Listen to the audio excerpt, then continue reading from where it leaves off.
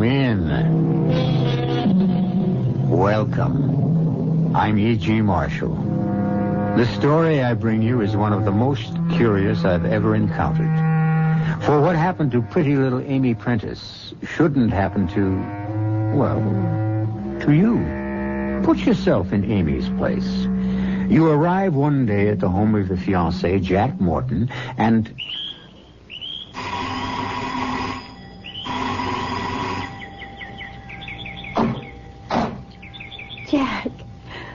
Jack, darling, I'm here. I beg your pardon? I'm here. I mean, here I am. You're here, all right, but who are you? Who am I? Look, if you're some kind of saleswoman, Jack, we're really not... Please stop kidding. I'm Amy Prentice, your fiancée. You're crazy. That's what you are. I've never seen you or heard of you in my life.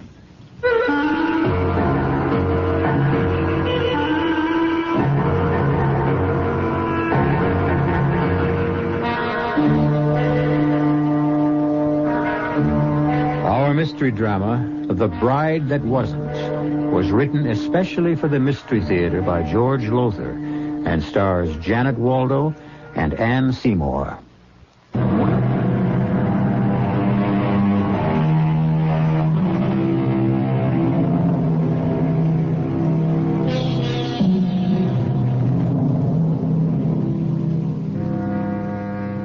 We've all had odd, unexplainable things happen to us.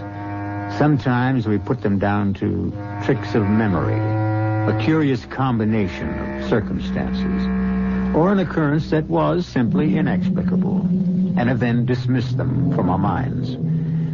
Perhaps Amy Prentice should have done that, but alas didn't.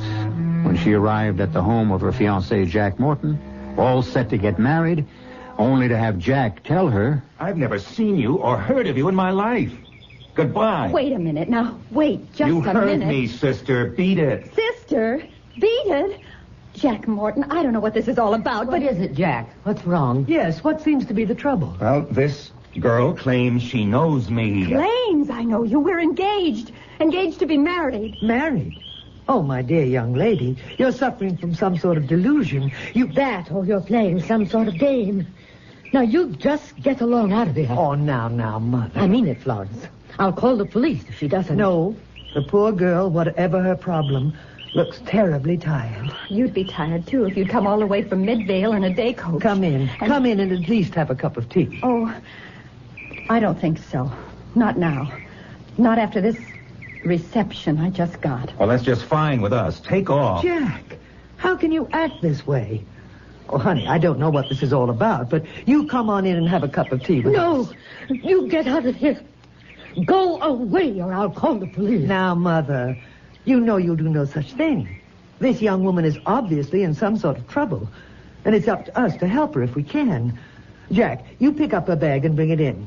And, honey, you come on along with me. I don't know. Oh, nonsense. Come on, dear. All right, Jack, bring the suitcase. Close the door. And now let's all go into the dining room and have some tea. You too, Jack. And you, Mother. Now, what's your name, honey? Amy Prentice. Well, you sit right there, Amy, and I'll pour tea, and you tell us what this is all about. Tell you, you all act as if you'd never heard of me. We haven't. Anyway, I haven't. This is some kind of trick. Confidence game. Mother, please. Here we are, honey. Nice cup of tea. Now, there's milk and sugar right there if you want them, and a plate of cookies. Now, let me introduce ourselves to begin with. This is Mother Morton, that's him, Jack's mother, and I'm Florence Morton, his wife. Wife? Yes, dear. So, you see, you're thinking he's your fiancé. Well, you see, that just can't be so. Is she your wife? Of course she is. Let me tell you once again, I don't know you. I never saw you before in my life. You did. You did. We met just 2 weeks ago at the conference at State Teachers College. Now, what in blazes would I be doing at Teachers College? Well, you're an English teacher, aren't you? English teacher, my foot. I'm an insurance salesman. But you can't be. You can't be. Unless you don't have a twin brother or a double or something. No, Amy, he doesn't. As she very well knows. Mother? Amy, why don't you tell us what you think this is all about? I mean, start at the beginning and, well, tell us the whole story.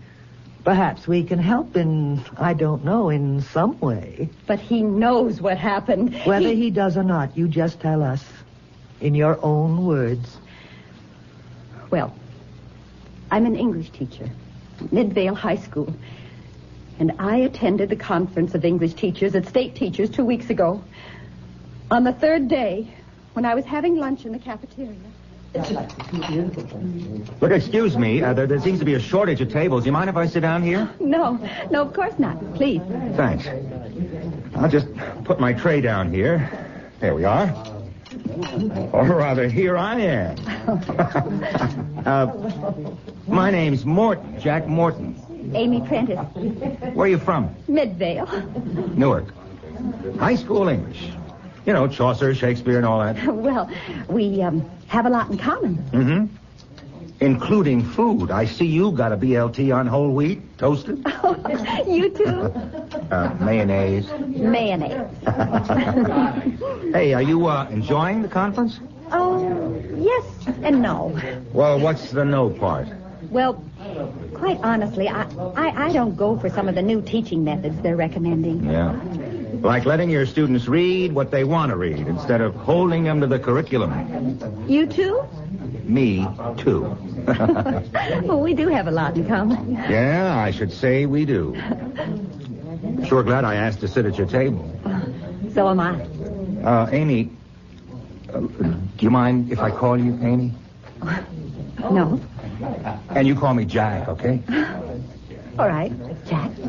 Well, what I was going to say, it's kind of early to ask you for a date, but, well, look, the barbecue tonight. I'm not looking forward to going alone, and I sort of wondered. I wasn't looking forward to it either, for the same reason. You talk about two minds with but a single thought, two hearts that beat as one.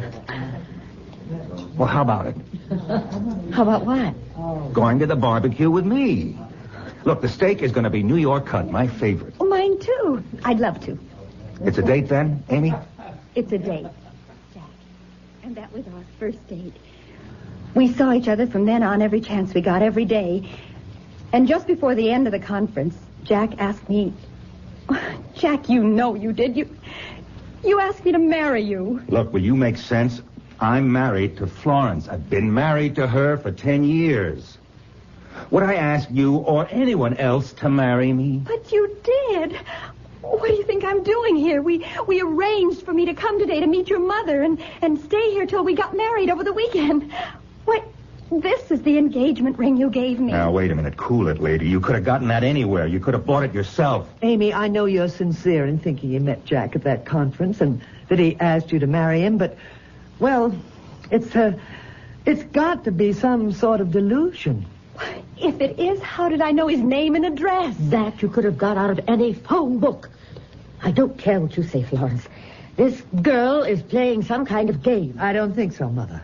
I think she really believes what she says. I believe it because it happened. No, Amy, as I say, it's some sort of delusion.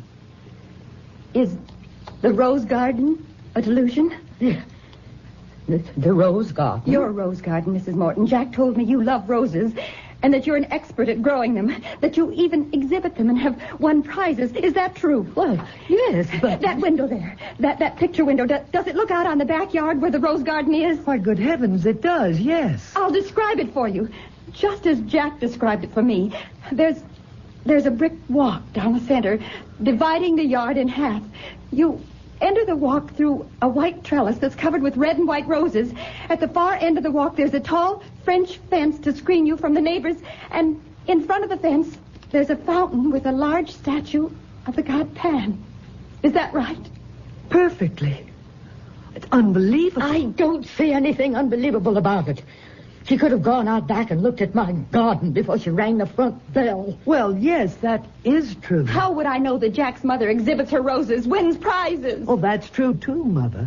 Well, there are plenty of ways she could have found out. Name one. You just named me one. I could name you half a dozen. You could have asked questions around the neighborhood. And there is a record book of prize winners with stories of their backgrounds, their lives. You could have just made an educated guess. Personally, I don't think this poor child did any of those things. Then you explain how she knows. I can't. No more than she can. I have. Jack told me about that garden and all about his mother, but, well, it doesn't matter now. Well, what do you mean, Amy? I mean, I don't understand it, but obviously Jack doesn't want to marry me. Can't marry me. And regardless of what I think, what I believed happened, and it did, I know it did, well, it doesn't matter. Well, where are you going? Back where I came from, of course, Midvale. Thanks for the tea.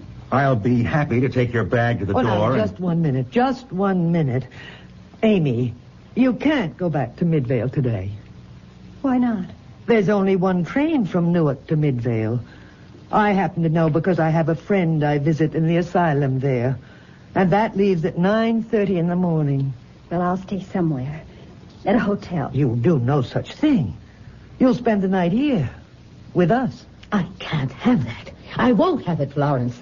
I'm not letting some tricky little character like her stay the night under my roof. Mother, we can't put her out. That simply wouldn't be decent. Human.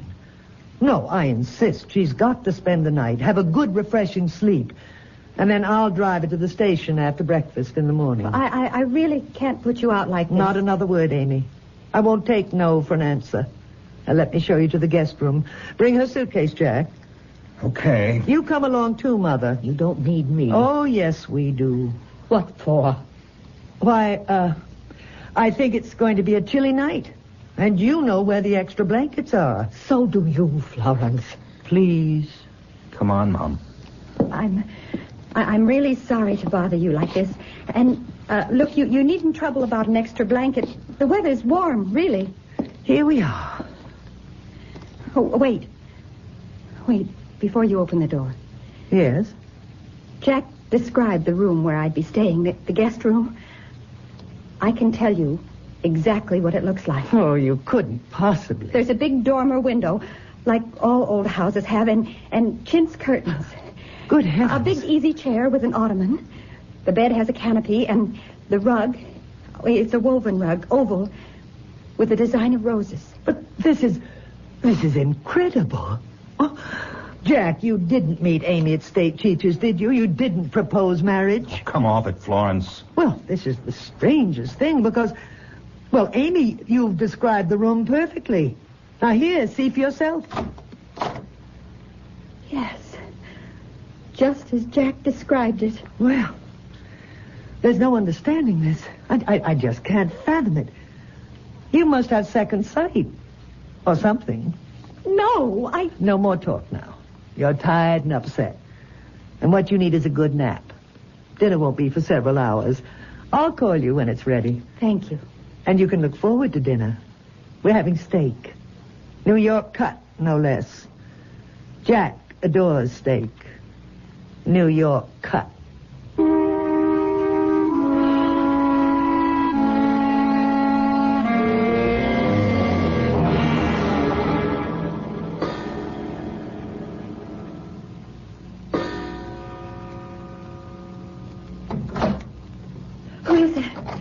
Who's there?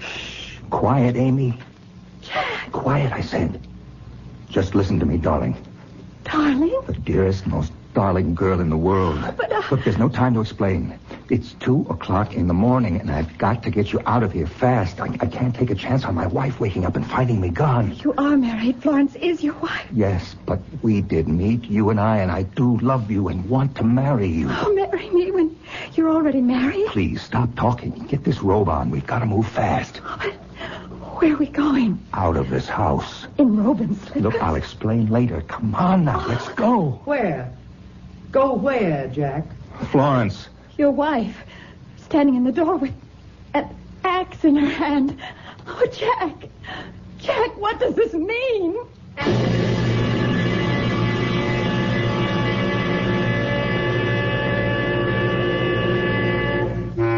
What, indeed, does it mean? Why does Jack want to get Amy out of that house as fast as he can? What is Florence, his wife, doing with an axe in her hand? One thing is virtually sure. However incredible events for Amy have been up to now, they are as nothing to what lies ahead. I'll be back shortly with Act 2.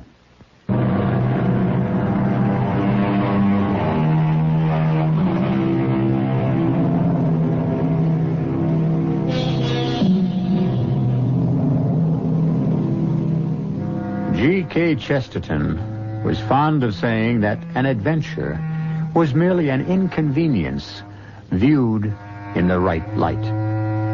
Perhaps, then, one may say that the incredible is merely the credible viewed in the wrong light. However that may be, to come to the home of a man you expect to marry and to discover him already married, and on top of that, to find yourself facing his wife at 2 a.m. with an axe in her hand. Really, Amy, Mother was right about you after all.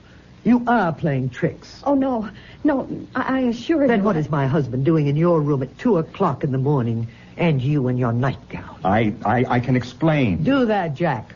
Please do. First, give me the axe, Florence. Tempted to ask where you'd like it. Just explain your presence in Amy's room, Jack. Well, I thought I heard her cry out. I thought she might be in trouble. I came to see if she was all right. Just a nightmare, Florence. I had a nightmare. That's hardly surprising with all you've been through. Well, I guess so. Could I have the axe now, Florence? Oh, of course. Here. You see, I heard you cry out too, Amy. You did? Yes. And I thought there might be an intruder in the house. Burglar, something like that. You keep an axe in your bedroom? Well, it's an old house. Very old. Our bedroom, Jack's and mine, has a fireplace in it. We keep a small supply of wood there. And sometimes it has to be split. You didn't think I was going to chop you, did you? No. Well, Jack and I will go back to our bedroom now. Come, Jack. Oh, and Amy. Yes? Try not to have any more nightmares. More toast and marmalade, Amy? Thank you, no. Coffee, then. No, frankly, I'm anxious to get started. Get that train for Midvale. I don't want to miss it. You won't miss it. Plenty of time. Well, there really isn't, Florence. There's just under half an hour, and it takes 15 minutes to reach the station. I know. So, I think we'd better get started, Amy. Your bag's packed and in the hall, so let's go. You? Well, I'll drive her to the station. I was planning to do that. No, I'll do it. No, Jack, no. Waste of gas. I mean, waste. You take her or I take her. What's the waste? I have to go into town shopping to do for the weekend. And you don't. I see. I can do my shopping at the same time. Yes, I see. So that'll mean only one round trip instead of 2. I said I see, Florence. Saves gas. Yes. Well, if we're going to get started... Oh, but first you must see the rose garden. No, Yes. I mean, how can you even think of leaving without seeing it? In some unaccountable way, you do know what it looks like, but, well, if I were you, I'd want to see it for myself. Well, there isn't time. Of course there is.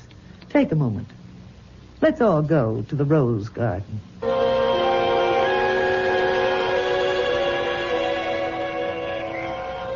And aren't these lovely? Hybrid teas. Yes, but, time... And this rambler. Isn't it gorgeous? Yes. Well, yes, you're certainly to be complimented, Mrs. Morton. Thank you. Oh, but this isn't her garden, you know. It's mine, really. But Jack said... Jack said? Jack couldn't have said anything. Now, could he? Since you didn't meet him till yesterday. Or did you? Did you meet her at State Teachers, Jack? I've told you I never saw her before in my life. Yes, but I've been thinking. You know how I am? Always thinking. Sometimes my head aches terribly. Oh, please, we're going to miss my train. I think about so many things. I know you take this rose garden. She gets the credit for it. Always has got the credit for it. But I'm the one who designed it, created it, planted it. Even your father had to admit it was beautiful, Jack. Remember? Yes. Oh, how that man hated me, reviled me, scorned me. But even he admitted that my rose garden was a thing of beauty. Florence, we've got to go. Now. If Amy's going to get her train. Yes. Oh, yes. But first, I wanted to see these floribunda. Aren't they gorgeous? They are, yes. Note the deep, dark red of the blossoms. Very dark, very deep red. Lovely. Do you know why? Cultivation, I suppose. Blood. Blood? Mr. Morton's blood. Jack's father's blood. This is where we found him. Hacked to bits. Oh, Jack. Easy, I Mom. can't Easy, bear this. Mom. Blood had Florence, poured Florence. onto the soil. Into it. Saturating it.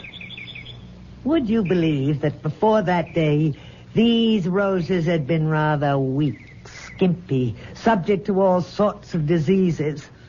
But afterwards, they'd literally burgeoned with health and beauty. Would you believe that? Now, look, whether I believe it or not, we can't stay here another second. Why not? My train, that's why not. The only daily train to Midvale. Are you deliberately trying to make me miss it? But of course not. What a thing to say. I only wanted you to see the rose garden. Well, now that I've seen it, let's go, please. Whatever you say, whatever you say. I'll go along too, Florence. You, Mother? Whatever for? Some shopping myself. Well, why not? We'll all go together. You too, Jack. Well, no. I'll stay here. Not a chance, Jack. Not a Oh, chance. excuse me, but while we're doing all this talking, time is slipping by. I don't want to miss that train. Of course you don't. But before we go, I do want you to know, Amy, what a pleasure it's been having you stay with us. Thank you. Of course, you haven't enjoyed it. Poor dear. But never mind. You're sure to find a husband so attractive, so pretty. Could we go now? Come on, Jack, Mother, Amy, get in the car. We just have time to make the Midvale train. Luckily, as you see, Amy, the garage fronts on the street. Luckily. Well, we can drive right out into the street and not waste time. Drive right straight out. Yes. Now, if the garage was in the back of the house, waste time, a minute or two, and we don't have it to waste. Could we get started? Oh, you are in a hurry. Well, you said yourself we don't have any time to spare. That's why you don't have to tell me. I'm sorry. I should think you would be. Well, here we go. Something wrong? Damp, I guess. Suppose you let me drive, Florence. How can you drive, Mother, if the car won't start? No time to spare, and it won't start. Look, I'll get a By the taxi. time a taxi gets here, your call and everything, you'd miss the train. But we're certainly not going to get anywhere this way. The battery's wearing down. Correction. It's worn down. Oh, no. Well, that means I'll never make the train to Midvale. Well, now, I resent that, Amy. You sound as if spending another night with us here would be most unpleasant to you. Oh, no. No, I We didn't did mean... try to make everything as pleasant as possible for you. Back in the house, all. Look, if I went down to the corner and got a cab... Amy, Yes? do as Florence says. Of course, Jack. Of course. Out of the car. Back in the house, all. Oh, look. A taxi. A taxi pulling up right in front. Oh, good heavens. I forgot. Joe. Joe? Who's Joe? My brother. All the excitement and all, I forgot. He was coming to give me away. Okay, driver, thanks. Oh, no, Joe, wait. Keep that cab. Driver, don't drive off. Wait. It's all right, driver. Go on. No, wait. Please, wait. Joe, hold that cab. Amy. What in the Driver. world? Driver, wait. Go on, driver. Go on. We don't need you. For criminy's sake, go stay. Go stay. He's gone. He's gone. Amy, baby. Sis, what is this? Oh, she's all upset. All upset. I'm Florence Morton. How do you do? Oh, Joe Prentice, Amy's brother. Amy, what's... You understand, Joe. I may call you Joe? Oh, yeah. Amy's all upset. You know how it is, getting married for the first time. Nerves. Oh, sure. Joe. You Jack Morton? Yes, I am. Ah, glad to meet you, Jack. Great pleasure. And you're, Jack's sister, huh? Let's all go into the house. Come on now, come on. Have you had breakfast, Joe? I had something on the train. Well, you want more than that. Eggs, bacon, toast, and marmalade, hot coffee. In the house, everybody. No. Amy, in the house. Hey, what's going on here? You're all acting like... Well, I don't know. Wedding plans, Joe, wedding plans. Everybody uptight. You understand. Yeah, sure. Florence, is it? Florence. Everybody in. Everybody in. Well, now, here we are. All together once again. Joe. Yeah, Amy? Joe, there's something crazy going on in this house. Something real crazy. Now, Amy, honey. Joe, listen to me. There's something wrong. I don't know what it's all about. I don't know what's happening, but Jack says he never saw me before in his life. What? And never proposed marriage to me, and then he did. And his wife, she came to my bedroom with an axe in her hand. For chimney's sake, hold it. Amy, you're not making sense. Oh, I know I'm not, because what's happening here, what's happened to me doesn't make sense either. Will somebody explain this? I'll explain it. Mr. Prentice, Joe, a mistake of some kind has been made. A mistake? Your sister, well, I haven't wanted to spell this out in so many words, but since you're here now and can take care of her, Joe, I'm afraid your sister is crazy. You're afraid my sister is crazy? Well, she came here yesterday afternoon, arrived just out of the blue, out of nowhere, saying she'd come to marry my husband. You don't mean him? Yes, him. Jack. My husband. He's My husband, Jack, yes. Somehow your sister has got into her head that they met at teachers' conference, and he proposed marriage, but, well, it's ridiculous. You, Jack. You say you never met Amy? No. Jack, last night in my room. Now, hold it, Amy. Just hold it. Let me try to get this thing straight. You didn't meet her at a teachers' conference? State Teachers College? Not me. I'm an insurance salesman. This is plain screwy. Amy, if you say you met him and he asked you to marry him, I say you met him and he asked you to marry him. But he says... I never saw her, talked to her, knew anything about her until she arrived here yesterday. I see.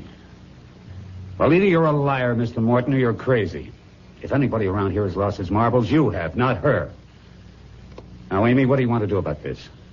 I just want to get out of here. And that's what we'll do. Where's the phone? Over there, but I'm afraid Let me just call a cab and we'll blow. You can't. You going to stop me? The phone's out of order. Now, we'll see about that. It's dead, all right. No wonder. The wire's been pulled out of the box on the wall. Now, what is going on here? Who pulled those wires out of the box and why? Come on, damn it, answer me. Who and why? You're like Jack's father, all male. He was a Taurus, a bull, strong, masculine like you. He thought like you. What are you, some women's liver? I'm me. I'm Florence Morton. And I don't take anything from you or anybody else. His father learned that the hard way. What do you mean, the hard way? she killed him with an axe. Killed him. Killed him. Hacked him to pieces. He had to be killed. I certainly wasn't going to live out my life with him dominating me. Stupid, he called me. Stupid. Like that. One day I said to him, "You call me stupid once more and I'll kill you." We're in the garden. Maybe you noticed there's a wood pile in one corner, Amy. Yes. And there was this axe he used for splitting wood. You know what he did? No. Guess. Please. He picked up the axe and handed it to me. "Go ahead," he said. "Kill me, stupid." Was he surprised? Hacked him to bits. To bits. Amy, come on. We're getting out of here. Goodbye, Joe. Goodbye, Amy. Goodbye. This door's locked. It's bolted on the inside. Oh, I thought you knew. You didn't see me bolt and lock it when we came in?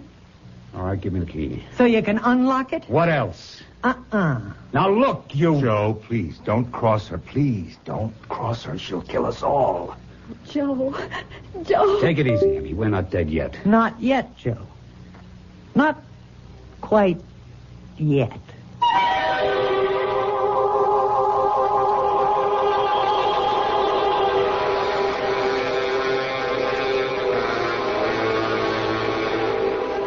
Ever been face to face with a homicidal maniac? With everything stacked against you? Happily, I never have, and hope you never have either. But Amy and Joe are. And so are Jack and his mother. What I can't figure out is why Jack, with a homicidal wife at home, ever proposed marriage to Amy. Well, we'll have the answer to that when I return shortly with Act 3.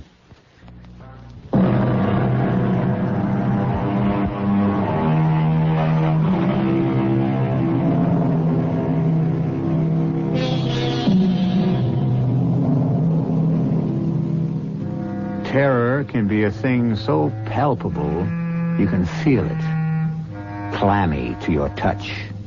Ice cold in your veins. A taste of brass in your mouth. Certainly this is what Amy Prentice feels, along with the Mortons and her brother Joe, as Florence Morton makes all too clear the fact that they are not going to leave the old house on Hilliard Street alive. Look, Florence, I don't get any of this. I don't get any of it except all this hate you got in you. You can't blame my sister for it, and you can't blame me. So we're leaving now. No. Joe, she's got a gun. I can see that, Amy. Question is, will she use it? Yes, she'll use it all right. You better understand something, Joe. She's a killer, a homicidal maniac. And what the hell is she doing here? Why isn't she in an asylum? She was. She escaped just a day before I got back from the teachers' conference. Jack. Amy, I am sorry. So sorry. I pretended I'd never seen you before, tried to get you to leave before you set foot in this house because Florence was right there behind me all the time, and I knew she'd kill you sooner or later. Kill you. 9 years. 9 long years. They kept me in that place. But I knew. I always knew someday I'd get out. But, Jack, if you're married to her... No, I'm not. Not anymore. I had the marriage annulled a year ago.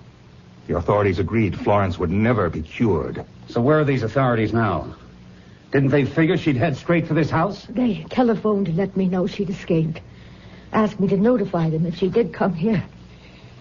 And all the time I was talking on the phone, she had a gun against my head. You're going to die. You're all going to die. Not if I can help it, lady. You can't help it. There isn't a thing you can do. We'll see about that. One thing I don't believe in is just standing here waiting for you to kill us. Me, I fight fire with fire. Oh? And just how do you think you... Fight fire with fire?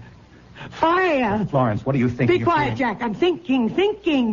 Fire. You know, Joe, you've given me the eye. Now, down into the cellar with you. You lead the way, Jack. Look, Florence... Don't argue, Jack. Just go. No, we're not... My leg! You all right? Oh, Joe. You may be able to fight fire, Joe, but you can't fight bullets. Oh, Now, Amy, help your brother down into the cellar. Joe. Take it easy. Oh, Pain is... you're bleeding. I'll be okay. Oh. She hit me in the side. Fleshy part. You better let me have a look at that wound, Joe, okay? Okay. Let him bleed to death, Jack. It'll be easier for him. Sorry I can't make it easier for you all. Oh, she's locked us in down here. Is there another door? No, there's not even a window. We're trapped. Absolutely no way out. Is there any way of breaking that door down? Prying it open, No, maybe? Joe, this is an old house. It's built when they really built them. Break that door down. No way. Oh, Look, try to hold still. It's not that bad, but it's bleeding quite a lot. I've got to stop the bleeding. Look, Amy. Yes, dear. Just around that corner, you'll find a desk. A desk? Yeah, I have my office set up there. Oh. In the bottom drawer on the right, you'll find a first aid kit. Now, bring it here, will you? Yes. Oh, Jack, what are we going to do? How are we going to get out of here? Mom, if I had the answer to that... Jack, there's a telephone here on your desk. Yeah, with the wires pulled out of the wall box. Florence didn't miss a trick. Oh, yes. Oh, they are pulled out. Look, hurry with that first aid kit. Here it is, Jack. Here. Thanks. Have you patched up in a jiffy, Joe. Though much good it'll do you, I'm afraid. Don't lose your nerve. Me, I've been in worse binds than this. Vietnam, for one. My work for another. What do you do, Joe? I'm a cop, New York City Police Force. Man, I've been in spots that make this look like... Hey, wait. She's up there. That's not the kitchen. No, it's the living room, right above us. What was that? She put something down on the floor. Something heavy and made of metal. What could it be, Jack? I don't know, unless it's...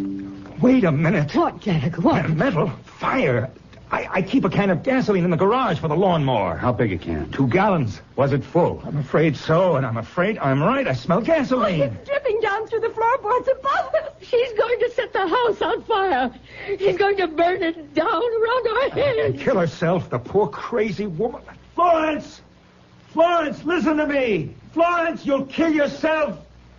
Strike a match and the gasoline fumes. The fumes, Florence, they'll explode. You're right. She lights that stuff. She'll never get out alive. Florence, will you listen? Will you please listen? Oh, God, she's done it. A house this old. It'll go up like a haystack, a dry haystack. We're all going to die. Burned alive. Oh, no. We got to try that door. We got to see can we break it down. Jack, give me a hand. We'll both get our shoulders against it. When I give the word... What? Forget it. The door's hot already. Flames on the other side. Even if we got it open, we'd never get out. There's got to be something we can do. There's got to be. What are the neighbors? Neighbors? They'll see the house burning, call the fire department. Well, what good will that do us? They'll rescue us. Get us out of Oh, here. Amy, honey, they don't know we're down here. Oh. Wait a minute. There's one chance. Just one chance. What, Joe? Telephone. No, I told you. Florence pulled the wires out of the wall box. We got to see can we connect them again. You think you can? Or do you? Jack. What? Thank God you set up your office down here with a phone. If we can reconnect those wires, let's get this wall box open. You got any tools down here? Yeah, top drawer of my desk. One of those little kits. Here, what do you want? A screwdriver. Here you go. Now, get this lid open. Easy. Yeah. It's coming. Oh, Right. hurry, Joe. Hurry. There. Off of the lid. Oh, good. Oh, no. What? 3 wires. Red, blue, and green. 3 poles to attach them to. So attach them. Yeah, but which wire to which pole? Hey! Oh, it's falling. Oh, Joe, try something. What do you think I'm doing? Let's see. Red to this pole. Blue to this one. Green here. All right, see can you get a dial tone. No, nothing. Try again. Joe, move it. Let's see.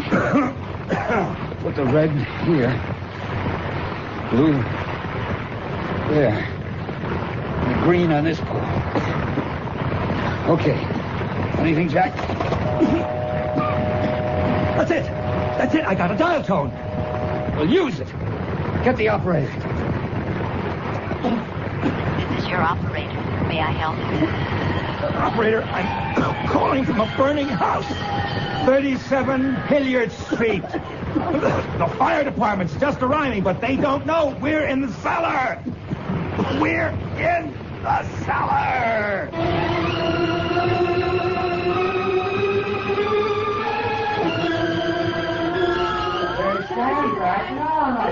Amy, here. Oh, Fire chief just gave me another thermos of coffee. Have some more.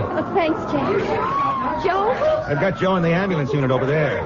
They're really patching up his leg. Isn't he wonderful? I think I've got the most wonderful brother in the world.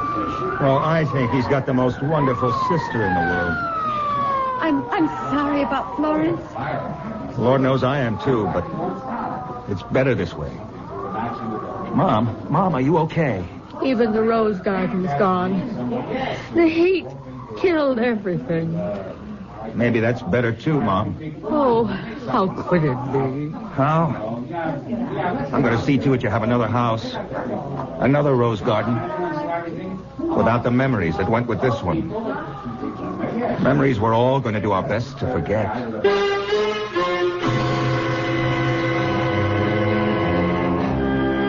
So, what began as mystery, created by Florence Morton, ended as tragedy for Florence Morton. And perhaps for the best, as Jack said. She is at peace now, and if in death she has not found a better world, as we very much hope she has, she's at least out of this one, which brought her so much unhappiness. I'll be back shortly.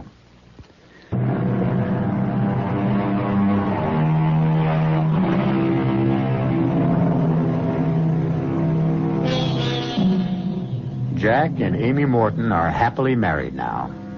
Amy no longer teaches, at least not in school, because she has 2 youngsters to keep her more than busy.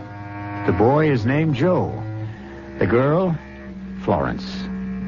As for Mother Morton, she has another garden, but not roses, vegetables. Well, everything costs so much these days.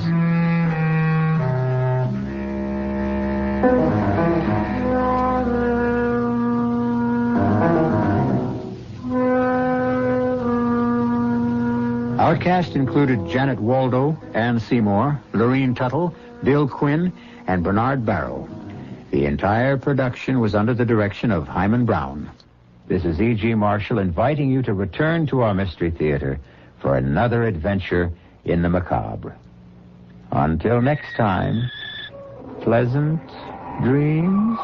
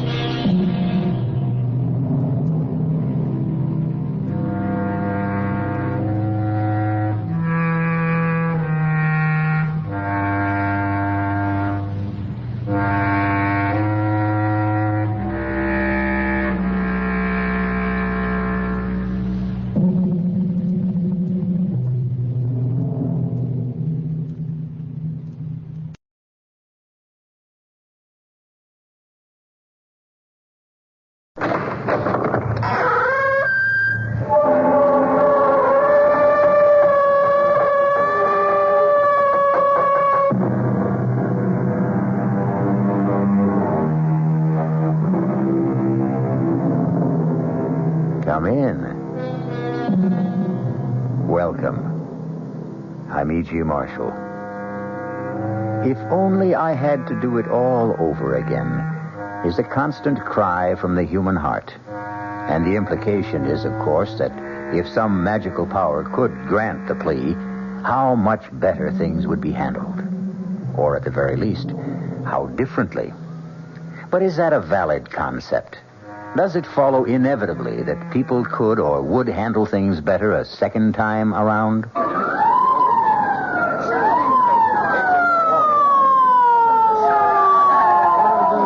Brain injury, boys. Handle with care. That's it. Nice and easy. Keep him flat on the cart. How is he, Doc? Still breathing, Sergeant. Touch and go. You want to stay with it as we take him in? You don't seem to know what it is. What's he saying? Search me.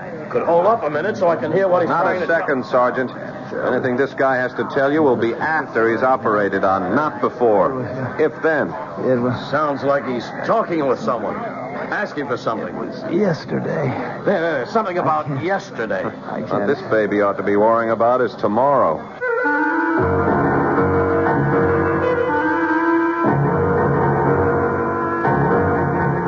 mystery drama, The Man Who Asked for Yesterday, was written especially for the Mystery Theater by Ian Martin and stars Mandel Kramer. It is sponsored in part by Anheuser-Busch Incorporated, brewers of Budweiser. I'll be back shortly with Act One. I'm Hy Brown, producer of Radio Mystery Theater, a bit numb with surprise and appreciation. We never anticipated the enthusiasm of your response when we invited your comments about the show. You've said so many, many nice things, and you've telephoned, written, and asked questions. It's those questions, though, that pose a problem. The volume of mail has been so tremendous, over 75,000 letters, and still coming in, that it's going to take time to sort through all of it and find the letters that call for specific answers to questions. But the prize drawing is over, so if you'll send in that question again, we'll try for a prompt reply. Write Mystery Theater, Box 5152, Radio City Station, New York 10019. Mystery Theater, Box 5152, Radio City Station, New York 10019. And again, thank you. This is WOR, New York, your Mystery Theater station.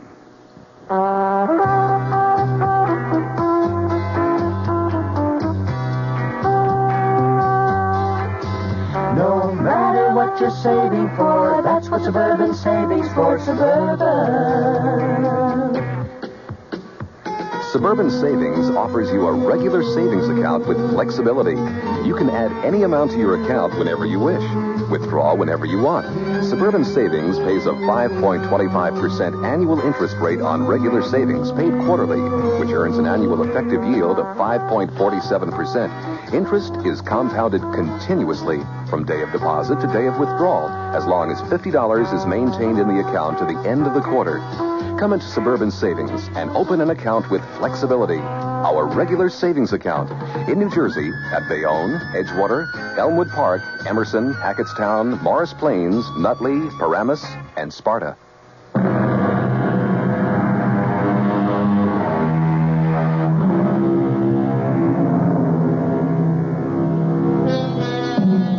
An almost always misquoted quote by an obscure poet is the theme of tonight's Spine Tingler.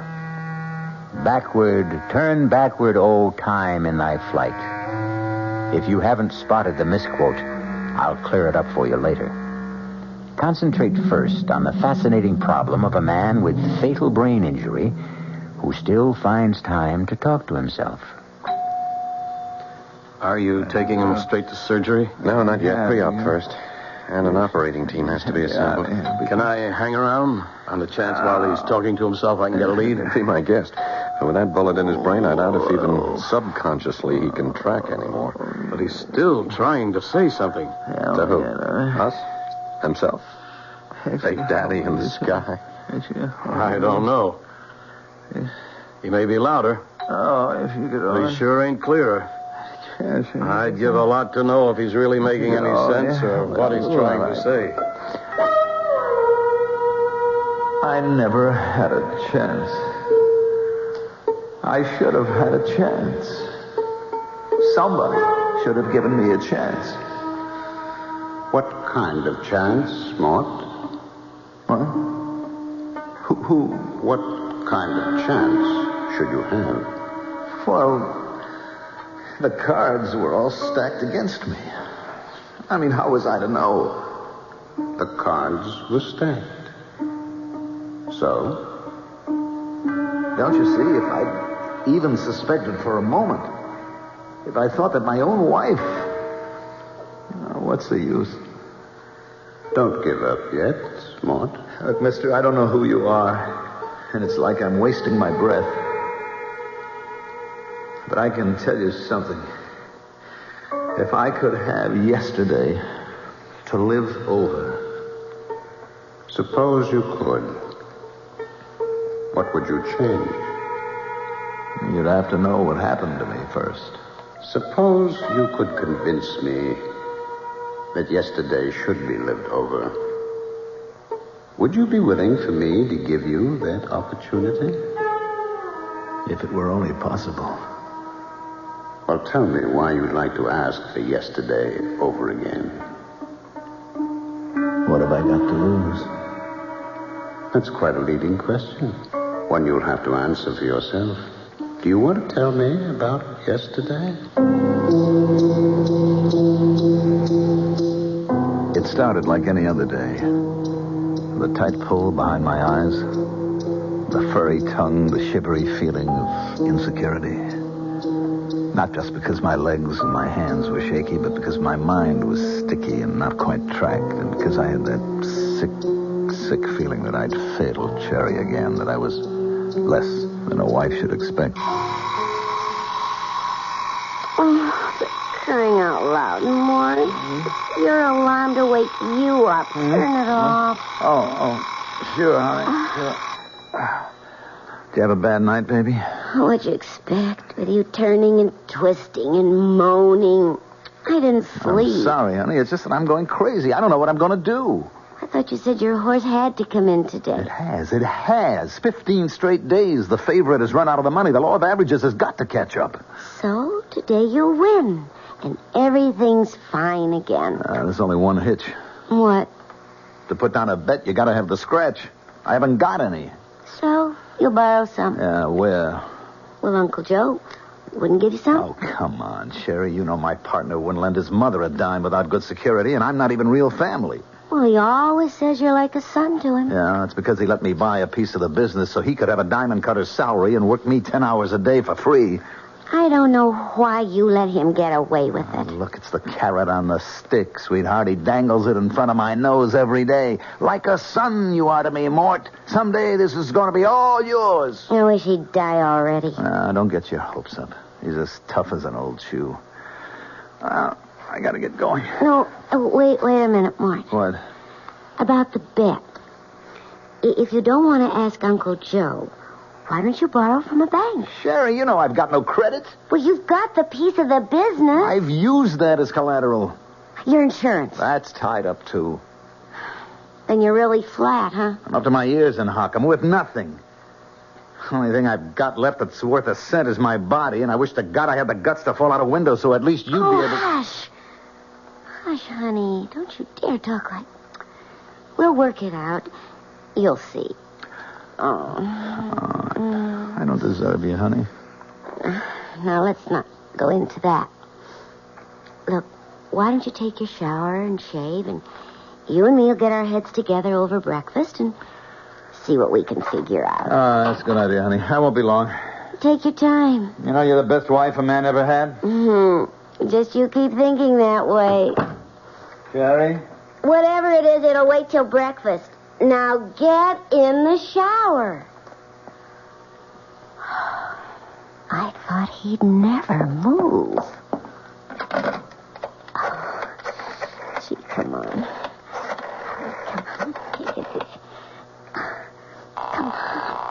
Come on. Yeah? Herb, it's me, Sherry. Hi, sugar. Why so early? I just want to tell you we finally got a little pigeon right where we want him. Did he leave already? No, he's in the shower. But he finally admitted it this morning. He hit bottom. So do we go ahead? You know the deal, sugar. You can count on me. Then we move. More coffee, Mort? No. I wish we had more time to think. If only you'd been here last night, at least I could have slept on it. Oh, I'm sorry I was so late. But you know Marge. I don't know why you spend so much time with her. Oh, she's a good friend. And with you working the hours you do, I know. I guess I shouldn't complain. Well, never mind. Anyways, it's like I told you. Marge is a wonder with the Ouija board. And how she could have read my mind and all about worrying over you. She actually said that I was going to make a killing today? Her very words. I just got to hit a winner. Never mind Ouija boards. It's plain mathematics. So, go ahead. Make the bet. Without cash? Well, now, surely that old bookie of yours will take your check. You've been a good customer. And then you can pay him when you win. Mm-hmm. And suppose I lose? Mort, will you think positive for once? This is going to work out just right for us. I know it. All right. I'm going to take a chance, honey. I mean, what could they do if I lose? You can't get blood out of a stone. Ah, that's the way. Now, you just keep thinking positive. Yeah? Oh, Herb, it's Mort Herman. Hi, Mort. What's your action? Look, I want to get a bet down on the 4th at Jasper Gardens today. You got it. What horse? How much? The favorite, final chance. 1,000 on the nose. Gee. That's a little steep, Mort. I want that covered. Well, it's Saturday. The banks are closed, Herb. Yeah. I mean, I don't have that much on me in cash, you know. I'll tell you what. You drop me off your personal check on the way down, and you got your bet. With a real good customer like you, what have I got to lose, huh?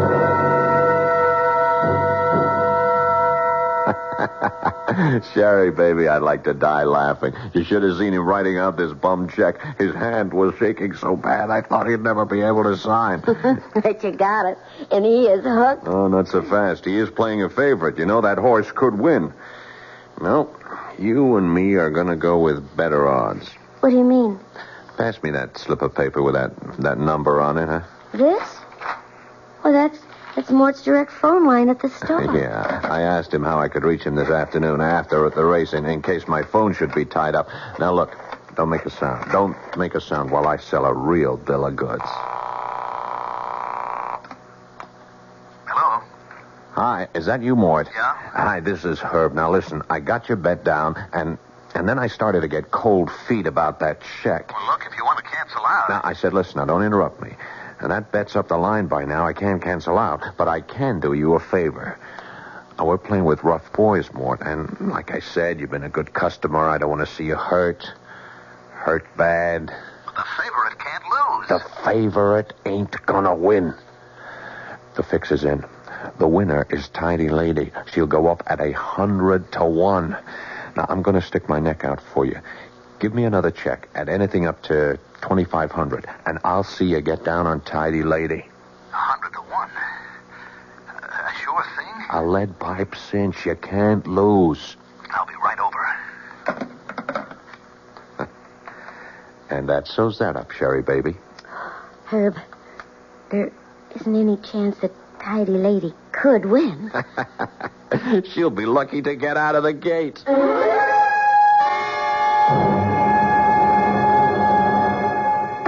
Sherry? Sherry, where are you? In the living room, Mort. Sherry, the most awful thing has happened. The horse I bet... Herb, what are you... How did you get here? Well, Herb's been trying to reach you at the office, darling. Oh, well, I'll just leave you two alone. Too bad it was the wrong horse, huh, Mort? Herb, what happened? You told me Tidy Lady couldn't lose. Yeah. Sorry about that. Even a bookie gets bum information. Well, let's get our business settled. I got $1,000 for you on final chance. She went off at even money. So that means you owe $1,500 on the other bet. But you said Tidy Lady couldn't lose. That's the fillies for you. Can't trust them. And I can't trust you, Mort. Can I? Now, look, Herb. You know and I know these checks ain't worth the paper they're written on. If I dropped them, they'd bounce out of sight. Now, what are you going to do to make them good? Now, Herb, give me a chance, will you? Give me a break. Oh, yeah, sure, I might, Mort, but the men upstairs, not a chance. I'm only an errand boy. These are hard cases, Mort. You better pay off. How can I? Well, there is one way. Let me show you the only out you got.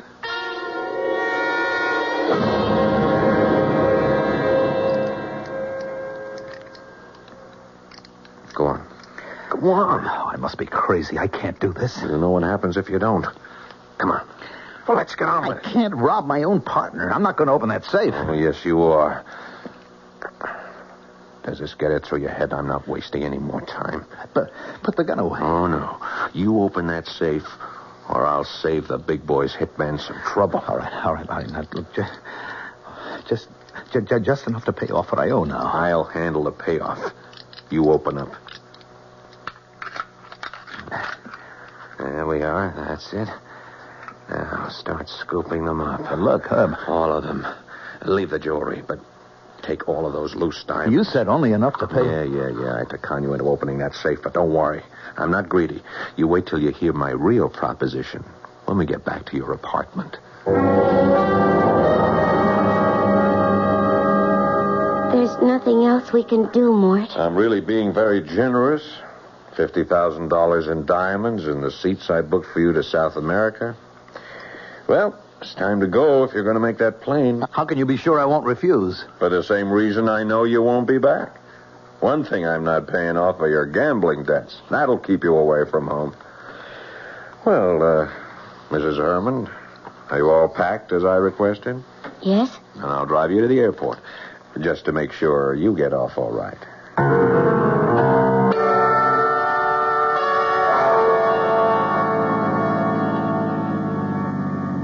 What did we come off the highway for? We're almost out of gas. Well, the airport's just across the bridge. You could have made it. Turn left here. Right here, under the bridge. There's no gas station down here. This road goes right to the river. That's a dead end. You are so right, Mort. Particularly for you. What do you mean? End of the line. But I'm going to South America. You said there were 2 tickets? Yeah. For Sherry and me. What? Didn't you ever think it was funny? My dear friend Marge never came to visit us. You mean it was always Herb and you? Sure. It takes someone as stupid as you not to guess. Where's your car, Herb? It's on the other side of the wharf, honey. But don't go yet. I'll need you to help me get this car rolling into the river. Oh, I don't want to be here. No. You're not going to kill me, Herb. You're not going to kill me. As soon as that plane is making enough racket to kill the sound of... Herb, no. Herb.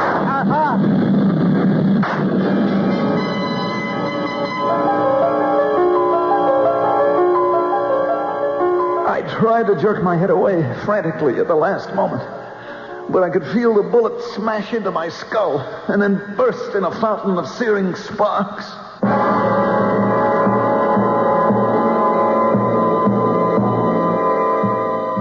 But did Mort Herman really die? If so, how could he be able to ask his mysterious partner in conversation to borrow back yesterday? Well, we'll find that out when we return shortly with Act 2. Ever see a beer drinker pour his beer real easy down the side of the glass? Maybe you do it yourself. If so, the Budweiser brewmaster thinks you're missing something, especially if you're a Budweiser drinker. You see, Bud is brewed so it will kick up a healthy head of foam. Exclusive beechwood aging and natural carbonation make it a lively brew. Well, anyway, pouring Bud plunk down the middle of the glass helps bring out the best in that clean white Budweiser foam and real beer aroma.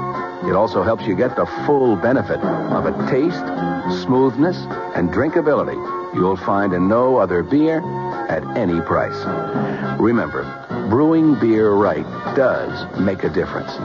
Next time, pour that Budweiser right down the middle and see for yourself. Anheuser-Busch, St. Louis. WOR, your Mystery Theater station in New York. Hey, Ma, what's for dinner? Hey, Ma, what you got?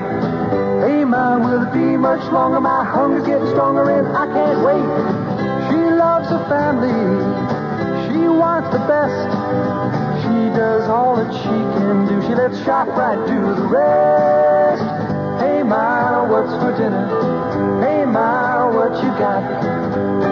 What's for dinner? How about Armour canned ham, 3-pound size, $3.99. ShopRite, grade A frozen green beans, 9-ounce packages, 6 for $1. ShopRite Dairy Case home-style biscuits, 8-ounce packages, 5 for 49 cents. She loves her family. She wants the best. She does all that she can do. She lets ShopRite do the rest. Hey, Ma, what's for dinner?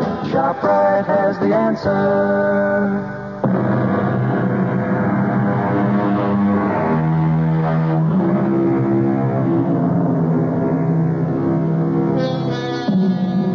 Can a man on the threshold of death hesitate and draw back? Is there for any of us the hope of a second chance? And if we were granted this chance, if we were allowed to retrace our steps, could we change the course of events and find another ending? We're about to return to the story of a man who asked for yesterday. Am I dead? Not quite. You're in a hospital with a bullet in your brain. As the saying goes, as good as dead. And Sherry and Herb got away with it. Oh, it isn't fair. If I only had it to do all over again. Suppose you had. Could you do better? Of course. Of course, if I knew what I know now. Naturally. That would have to be a precondition if you're asking for yesterday to live over again. You mean there's a chance that I can? If you deserve it. Oh, please. Please, give me the chance. Can you? Oh, yes. Well, why not? I'm a bit of a gambler myself. Let's see how you can remake yesterday.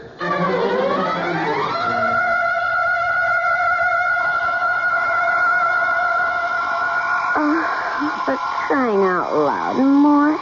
It's your alarm to wake you up. Turn it off. Oh, sure, honey. Wow. Oh, you have a bad night, honey? Oh, what'd you expect with you turning and twisting and groaning and moaning? I didn't sleep. I'm sorry, honey. It's just that I'm going crazy. I don't know what I'm going to do. But that was yesterday. Now I know what I'm going to do. Or at least what I'm not going to do. I was aware of Sherry's voice saying all the things as we had said them. But I was thinking to myself how I hated her, knowing the truth. Her pretense of love, the story about her friend Marge. But now that I knew I was the one marked for the kill, things were going to be different. But not till I was ready. Till then it had to stay the same. Yeah? Oh, Herb, it's Mort Herman. Hi, Mort. What's your action? Look, I want to get a bet down on the 4th at Jasper Gardens today. You got it. What horse? How much? The favorite. Final chance. 1,000 on the nose. But gee, that's a little steep. I'd want that covered. Look, it's Saturday, Herb. The banks are closed. Yeah. I mean, I haven't got that much on me in cash. I'll tell you what. Drop me off your personal. It was hard to sound scared the way I had before, knowing that slimy rat was two-timing me with Sherry. But I had to play it out so he wouldn't know this time. Know that he was going to be the one that got hooked. By the second call, I was ready to make the first of my changes in the action. And I'll see you get down on Tidy Lady. 100 to 1. A sure thing? A lead pipe cinch you can't lose. Oh, boy, look, I know I can trust you, Herb. You wouldn't steer me wrong. You know it, kid. Well, look, all right, how about giving me a real break now? Spring me for a big one. 10G. Now, wait a minute. You know I'm good for it, don't you? Yeah, well... Look, I got a safe full of diamonds would cover that 10 ways from nowhere. I bet that big might shake the odds. Herb, come on. You can lay it off 50 different places. Okay. You got a deal. But bring me that check. My upping the ante was a jolt for Herb, I knew. But I also knew that he had to go for it. As I wrote out the worthless check, I could just figure the conversation now going on between Herb and my no-good cheating wife. Did he go for it? Yeah. Herb, is something wrong? No, I just got a little mad is all. What? I thought I had my pigeon pegged. Small potatoes better, like Mort wouldn't dare look beyond a $2.5 grand bet. But he had a nerve to hold me up for 10,000. So what's the difference? Doesn't that give you even more of a lever to talk him into opening up the safe? Yeah, but it'll run me quite a few grand more to pay off the boys upstairs. Oh, it's a drop in the bucket, Herb. There's easy $1 million in that safe. So what do you care? Yeah, I just got a little nervous, hon. That fool should balk at going through with a big caper. I wouldn't like to be holding those bum checks I couldn't cover. I don't want to end up in the river with concrete boots. Oh, don't even talk like that, Herb. He'll cave in like plaster of Paris once he gets the notion he might be hurt. I promise you. You made the plane reservations. I went even better than that. The tickets are sitting right at home. Did you bring me his gun? I didn't want to carry it around. It's in the drawer at home. You're not going to chicken out on going all the way. Don't you worry. Because after the heist, he's got to go. He'll be the one the police figure for it. They'll be looking for him, and we don't want him found. Herb, there's no outside chance this tidy lady could win. She'll be lucky to get out of the gates. What they didn't know was that from here on in, the odds were changed. I was calling the shots. Don't worry, Uncle Joe. I'll mind the store. Yeah. I'll set the burglar alarm when I leave. Don't worry. Everything's under control. Yes, sir, Uncle. Your little boy Morty has everything under complete control. If I didn't know about that unnumbered bank account you got in Switzerland or all the blue chip stocks, I'd hate to do this to you, Uncle Joe. 22 right. 8 to the left. 31 right. 14 back. A real nephew, maybe you could have trusted, but a made-up one, you got only yourself to blame. I cleaned the safe out of everything in diamonds, just like Herbie would have made me do. They went into my pockets. It's surprising how little space nearly $1 million in diamonds takes up. Then I went to deliver my check to Herb. I'm stretching quite a point for you, Mort. Oh, I know that, Herb, but I'll be good for the check. Don't give it a thought. You and me, we're going to be rich men after that 4:30 finish. I know kickbacks. We're riding on all the suckers' money. You want a drink to it? No. I'll pass, Herb. I'm kind of pooped. I've been under a lot of strain lately. So I think I'll just go on home and take a little nap until post time. You're not going back to the store, huh? No. I think I'll just watch on TV while our jockey boots our fortune home. Well, maybe I come up and join you. We could celebrate together. Why not? Not in a million years, Herbie. Not ever. You're not seeing me again. When I heard you laying off those bets that you had to guarantee personally, my score with you was all settled. Who's that? Me. Mort. What are you doing home so early? Why, aren't you glad to see me? Well, of course, sweetie, but... What are you doing with the gun? Just checking to see if it's loaded. Why? Well, you know I always do that when I'm carrying diamonds. Diamonds? You're carrying some now? Yep. Oh, what for? I'm going on a trip. When? Right now. Oh, but I thought... You thought what? Well, I thought... Well, didn't you have a bet on a horse or something? That's right, I do. 2 of them, to be exact. On the same race. Well, I don't understand. Yeah. Pistol's all set now. I think you do, Sherry. What? Understand. Well, Mort, honey, you're so strange. What are you trying to say to me? I'm not trying, honey. I'm going to lay it right on the line for you. How long have you and Herb been closing me out? What? Knock it off, Sherry. I can do without the injured innocence. I know the whole scheme, so you better come clean. Well, I don't know what you're talking about. You got tired of me, Sherry. Maybe you only married me in the beginning because diamonds were very big in your eyes. But I blew it all because I ran to the ponies. And they cleaned out what little I had. And then you met my bookie. You want to know something? I never really took a close look at him until today. He's quite a hunk of man. If you'd have told me, maybe I couldn't have blamed you for going for him instead of... No, look, Mort, before you do something crazy, just... No, not crazy, baby. No more. Don't point that at me. Don't you think I have the right? Why? Because you know my horse is going to lose. And then I'm set up to open the safe, Sheriff. Then when it's opened, your lover is going to clean it all out, pointing this gun at me. And then you're going to drive me out to the airport and shoot me and put me in my car and sink it in the river while you and Herb take off for South America together. Isn't that the plan? How could you know? I mean, what are you talking about? You, me, and Herb. And the future. I ought to put a bullet in your head right now. No, Martin, no. No, listen to me. I'm Sherry. You're Sherry. Your wife. Someone who'd do anything for you. Oh, to me. No, Mort, please. No, give me a chance. Whatever's in your mind, we can work this out. Can't we somehow? Oh, my God, Mort, can't we somehow?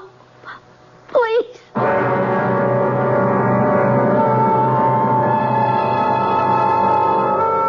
So the worm has turned with a vengeance.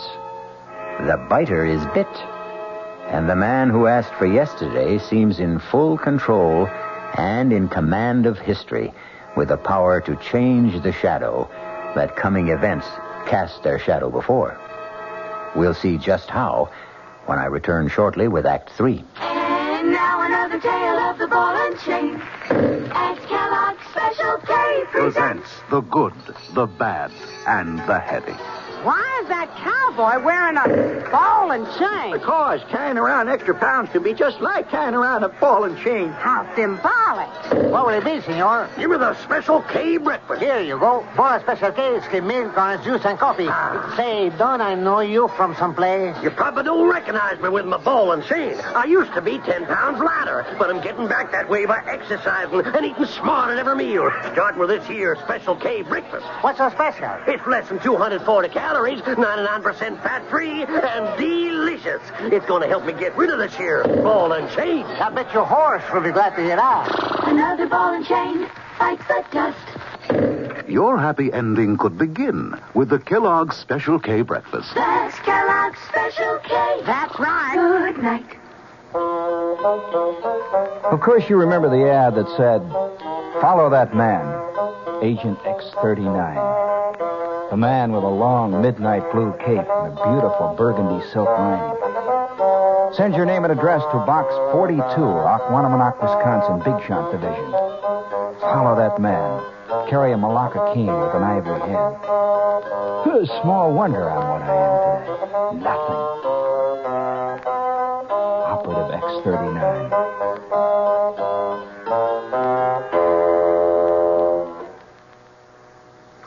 Gene Shepard, tonight at 9:15 over WOR New York, your Mystery Theater station.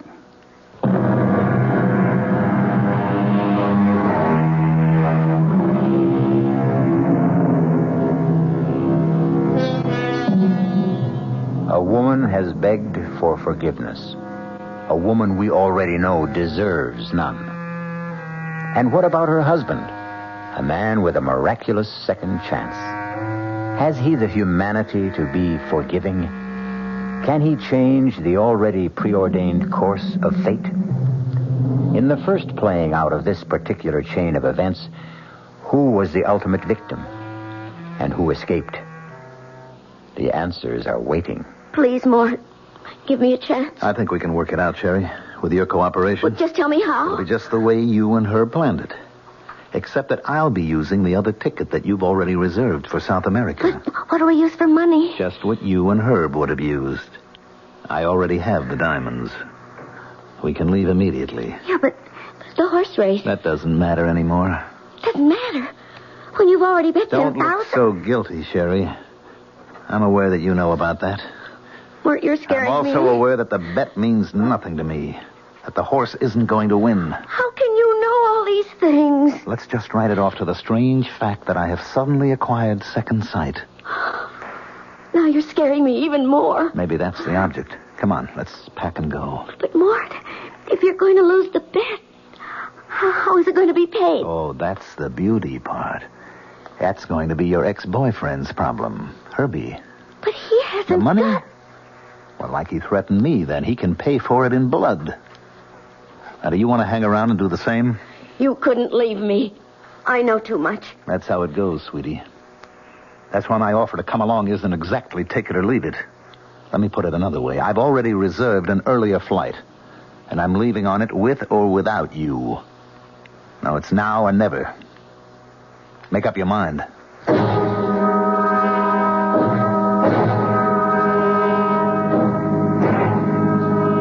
Mort? What? It still isn't too late. Too late for what? To go back. Start all over. How? Well, the race hasn't been run. I could talk to Herb. Maybe get him to call off the bets. Forget it, Sherry. The bets are down, all of them. It's too late to call anything back. What are you slowing down for? We need some gas. We must have enough to get us to the airport. We're right at the bridge. Oh, I wish you could know how familiar this conversation sounds. Why are you turning off? We have an appointment right below the bridge here. You're scaring me again. Mort, what is it about you that... Maybe I've become the agent of fate. The what? It's finally catching up to you, Sherry. I don't know what... Mort, don't turn left here. This is a dead end. It ends at the river. I found that out once. Well, Mort, I think you're crazy. Mort, let me out of here. Oh, no, sweetie. I can't do that. A coffin is a coffin, no matter who the corpse turns out to be. What do you mean? You and her planned for it to be me. I've just revised the plan. Put that I've gun decided away. the only one that really deserves to be shot is you. Goodbye, Sherry. Welcome to my grave. I forgot I should have waited for a plane going over to drown out the shot that killed Sherry. But it didn't really matter. No one heard it but the two of us. It wasn't much of a climb back to the highway, and I had plenty of time to walk to the airport. I had no baggage except $1 million worth of diamonds. And for the first time in as long as I could remember, I was free. Ladies and gentlemen, your attention, please.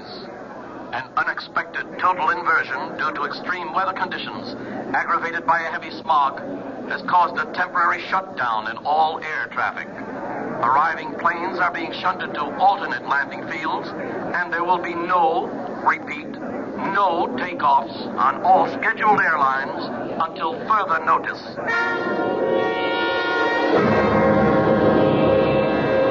The stunning announcement caused me my first twinge of terror. I had to get away. With a deep breath, I took hold of myself. I mustn't give way to panic. I was safe till at least Monday, as far as the diamonds were concerned. Their loss wouldn't be discovered until then. But I had to get out of town before the race was run and lost. I knew Herbie would be looking for me. I could head for the nearest airport that was cleared and take a plane from there. The answer was just across the terminal building. Your attention, please. Oh, miss? Excuse me, miss? I'll be with you in just a minute, I've sir. been waiting for almost half an hour. Be back in a moment. Some panic, huh? You think there was a war on or something, huh? They've canceled all the flights. Yeah, I just heard. I come in here to use a plumbing. Now I see where maybe I'm going to make a heavy buck today. Why? What do you mean? What do you say, mister? I run a hack. Oh, excuse me just a minute. Miss? The car you want to rent, sir. I'm sorry, but there isn't a thing. You want to go back to the city, friend? Like I was saying, I got a hack outside. Oh, brother, you're a lifesaver. Yeah, well, you hear the deal. 50 smackers. I'll tell you what. You take me to the nearest airport where planes are flying, and I'll pay all expenses and $100 bonus. No sale, friend. I'm a family man. I don't show up for dinner. The wife would clobber me. Besides, save your dough. For a 5-0, I take you to the railroad station. You get a train out. A train? Yeah, sure. Come on.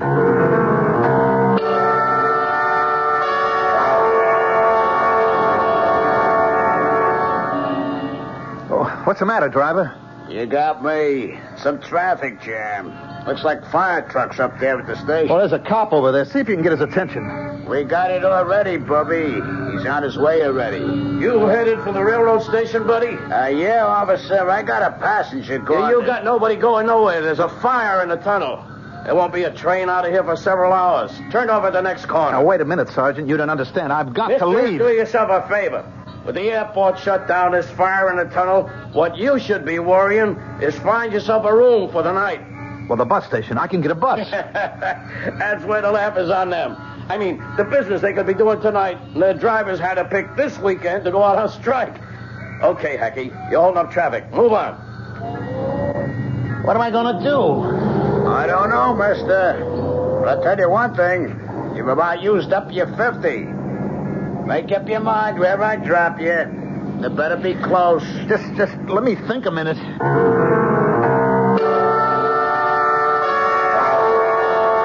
It was a nightmare. The bad dream to end all bad dreams. You know the kind. Where you have to escape, but you can only move in slow motion. Your feet are buried in mud like glue. You're caught. You're trapped. You're helpless. You know there's no way out. Okay, Mac. This is it. End of the line. I don't take you no further. Hey, watch it, Bubby. Let's not throw any fits or nothing. I already got enough trouble out of you don't get the joke. I ain't interested. I want you out. You know where you've stopped? Right in front of my own house. So ain't that a lucky coincidence? I brought you home. So out. This is the last place in the world I want to be. I can't get out here. Hello, Mort. I've been waiting for you. Herb. Look, Herb. Let me give you a hand out. You look a bit shaky. And don't make any sudden moves. Oh, you got your fare, Hacky? I got it, mister. Take care of your friend there. He's kind of in a bad way. All right, let's keep our hands nice and open where I can see him. And then we'll go inside and we'll have a little chat.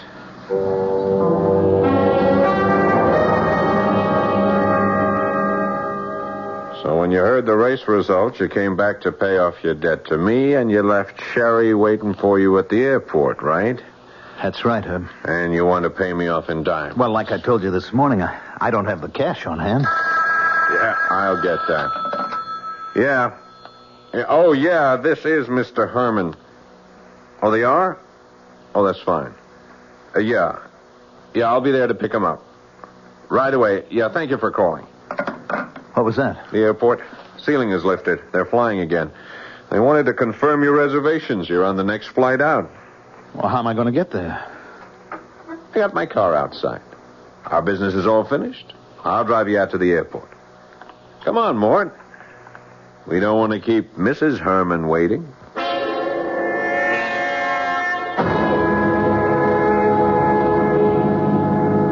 I appreciate you going out of your way like this, Herb. Don't mention it.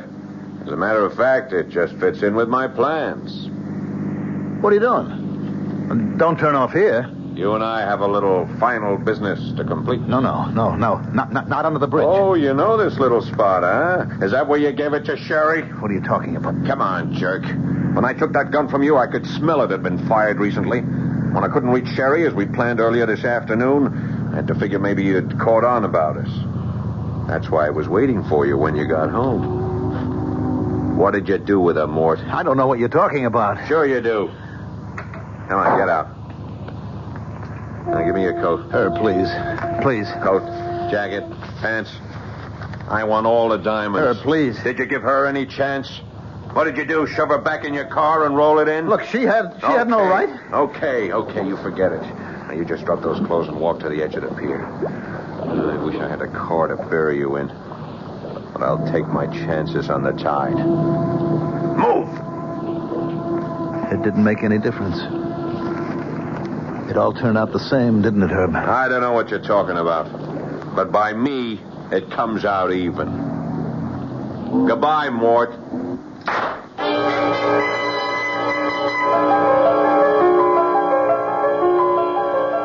Where am I?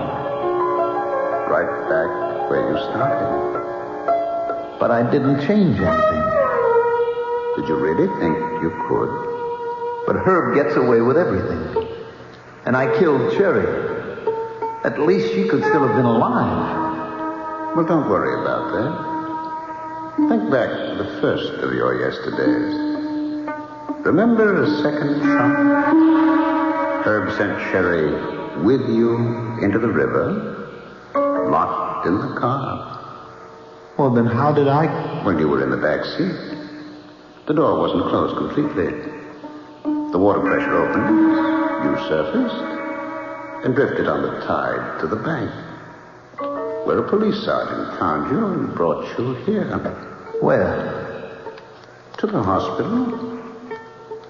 They're operating on you right now. Then I'll live? Do you think you should? I could prove it to you. If you'd just let me have yesterday again. Oh, no. No, I'm quite satisfied now. About what? That you belong to me.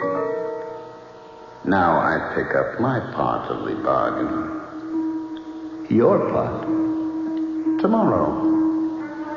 I'll take care of all your tomorrows.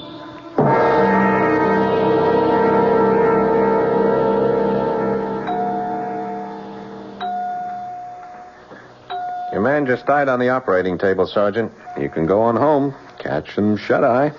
You kidding? I just got a new headache. Know that cutoff by the bridge to the airport? Yeah, the one that goes down to the docks? Yeah.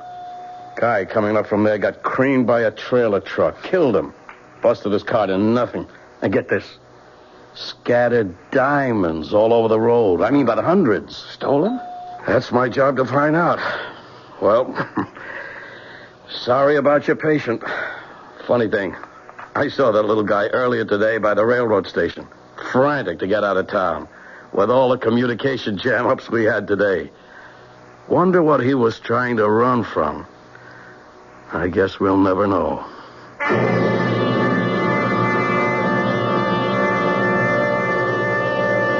But we do, even if the sergeant never learns. And we also know it caught up with him. He was a weak little man, and a scared little man, and a stupid little man. None of which is any excuse. Mort Herman got exactly what he deserved.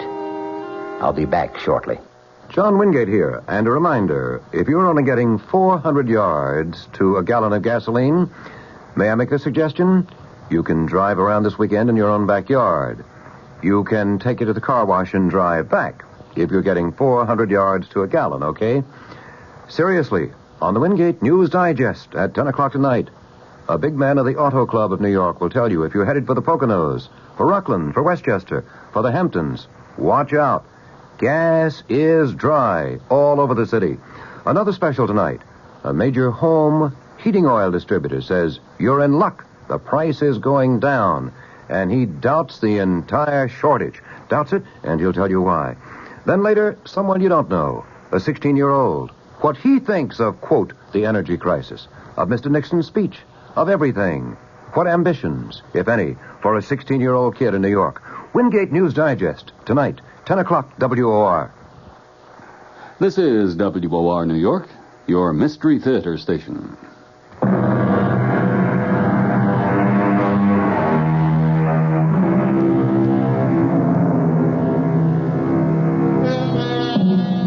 In the beginning, if you remember, I mentioned an often misquoted line.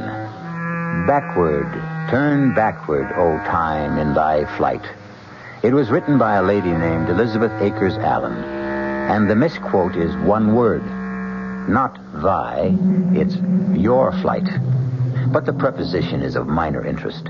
It's the adverb that really matters. Backward, to turn time backward. One of man's dreams since time began. An idle dream, as we know now, because even if we could, in the end, it turns out just the same. Our cast included Mandel Kramer, Paul Hecht, Evie Juster, Ralph Bell, and Gil Mack. The entire production was under the direction of Hyman Brown. And now, a preview of our next tale. You'll have to believe me that Leo won't give me a divorce. Don't you see how easy it would be to take his place? Yeah, fine, but what happens to him? Well, that's the problem, isn't it? Yeah, that's the problem. I thought maybe you could think of a way out. Yeah, I can, but I don't like it. Try it on me. No, I think you've already tried it on, and you like it. Maybe. Not maybe, positively. That's what you wanted to lay on me when you said you wanted to talk. You're not only sexy, which is smart. Yeah, you bet. Smart enough to stay away from murder. Well, who said anything about murder? I did, my lovely, I did. I said murder.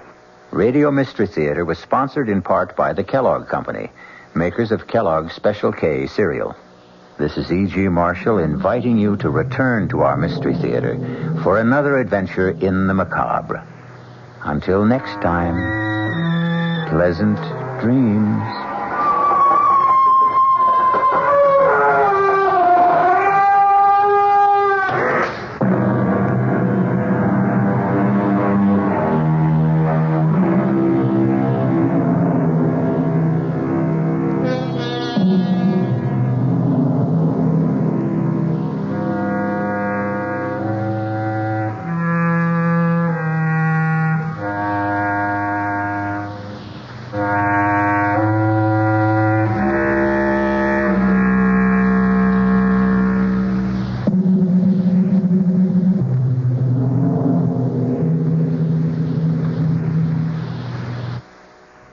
The WOR Mystery Theater was brought to you by ShopRite Supermarkets, where you get a lot more for a little less, and by Suburban Savings, with offices throughout North Jersey.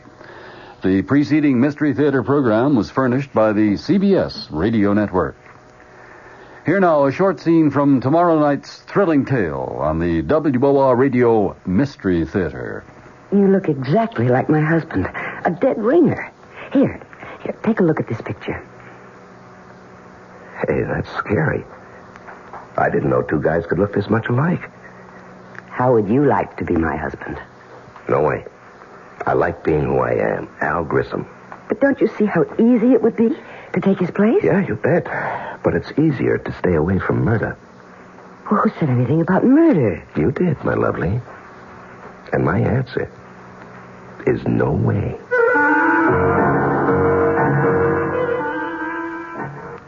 Dead Ringer, starring John Lovejoy with E.G. Marshall host. A man and woman plots a murder with a man who looks just like her husband. Their victim, her husband. Gloria Winters is amazed to discover that a man she found hurt on a highway is a dead ringer for her husband, whom she wants to divorce. The two are attracted to each other, and soon are figuring out a way to get rid of her husband, but not his fortune. Our cast tomorrow night will include Joan Lovejoy, Leon Janney, Larry Haynes, Bob Dryden, and Paul Hecht. The WOR Mystery Theater. Good evening, everyone. This is Patricia McCann. Samira and Muhammad Salan will talk about the food of Lebanon tomorrow morning at 11:15 a.m. Along with other members of their family, they run a Middle Eastern restaurant right here.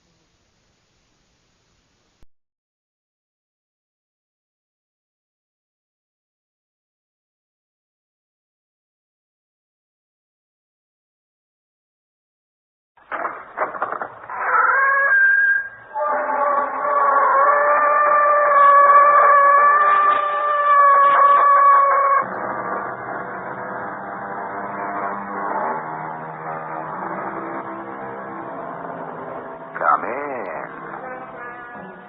Welcome. I'm E.G. Marshall. What would you do if a child of yours suddenly, without warning, rejected everything you stood for and decided to live his own way? It has happened to you, you say? Or to someone you know? You believe the generation gap only gaps nowadays, do you? I'm afraid that the jet lag of understanding goes back hundreds of years and puzzles parents in many countries, including Russia. Our mystery drama, Sophia and the Pilgrim, was adapted from the Ivan Turgenev classic especially for the Mystery Theater by G. Frederick Lewis and stars Gordon Heath and Jada Rowland. It is sponsored in part by Buick Motor Division and True Value Hardware Stores. I'll be back shortly with Act One.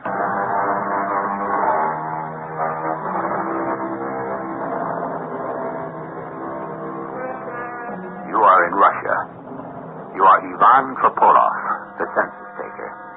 This takes you far and wide, and today into the town of Tula, where you find an old friend, recently widowed.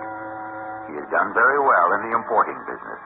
20 years have passed since you were students together at the university. But it is not the intervening years, his life or yours, that quickens your pulse. What a girl. Beautiful, intense, and strange. She becomes very important to you, Ivan Tropolov, from the moment you meet her.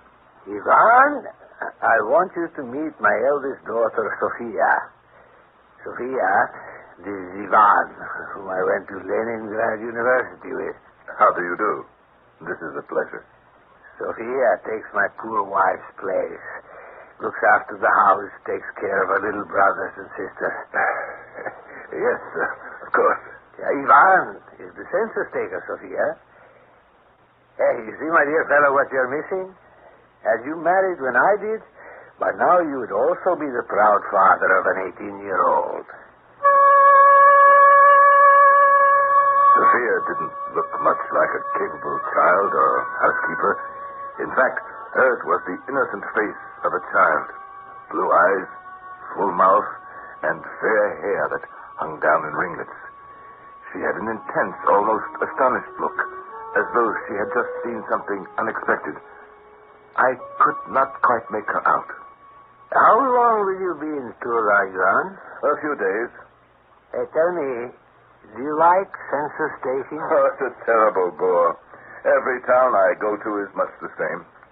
That's why I'm so delighted to find you here, boys. Yes, you were a hellraiser, Ivan. Oh, excuse me, my dear Sophia. I'd forgotten you were still in the room with us. This man, this Ivan Trepolov, the tricks he would play. My dear, we had a French professor with an enormous head, thick black eyebrows, a croaking voice, and he used to wear a green frock coat with black buttons. His name was, what was it, Ivan? Bulovka. Bulovka! In that green coat, I can see him now. Do you know what Ivan here said to him, right to his face? Not Professor Bulovka, but Professor Bullfrog. Funny, huh? The class was in an uproar. Oh, you don't find it amusing, Sophia? Yes. So now you just go about, notebook in hand, from house to house, Ivan? No, heavens no. I came from Moscow to make sure the local officials have done a proper job. I checked the birth rate, death rate, and so on. They assigned some local clerk to help me. Then in Tula also? I have a nice young fellow, Andrei Andreev. I was going to say, if you are still in Tula the day after tomorrow, there is a big ball in the Hall of Nobility. And you should go. There will be some pretty girls there. And you also see our intelligentsia. Miss Sophia, allow me to ask, will you be at the ball? Papa intends to go, and I shall go with him. In that case, allow me to ask for the first waltz.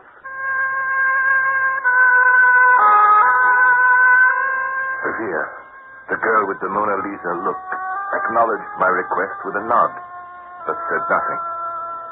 Back at my hotel, I was joined for lunch by my assistant, Andrei Andreev. I was silent during the meal, my thoughts giving over to Sophia, and what an enigma she was. I've noticed, sir, you're very quiet. I suppose for a city man it's boring here. Very little for entertainment, no concerts, a theater, no sightseeing.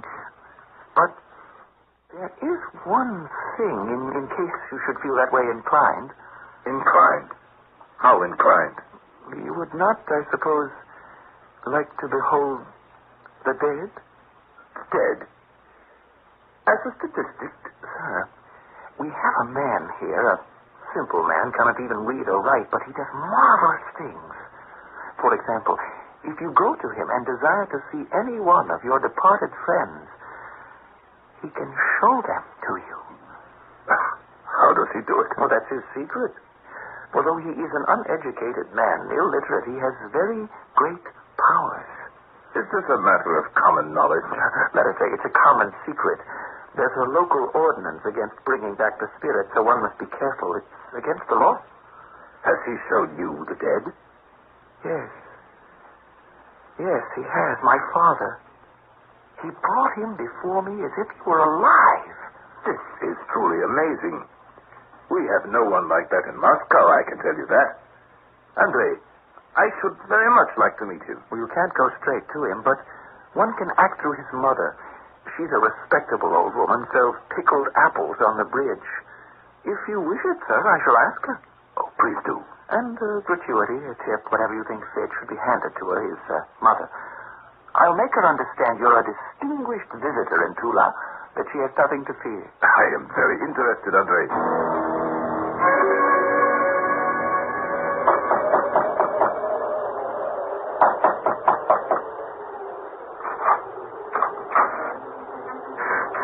Madame Kapovna. Yes? I am Ivan Trepolov. I believe Andrei Andreev spoke to you about me. I have come about your son. Don't stand in the street shouting where anyone can hear you. Come in, come in. You see, I am a little deaf. What did you say you want? I have come to see your son, to arrange... My son? I have no son. But Andrei told me that you... A son called Andrei? Never. A son called Vasily. Oh, son called Vasily sometimes. You are from the police? You don't seem to understand, Madame Kapovna. Perhaps this will help. 20 rubles. 50. I'm glad money speaks in such a loud voice. My hearing comes and goes. Yes, Andrei told me about you. Please, take a chair. You don't need to explain. You wish to sample the art of my son, Vasily? I am glad I am well recommended. So when may I see him? Your son. My son? Oh, tonight. Come a little after 7. Not to this room. You will find the front door open. And kindly walk up those stairs straight to the room above. Thank you, Madame Kapovna. Now, if I may, I shall take my leave. And before you come here, sir, think hard and well of your deceased friend or relative you are desirous of seeing. Keep him in your mind until my son enters the room. Should I not tell your son who I wish to be called up? His name? Not a word. He will find out for himself. So, a little after 7, then? Oh, 7:30, if it is more convenient. And bring a few more rubles. Expenses are high. Another 10 rubles. Speak up. I am a little deaf. I said another 10 rubles. Another 20, that's right. 20 rubles. Don't forget. I took leave of the old woman and returned to my hotel. I was sure they were going to make a fool of me. I sat myself in the hotel dining room, ordered a bottle of Lafitte, and was enjoying it when who should I see walking in the door but my university friend, Boris. Ivan, may I join you? I have only a little time. The town council meets tonight. I generally stop here for a bite to eat when I'm in town. Certainly. What are you doing later this evening, old friend? Why do you ask? The council meeting won't take but an hour, and I thought you might join me at home for a nightcap. Oh, I'd like to, Boris, but as a matter of fact, I have already made arrangements to go somewhere. You know people in Tula? Well, have you heard of a man who can call forth the dead? Ivan, come now. You, a sophisticated man from Moscow? Only for amusement. I'm curious, that's all. My dear old friend, I advise you don't bother. No, I wouldn't waste my time. To tell you the truth, I thought I'd test the chap by trying to get him to materialize old Bulovka. Our old Bulovka? The bullfrog? Nah, he'll never bring old Bulovka back. If he does, well, I shall have to admit he's a sorcerer indeed. Goodness, will you look at the hour? I shan't have time for dessert. You'll forgive me, Boris, if I run. But we shall see you at the ball, huh? Sophia, I can tell you, she would be very disappointed. Was I imagining it? Why was Boris so insistent I see him tonight, tomorrow? Frankly, can you blame me for thinking he appeared to be pushing his daughter at me? But why? I allowed myself half an hour to walk to Madame Kapovna's.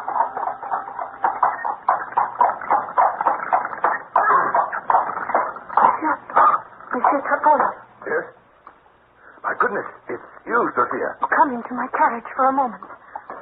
Certainly. Well, this is a pleasure indeed. Are you taking an evening ride in your carriage? Monsieur Kapola, I know this must seem most peculiar to you, a perfect stranger. But can you help me? No one must know. You place me in an embarrassing position. I mean, the coachman in front. What must he think? Oh, don't concern yourself with him. He is quite deaf. But, Sophia, I don't wish to do anything behind your father's back. Oh, my father must not know. Oh, please understand. I must come to a decision right away. And I have no one to turn to but you. My dear child, don't be upset. Whatever I can do, of course, I shall. Is this something you must decide this very minute? Tonight? Soon. Very soon. Why do you ask? I had made arrangements for the evening. A certain man from your village. Well, to put it briefly, they say he can materialize anyone you wish. You are going to meet Vasily Karpovna this evening? In a few minutes. May I come with you? I don't know, Sophia. When I talked with his mother this afternoon, they are only expecting me. Oh, she is not his mother. That old crow. She merely makes the arrangements. The business arrangements. There is no business. Everything is a donation. Vasily is a holy man. You know him, I gather. No. I have never met him. But I know about all the marvelous things Vasily does. Oh, it is fate that you should be going there tonight. I have always wanted to meet him. In fact, but I will tell you about that later. When does he expect you? 7:30. And it is almost that now. I will have the coach take us there. I don't know. Are you sure? Please. Oh, please. Well, if you put it that way, come along by all means. One thing I must know, Monsieur Topolov. Do you believe? Believe? That he can make the dead appear? Do you believe? It is essential. Well, I have never seen him before. Yes, Sophia. I believe.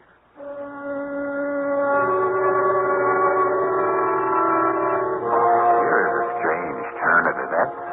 Here you are, Ivan Tropolov, a government census taker who happens upon the town where an old friend, Boris, lives. Boris is a widower. His daughter, of 18, is beautiful, and yet is troubled. So much so that she seeks you out, Ivan, in the streets of Tula to ask your help. Let's hope we shall learn more when I return shortly with Act 2.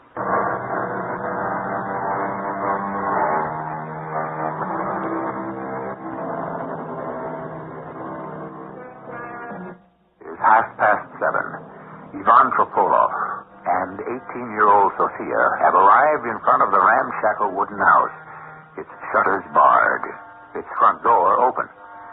The girl seems not frightened at all. Ivan, who had thought the evening a joke, is suddenly apprehensive.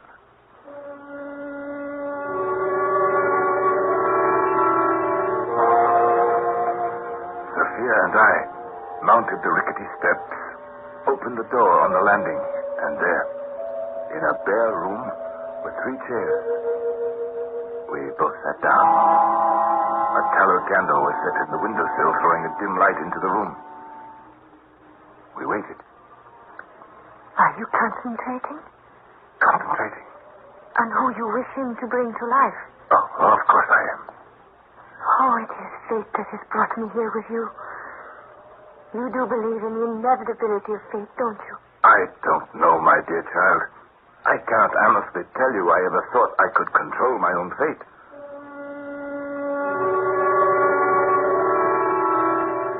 How could I tell this young lady that, although I was a little nervous, frankly, the entire evening, which seemed to have such meaning for her, was only a lark to me. A light-hearted way to pass a dull evening in a small town. We waited for 10 minutes. 15. He's here. Look. Standing in the door. I didn't hear him. Gracious. He's staring at us. No. At me. I wish there were more light. That is quite a big beard he has, isn't it? Oh, he is beautiful. Beautiful. I'm getting a peculiar feeling. I find I can't look at him. I don't know, but I actually feel afraid. I'm not afraid at all. Monsieur, are you concentrating hard on who you wish brought from the dead? Yes, I am. Is he still there? He is standing very close in front of us. I know he is a holy man. I feel it. I think we should go. Go? Now, he hasn't begun. I don't like the whole atmosphere. You can't go now, please. It's all nonsense. Please, Monsieur Ivan. I can't get up. up out of this chair. What is this? The candle caught out. No, it's my eyes. They're closing. I can't keep them open. Sophia, are you still here? My eyes are closed also. He has put his hand on my head. Oh. No! It's not possible. Pulkova has come into the room. He is here. It's him. His black eyebrows, that nose. You see him? The green coat with the black buttons. Go away! Unbelievable. But it was true. This Vasily had been able to make me see the very man I thought impossible to materialize. I was quite shaken. Sophia took me by the hand and led me to her carriage. Neither of us spoke a word. She was kind enough to drop me off at my hotel, and I went to the desk to ask for my key. Mr. Tripolov? Oh, it's you, Andrei. Why are you here so late? Oh, pure curiosity. Sir, you saw him? You waited until this hour to hear about my adventure? I admit it. Oh, there's not much to tell. Andrei! That man. No, get away. The one who has just come in the hotel door. Do you know him? Oh, yes, he was here earlier. I heard him asking for you at the desk. Andrei, I don't wish to talk to him. I shall go up to my room. It was Boris, Sophia's father. I managed to get into the lift and into my room without being observed. The day of the ball at the Hall of Nobility, Boris sent a message reminding me of the engagement I had made with his daughter. At 10 o'clock that evening, I was standing by her side in the middle of the ballroom waiting for the orchestra to strike up the first waltz. Shall we dance, Sophia? Did you tell him? Tell who what? I know my father wants to know about the other evening. As a matter of fact, I haven't seen your father since. You don't wish me to? No.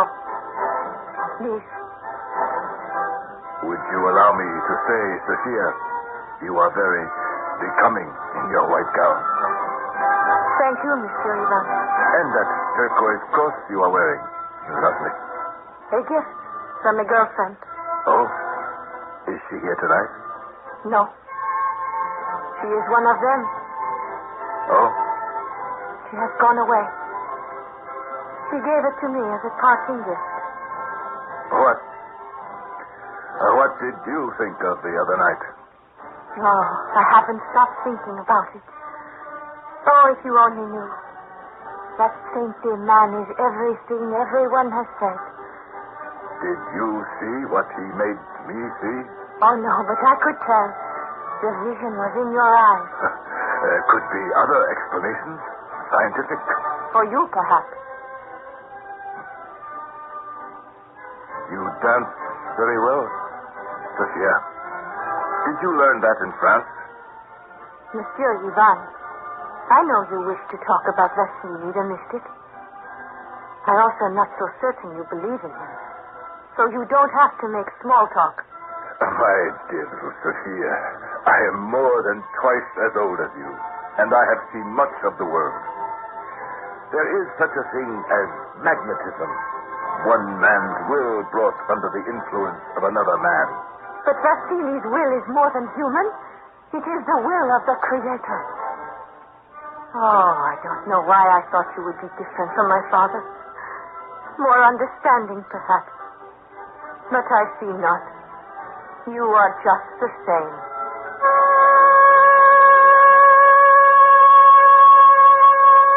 I did not dance again with Sophia. She had disappeared. I chatted for a bit with old Boris. He insisted on taking me over to the punch bowl and for the best part of an hour would not leave my side. My dear Ivan, do they pay you well, these government officials? I have only myself to take care of. My parents have died. You know I'm not married. Oh, yes, I know that. So I have a little house outside of Moscow. satisfactory. I would like you to consider coming in with me into the importing business. Ever since my wife passed away, she used to work with me side by side. I have no one, and it is lonely. My dear Boris. Don't say no. Say you will consider. I saw the way my Sophia looked at you while you were dancing. You will admit a beautiful, charming girl, huh? None more beautiful. Boris, you must be joking. I'm the same age as you. She could be my daughter. Are you saying Sophia is not attractive to you? I don't say no. I don't say yes. I don't understand. You haven't seen me in 20 years. Ivan, let me be frank with you. I am frightened. Forget what I said about marriage. If you could either obtain a leave of absence from your post or give it up entirely, if you could remain here in Tula for, say, 6 months. You must tell me why. As I said, I am frightened. The night before last, the town council met and decided to run that fellow who brings back the dead out of town. The police went there this morning. He had gone. They questioned an old lady who said he may have gone to Moscow. So you're well rid of him? 2 of my dearest friends in Tula, they both consulted this man. And 3 days later, their eldest daughter disappeared and have not been heard from since. But what has one to do with the other? Both men told me they had described their experience of seeing the dead to their daughters. I still can't see how... Dear Ivan, I plead with you. If you could stay in Tula and only occasionally see my Sophia, come over to the house as a friend, perhaps even as a business associate, it might distract her. I don't know what to say. I am expected back in Moscow. I have responsibilities. Don't say no. Say you will think about it tonight. Really, Boris, I think this is a matter for the authorities, the police. If it is true this Vasily is influencing young ladies to run away, I don't see what can be done. How can I sit back and do nothing when I fear this danger to my Sophia? Believe me, if I knew how to help you, Boris, I would.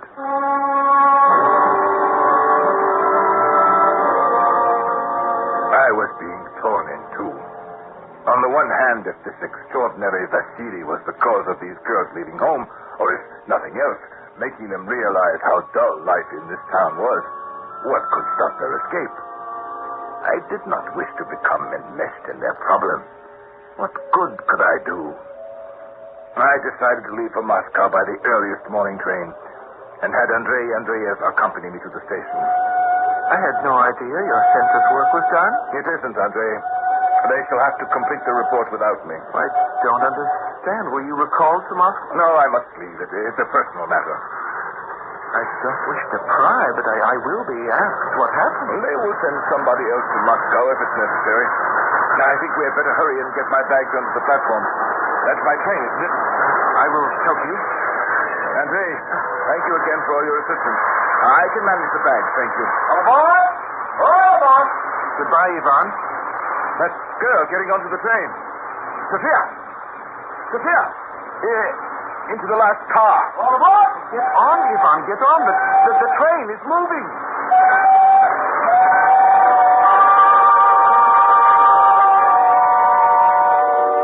Strange tale, isn't it? The twists, the turns, the crossroads to which life can take you. To suddenly, after so many years, find a man with whom you went to college, to meet his daughter, a girl with a childlike face and an impenetrable soul. But there is much more to this narrative of Ivan Turgenev's, as you will discover when you join me upon my return shortly.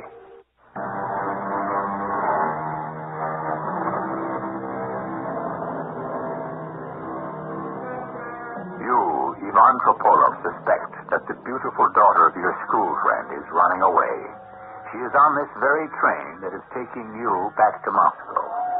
Although you are reluctant to become involved in other people's problems, if Sophia is on this train, you must find her and dissuade her from anything foolish. I remembered our last dance and the words she had said to me. I am disappointed in you, she had said. I thought you would be more understanding than my father. But you are not. You are just the same. I walked along the train corridors, through coach after coach, looking into each compartment, into each seat to find her. When I did, I would prove to Sophia I could be understanding. Sophia. Hello? I see there is a place beside you. Will you allow me to sit down? By all means. Sophia, I shall come right to the point. Can you be truthful with me? I am not sure I can trust you with the truth. You think me untrustworthy because I could not believe in miracles? You could, you know. Where I am going, I shall be born again. So you are running away. Not running from Monsieur Ivan, but running to. Ticket, please. Ticket. Oh, I didn't have time to purchase a ticket at the station. Where are you going? She's going to Moscow with me. Here is my ticket. How much for her fare? 5 rubles. Single fare to Moscow, monsieur. Here you are. Oh, thank you, monsieur. Tickets, please. All tickets, please. Why did you do that? Perhaps to save you a little money. Perhaps to show you I can be trusted. Why are you going to Moscow? Because you bought me a ticket. Sophia. To find a teacher. A leader. A spiritual leader. You are giving up your father, your brothers and sisters for a spiritual life. Oh, Sophia.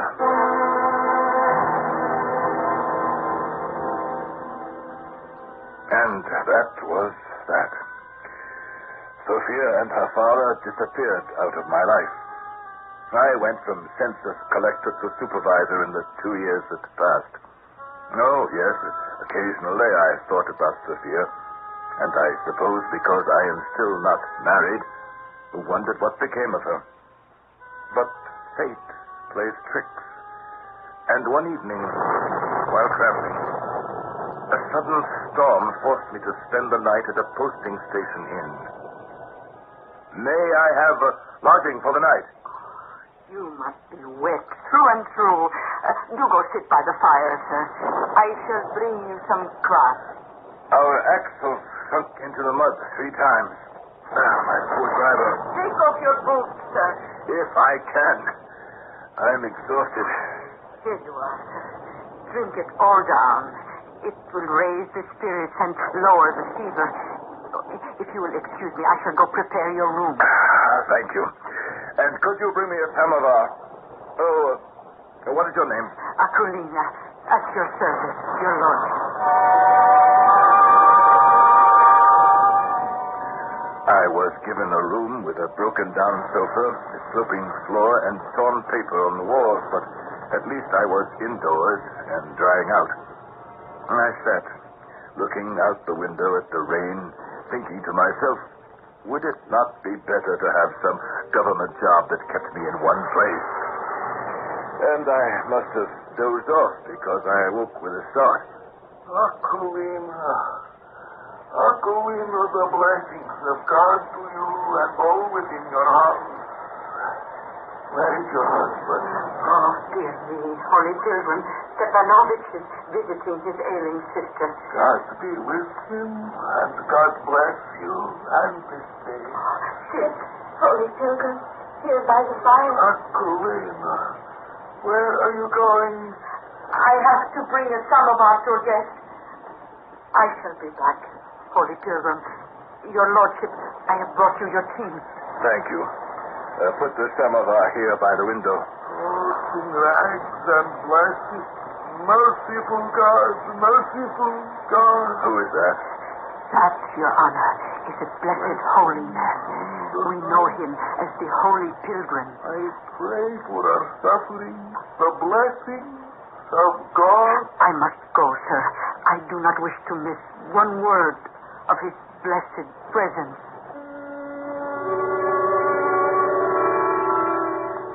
The pilgrim was sitting with his back to me. In front of him knelt a frail-looking woman whose face I could not see. She was trying to pull the boots from the madman. Aquilina, have you any oil?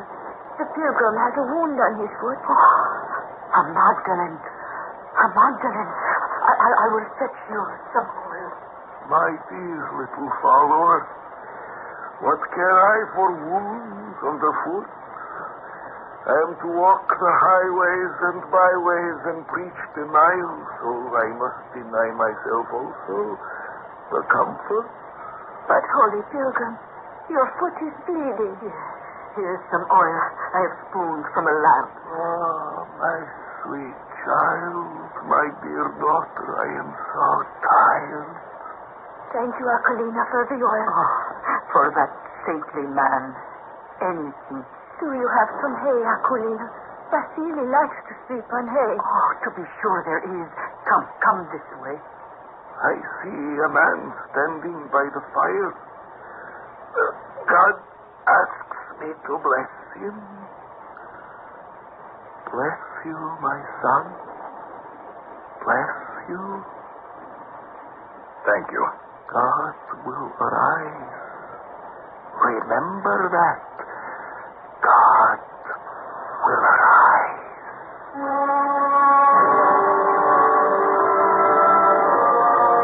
The pilgrim was Vasily, who for 70 rubles had once shown me my dead French professor.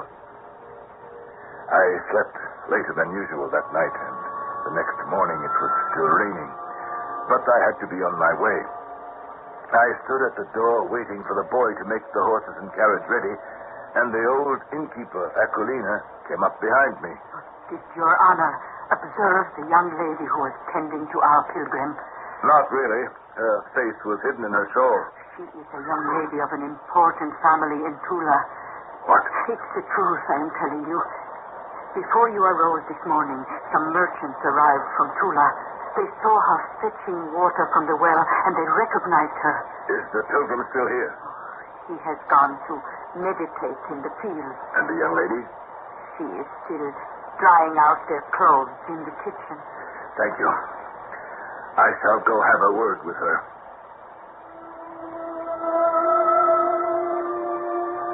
Sophia.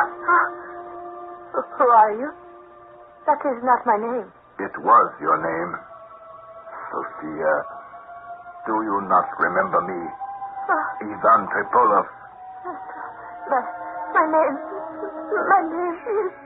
Don't cry. If you don't wish me to call you Sophia, I shall not. Oh, my dear girl. 2 years. 2 years. No. I have found the light. And that is all that matters. I say to myself, it can't be you. In such a dress. In such company. Whoever you are. You know who I am. Part of my childhood, perhaps. But why? Why? Do not leave your garden unweeded. Do not step over a sick dog in the road, unmindful. Do what your heart tells you you must. You are a sinner. Your skin is burned. Do not talk of exteriors. You cannot see the happiness in my soul. The child in you, where is she now? There is hardness there. No good will come of your talking this way. Vasily will return from the fields, and I shall go with him. I shall plead with him to let you go. I do not want to leave him. He is the reason for my existence. The rain is plenty. Ah, good little follower, you are drying our clothes. God has mercy on all of us. I shall sit here and remember the sun and the moon and the stars. No, Vasily, do not sit. There is danger here. We must go. Danger? We must go now. There are others who await your good word. So be it, my good girl. We shall go. Help me fasten my cloak. Yes. Please hurry. Oh, you are leaving so soon? But the rain is coming down harder. Oh, Your Holiness, I beg you to wait. Come along, Vasily. We must hurry. Yes. Yes. The blessings of God upon this town. Sophia. Why did they leave so hurriedly like that?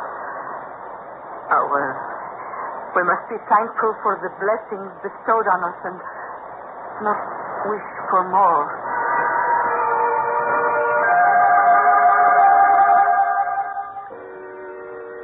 My dear Ivan, what you tell me, I don't know what to say.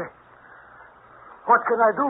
She thinks she has found the way to peace with this madman, but I think she is lost. Oh, my Sophia. To throw up everything, everyone, her family, friends, break with all the comforts of life. For what? Oh, it is hard for us to understand. How did it happen?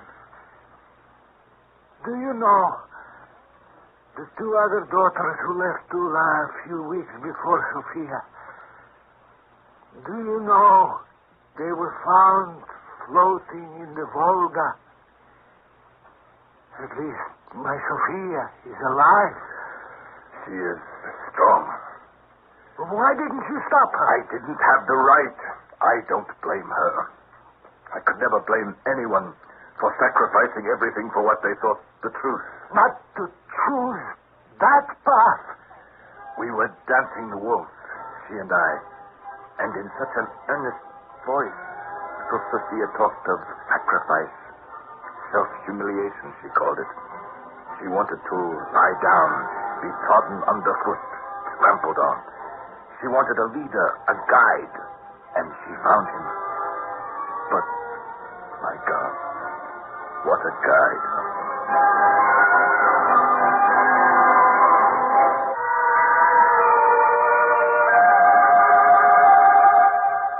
A month later, I heard her father had found her and brought her home. But like a wild bird in captivity, she sang no more, spoke not a word, and died. I console myself sometimes in the thought that dear, impetuous, strong-willed Sophia, in her own way, lived an entire lifetime.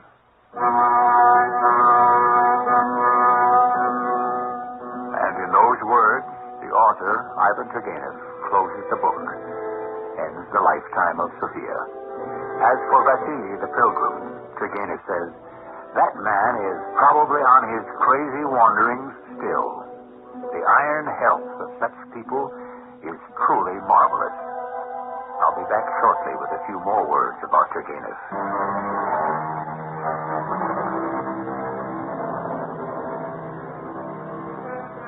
Where did you ever get the idea that the young and what they wish to do with their lives is a problem unique to today? Ivan Turgenev wrote about Sophia and the Pilgrim in 1881, almost 100 years ago. So powerful were his stories that some of them even influenced the Tsar to liberate the serfs. But for all the mystery and magic, Ivan Turgenev always wrote of hope. Our cast included Gordon Heath, Jada Rowland, Robert Dryden, Bryna Rayburn, and Russell Horton. The entire production was under the direction of Hyman Brown. Radio Mystery Theater was sponsored in part by True Value Hardware Stores and Buick Motor Division. This is E.G. Marshall inviting you to return to our Mystery Theater for another adventure in the macabre. Until next time, pleasant dreams.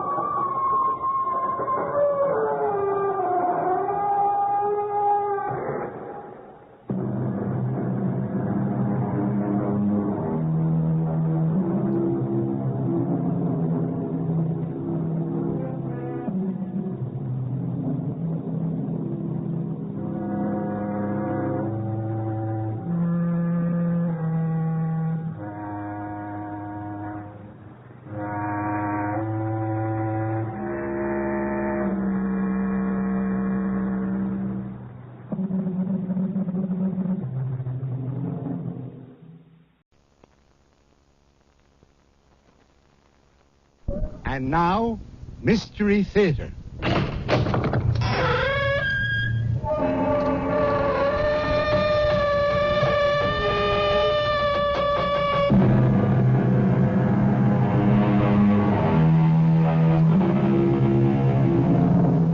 Come in.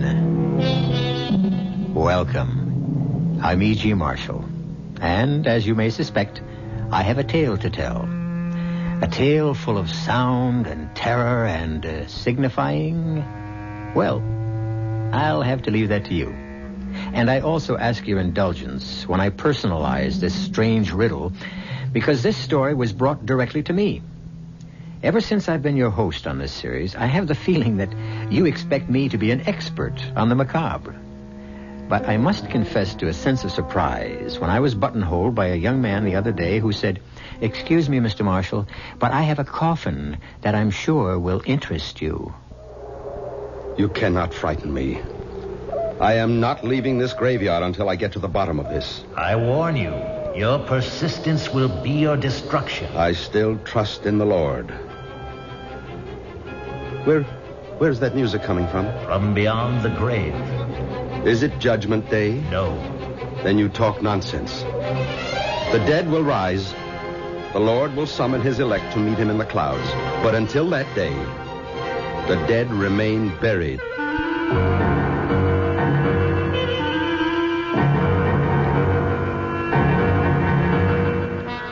Our mystery drama, A Coffin for the Devil, was especially adapted for the Mystery Theater by Murray Burnett and stars Keir Dullea.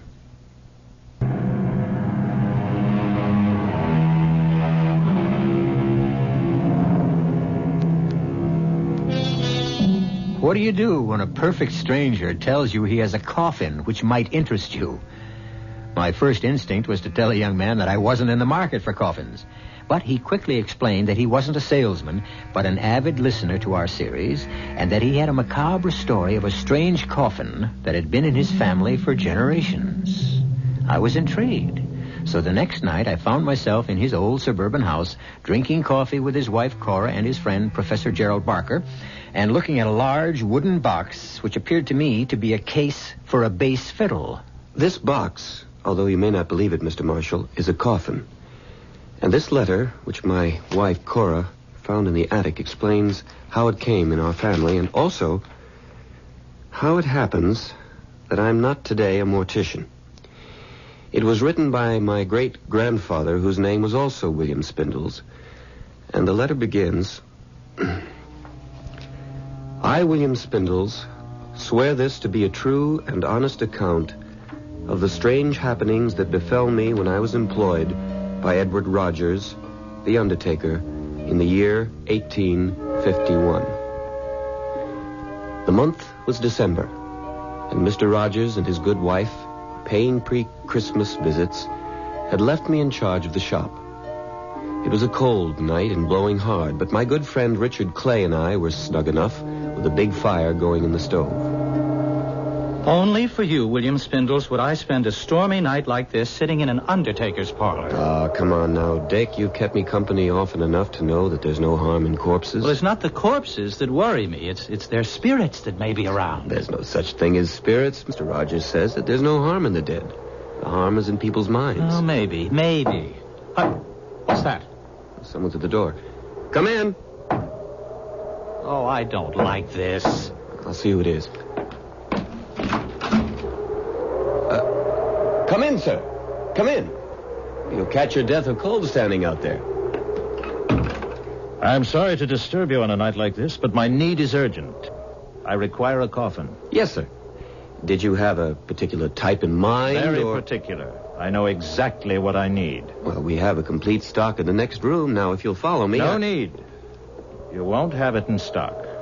We carry the most complete line in the state. That's why I have come here. Well, thank you. Now, if you'll tell me who the coffin is for, I'll be able to help you better. For me. For you? You mean it's for your own personal use? Exactly. I can see you're going to be busy, Bill, so I'll run along. Oh, no need to leave, Dick. This gentleman will have to come back tomorrow and see Mr. Rogers, so I cannot return. Well, Mr. Rogers is the proprietor, and I honestly believe you'll be better served if you'll wait for him. I can draw you the way the coffin must be. Here, Here's $50. Will that cover it? But goodbye, Bill. I really must leave. Amy's expecting me. Is the $50 enough? It's not the money I was thinking of. It's the special requirements you mentioned. I'm not sure I can handle them. I said I'd draw it. Do you have paper? I guess so. Here's a pencil. I have my own. Now, the shape must be exactly like this. Just so. But that doesn't look like a coffin at all. It's more like the case for a musical instrument. I know my needs. Oh, never in my life have I seen or heard of a coffin such as you ask for. It must be exactly the way I've drawn it. Very well. Now, it must also have lids and hinges. Hinges? Hinges. You see them? Here, on the drawing.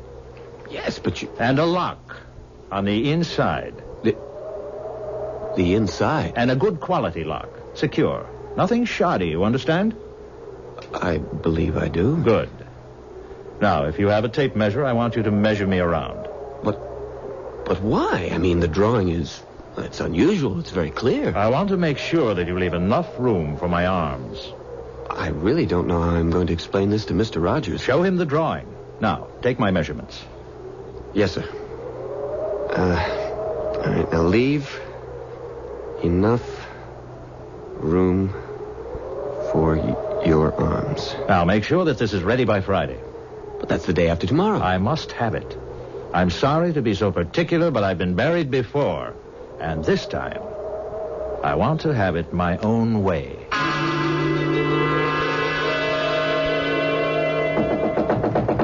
Bill!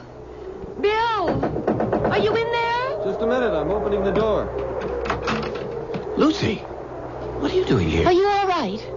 Is he still here? What are you talking about? Dick told me about that strange man who came here. Dick was really scared. He said the man wanted to order his own coffin. That's right, but I'm sure it was some kind of practical joke. Well, I don't care what it was. I want you to find another job. I hate the idea of your being an undertaker. Lucy, we've been through this before, and this job is no different than any other except in people's minds. I'm sorry, Bill. I'm sorry. I was just so frightened. All the way over here, I was just worried about you and scared, but I came anyway, and now... Oh, Bill, I don't think it's going to work. Oh, I'd like to punch Dick Clay right in the nose for frightening you like that. Don't blame Dick. It's not his fault. If he hadn't scared you, you wouldn't have... Yes, I would. Maybe I wouldn't have come here tonight, but I hate what you're doing. I hate it. I know, honey. What do you want me to do? Quit. And do what? Oh, I don't care. What will you live on? Well, you'll find another job. Nowhere near as much money. I don't care about the money. Bill, can't you understand?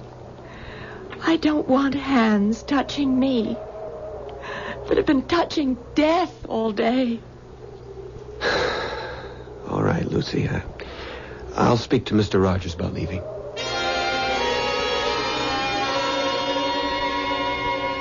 Good morning, Bill. Good morning. Now, what's all this about some excitement you had here last night? Good morning, Mr. Rogers. I guess Dick Clay has been busy gossiping again. Well, I don't know whether it came from Dick or not, but I heard it from the barber. Some ridiculous claptrap about a walking cadaver ordering its own coffin. Well, sir, what happened was unusual. How so? Take a look at this. Hmm? This is a drawing made by the gentleman who ordered this coffin.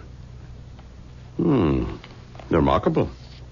Looks something like a carrying case for the bass fiddle. Yes, sir. It looks that way to me also. It must be ready tomorrow evening. You're worried about something, aren't you, Bill? Yes, sir. Something to do with this special order? I suppose so, in a way. Mr. Rogers, I'm sorry to tell you that I'm going to have to leave here. What? You mean because of last night? Only partially. It's really because of Lucy. Oh... I suppose she's upset about the idea of marrying a mortician. More than upset. She practically gave me a choice. Either this job or her. I wouldn't worry about that if I were you, Bill. You're not me, and you're not engaged to Lucy. I'm sorry, Bill. It's just that I've been there before. I had the same problem with Mrs. Rogers before we got married. Well, what did you do? Before I answer that, how do you feel about the business? I mean, would you stay on if Lucy would marry you? I think so. Bill, you know I have no son. No one to carry on. I've never said it, but I think you know how I feel about you and what hopes I have that you might be the one to carry on. Until today, I thought you felt the same way.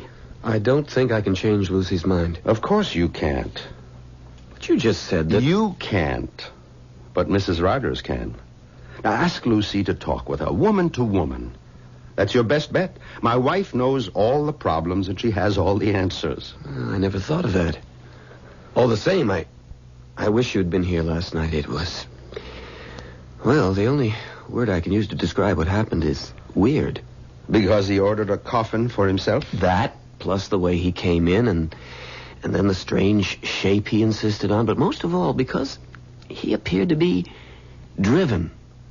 Almost as if he were compelled to do what he was doing. What he felt or didn't feel isn't important, Bill. What matters is whether you've changed the way you think about death. I don't follow you. You have to see dying for what it is, Bill. Life's ultimate destination. It's nothing to be afraid of. It's just an inescapable fact. In the course of my life, I've met a lot of people, and I'm good at judging them. And up until now, I've thought of you as a no-nonsense, feet-on-the-ground, level-headed young man. But, sir, you didn't see this man. You didn't hear the terrible desperation he had in his voice. I've seen and heard almost everything since I started some 18 years ago. This poor fellow who ordered his coffin from you last night was obviously deranged. No question about it. Deranged. I hope you're right, sir. Of course I'm right. What other conclusion can there be? The one I can't get out of my head. He told me he'd been buried once before. And this time he means to have it his own way. Oh, very good. Very good indeed. You find that amusing? Now I understand everything. That coffin he ordered is nothing but a big fiddle case. A double bass box. And he must be a musician. They're the very devil for playing practical jokes. Don't you see? This is nothing but a practical joke. A joke on whom, sir? How should I know? Some fellow musician. No, I'm sorry, sir. I just can't believe that. Why not? Why wouldn't he have told me so? Why would he try to scare the daylights out of me and then pay $50? 50 whole dollars besides. Ah, well. I expect we'll have the answer to that tomorrow evening when he comes to get his coffin. That is, if he comes at all. Oh, he'll be here. I'm sure of that. I just pray that we won't be sorry when he comes.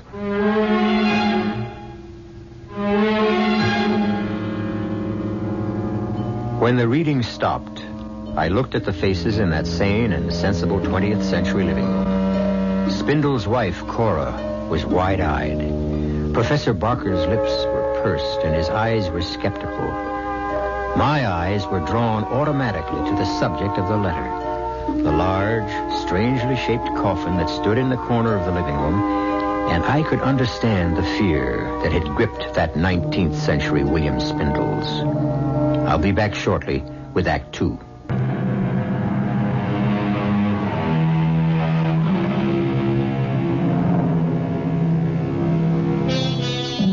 I suppose to the three inalienable rights of life, liberty, and the pursuit of happiness, one could add the right of a man to order his own handmade coffin. Most of us, I believe, would find the thought distasteful, but the feeling that prevailed among us in the living room of William Spindles was one of curiosity. We were all anxious for him to continue reading the letter from his great-great-grandfather. I must confess that my work suffered during that day. My thoughts were not on what I was doing, but on what the evening would bring, and what Mr. Rogers would make of the stranger when he came to call for his coffin. The day passed somehow. Bill, when did this customer of yours say he'd be back? Early in the evening. We'll give him another half hour, and then we'll lock up. That won't help if he wants to pick it up. What does that mean, young man? Someone tampered with the coffin, and we don't know who. We only have Sam's word that the coffin was tampered with. But he's our best workman. Well, like everyone else around here, I'm sure he's been infected with the idea that there's something strange about this order for a coffin in the shape of a bass fiddle. At last, he's arrived. Those raps didn't come from the door? Nonsense. Of course they did. It's cold out there. He wants to come in. I'll prove it to you. I'll open the door. No need. He's letting himself in. Sir? Sir, there's no one at the door. Get hold of yourself, Bill. Must have been a draft that blew the door open. I'll close it myself. Good evening, Mr. Rogers. Is my order ready? Well, good evening, sir. Come in, come in. The box you ordered is ready. Thank you. My dear sir, you really should wear a greatcoat and a muffler in this bitter weather. You'll catch cold. Where's my coffin? Ah, that's it, in the corner. Mm-hmm. Satisfactory? Very satisfactory. Is there a good, secure lock on the inside? You may open the lid and see for yourself. That way you can also test the hinges. The make of the lock is unknown to me. Is it a good one? We never have had a single complaint about any of our coffins. So I'd heard. Now then, where would you like it sent? I'll take it with me. My dear sir, it's much too heavy for one man to carry. I'll manage. Perhaps you have a horse and cart outside. We can help you get it on. That won't be necessary. May I have your name? My name is of no importance. Sir, I'm a reputable undertaker. I must keep my records in order. Any name you choose will do. Come now, sir. I see through your little joke, and I don't disapprove, but you must... Joke? Mr. Rogers, if there's any joke being played here, it's on me. So, I'll take my coffin and be on my way. But, sir, you can't just walk out of here with a... Thanks to you for your efforts, and I wish you gentlemen good night's sleep. Sir, come back. Let him go. For the love of heaven. Let him go, Mr. Rogers. He lifted that box as if it were as light as a feather. Get your coat. What for? To follow him, Bill. Couldn't you see the man is ill? We're the ones who are going to be ill if we follow him. Stop babbling and get into your coat. All right, I'll go with you. I don't want you following that spirit alone, but I tell you, he's not mortal. He is, and he's sick, mentally ill. Hurry. How far do we follow him? As far as he goes. No, sir, I won't, because I believe his destination is hell. There he goes. Around the corner, down Green Tree Lane. Oh, yeah, I see him. Where can he be heading?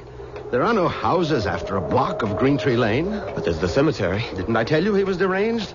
The cemetery gate's locked. Locks never bothered spirits. Then he's no spirit. Didn't he ask for a lock on the coffin? Oh, let him go, Mr. Rogers, please. Hurry up before we lose him. Mr. Rogers, if we do catch up to him, what in heaven's name do you want of him? Find out who he is, where he lives, and get him safely home. Then I shall call a doctor to attend him. There he goes, heading directly for the cemetery gate. Confound it. What's happened to the moon? A cloud just passed in front of it. No matter. Even if we can't see him, we shall catch up when he finds the gate locked. Oh, here comes the moonlight, and here's the gate. Where did he go? Well, he must have gone in. Gate's locked. Well, I have my key. You don't intend to go in, do you? Of course. Come on. No, sir. There. Isn't that our man? Moving among the trees over there near the Addison Mausoleum? Mr. Rogers, I've had enough of this. I'm going home. And allow that poor soul to do himself some kind of mischief? Sir, that poor soul, as you call him, is a person I want nothing to do with. I don't know whether he's man, ghost, or devil, but whatever he is, and whatever his business is in the cemetery, I want no part of it. Bill, when a man's dead, he's dead. I've never seen a man or woman come to life again. I'm a God-fearing man, and I go by the Bible. Doesn't the good book say dust to dust? The Bible says a lot of things, but I remember no mention of men who could lift a heavy coffin as if it were a pillow and pass through locked gates without leaving a sound, to say nothing of a man ordering his own coffin. Very well, Bill. You can stay or leave. I'm going after him. I beg of you. Close the gate. I beg you, Mr. Rogers, leave this be and come home with me. Close the gate and make sure it's locked. At this point, Bill Spindle stopped reading and put down the letter. My reaction was shared by his wife, Cora, who almost screamed at him. Don't tell me the letter stops there, and we're not going to find out what happened. The reason I stopped is because the story my great-grandfather was telling up to now was his. But it now changes. At this point, he is writing not what he saw, but what he heard, as he puts it in the letter. Perhaps I was a coward, but I allowed Mr. Rogers to go on into the graveyard alone while I hurried home. So I warn the reader of this letter. This portion of my tale is written here as it was told to me by Mr. Rogers. The moon again had gone behind the clouds when young Spindles went hurrying off. But I thought I saw some light in or around the big Atchison tomb. I started that way, and then I heard what seemed to be the voice of the man I was following, but it seemed to come from far off. Too far. You have come too far. On a useless journey, Edward Rogers. Turn back before it's too late. Where are you, sir? Listen to me. Thrice they tried, and thrice they died. Where are you? What are you doing with your coffin? Leave here, Edward Rogers. Your business with the dead is finished. You don't belong here. And what do you do here? I keep an age-old bargain. With whom? You must leave here. This place is dangerous for you. But not for you? Leave before it's too late. The Lord will protect me. Now let me help you. Don't you understand? You're ill. You need help. So be it, Edward Rogers. You want to join in a dance of death? The consequences will be on your head. Here, I show myself to you. Here I am. See if you can catch me. It was then that I started after him. I could see him almost clearly. He seemed to be heading for the Atchison tomb. He was carrying the coffin, and I was certain I could overtake him. But he kept dodging behind headstones. I turned and twisted after him. And then my foot caught. I lost my balance and fell, hitting my head against the tombstone. Dick, wake up, man. Well, Bill, what do you want? Get dressed. You've got to come to the cemetery with me. What? The cemetery? Are you out of your mind? Mr. Rogers went in there after the man who ordered the coffin. He isn't home yet, and Mrs. Rogers is worried. Then take her. Come on, Dick. I'll be with you. I wouldn't care if the whole town was with us. What time is it? 4:00. It will soon be light. Please, Dick, you must. All right. I'll get dressed and I'll go with you, but we'll wait for the dawn. But Mr. Rogers may be in trouble. Bill, whatever has happened has happened. I'll go with you, but not until it's light.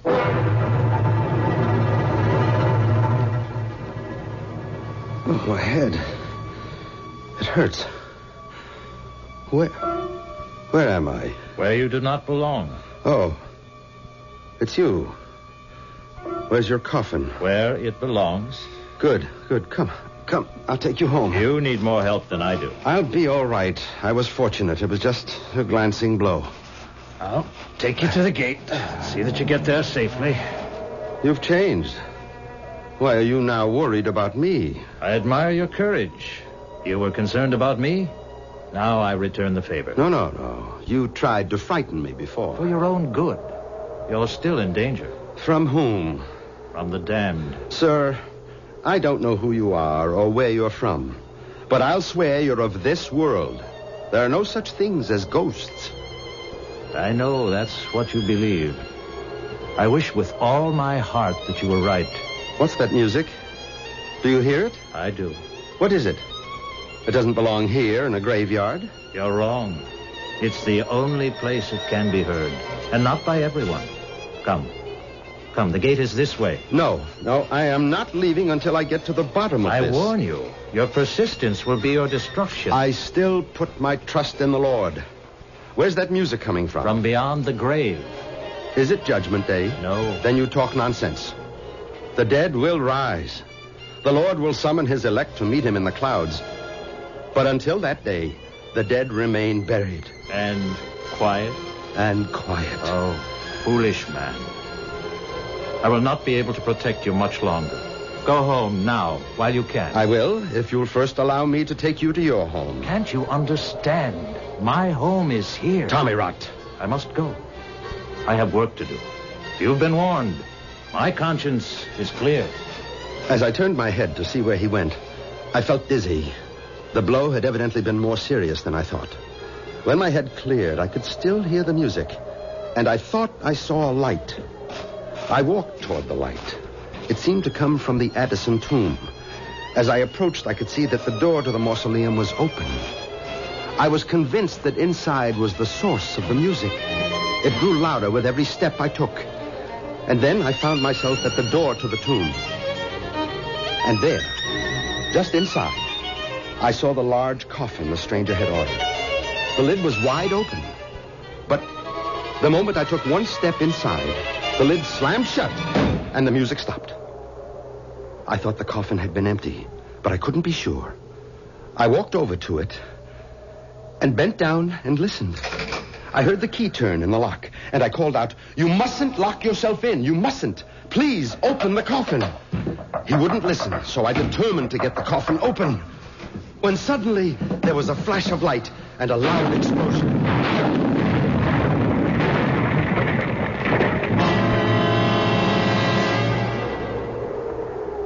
Bill, I can't see anyone in there. Mr. Rogers must have gone home. Can't see the whole cemetery from outside. We'll have to go in.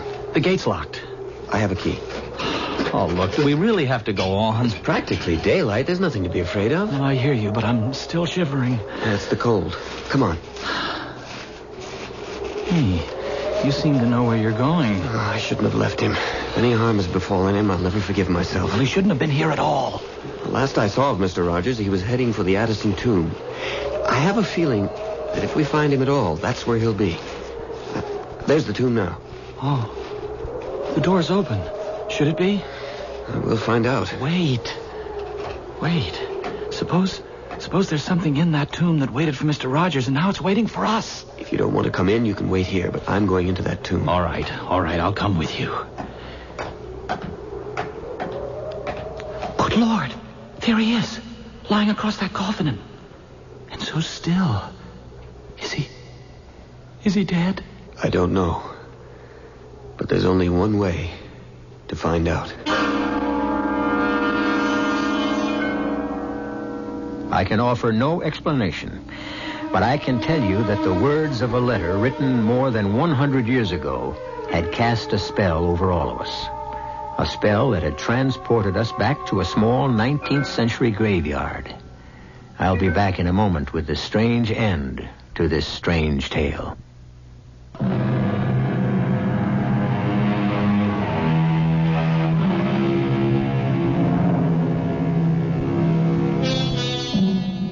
Like many time-worn sayings, the old adage, curiosity killed the cat, but satisfaction brought it back, still contains more than a few grains of truth. Certainly all of us sitting in the William Spindle's living room that night were anxiously waiting for him to resume reading the letter from his great-great-grandfather.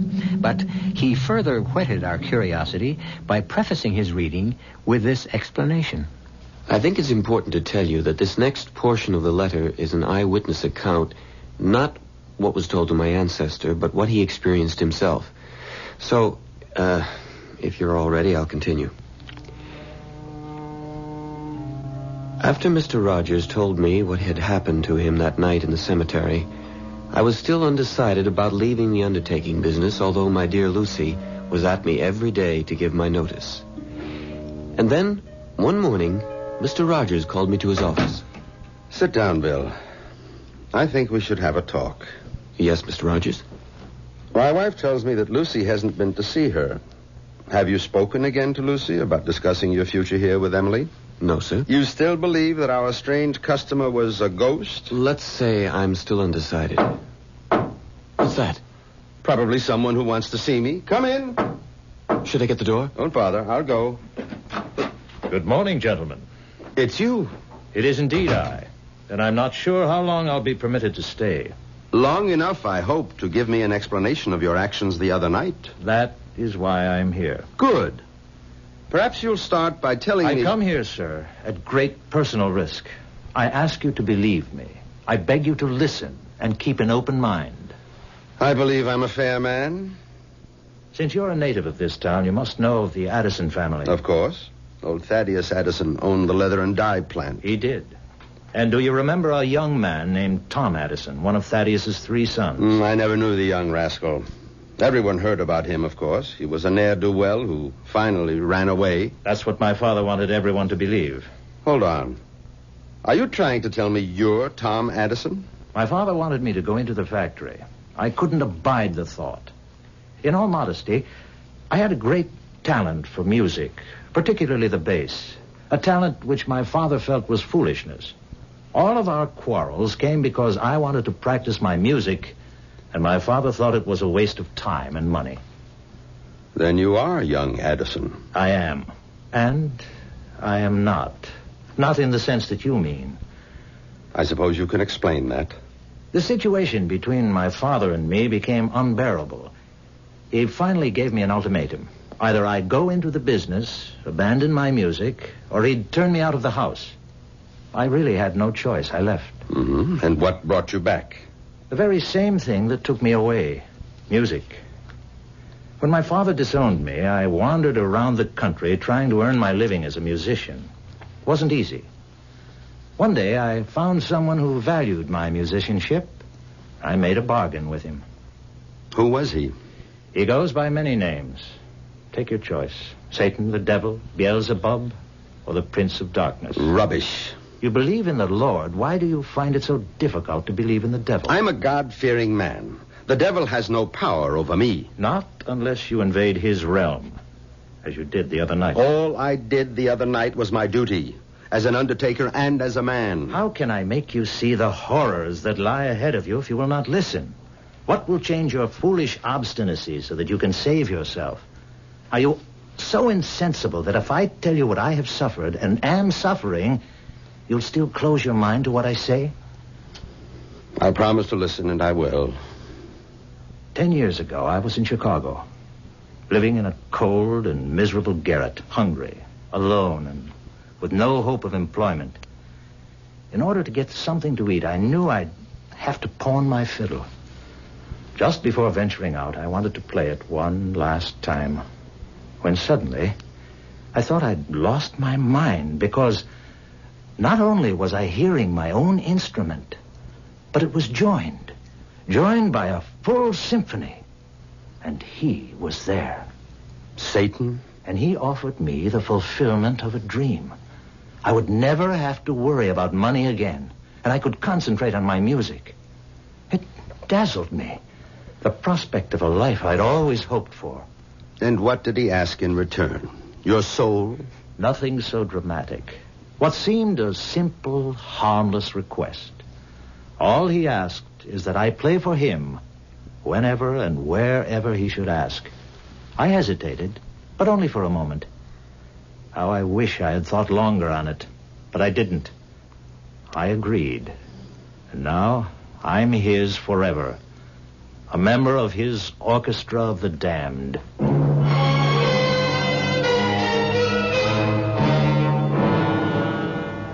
And the letter closes as follows. That was the day I left the undertaking establishment of Edward Rogers.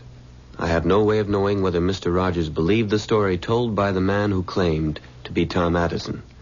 I never saw nor heard from the stranger again, nor do I know whether Mr. Rogers did. Signed, William Spindles. Now, what do you make of that? I'll take the ladies first. Cora, as my wife, what do you think? There's one thing I know, darling. I'm glad you're not an undertaker, because if you were, I wouldn't be your wife. Ah, you feel the same way as my ancestors, girl. Lucy. Emphatically. Jerry, you're the scientist here. Well, history isn't a science, thank heaven, but I do have some questions. First, how did the coffin come into your possession? Well, that's simple. When Mr. Rogers died at the ripe old age of 89, he left a sizable bequest in his will to my great-grandfather with the proviso that we keep the coffin as a memento. But why would he do that? Now, that, Cora, is an excellent question. If he insisted that the coffin remain in your family as part of his bequest, I think he must have had a reason. In other words, you don't believe that the stranger was a ghost? Let's say I'm dead set against the idea of ghosts playing symphonic music in a graveyard at night. Well, I believe he was the ghost of Tom Addison. Well, how do you explain Rogers leaving the coffin to the Spindles family? Simple. Rogers was probably hurt by Bill's refusal to stay in the business, and he wanted the coffin to remind him. Sorry, darling, that won't work. If he was hurt, why also leave my ancestor a bundle? And believe me, it was a considerable sum. Well, then why did he, Bill? I'm stumped. It's too much for me. I still don't believe in ghosts, and I think I can prove to you that this man who ordered the coffin was flesh and blood. How? Well, I'm going to have to do a little research. When did you say all these things happened? The date, I mean. December 1851. Why? Well, give me 2 days, and I'll let you know.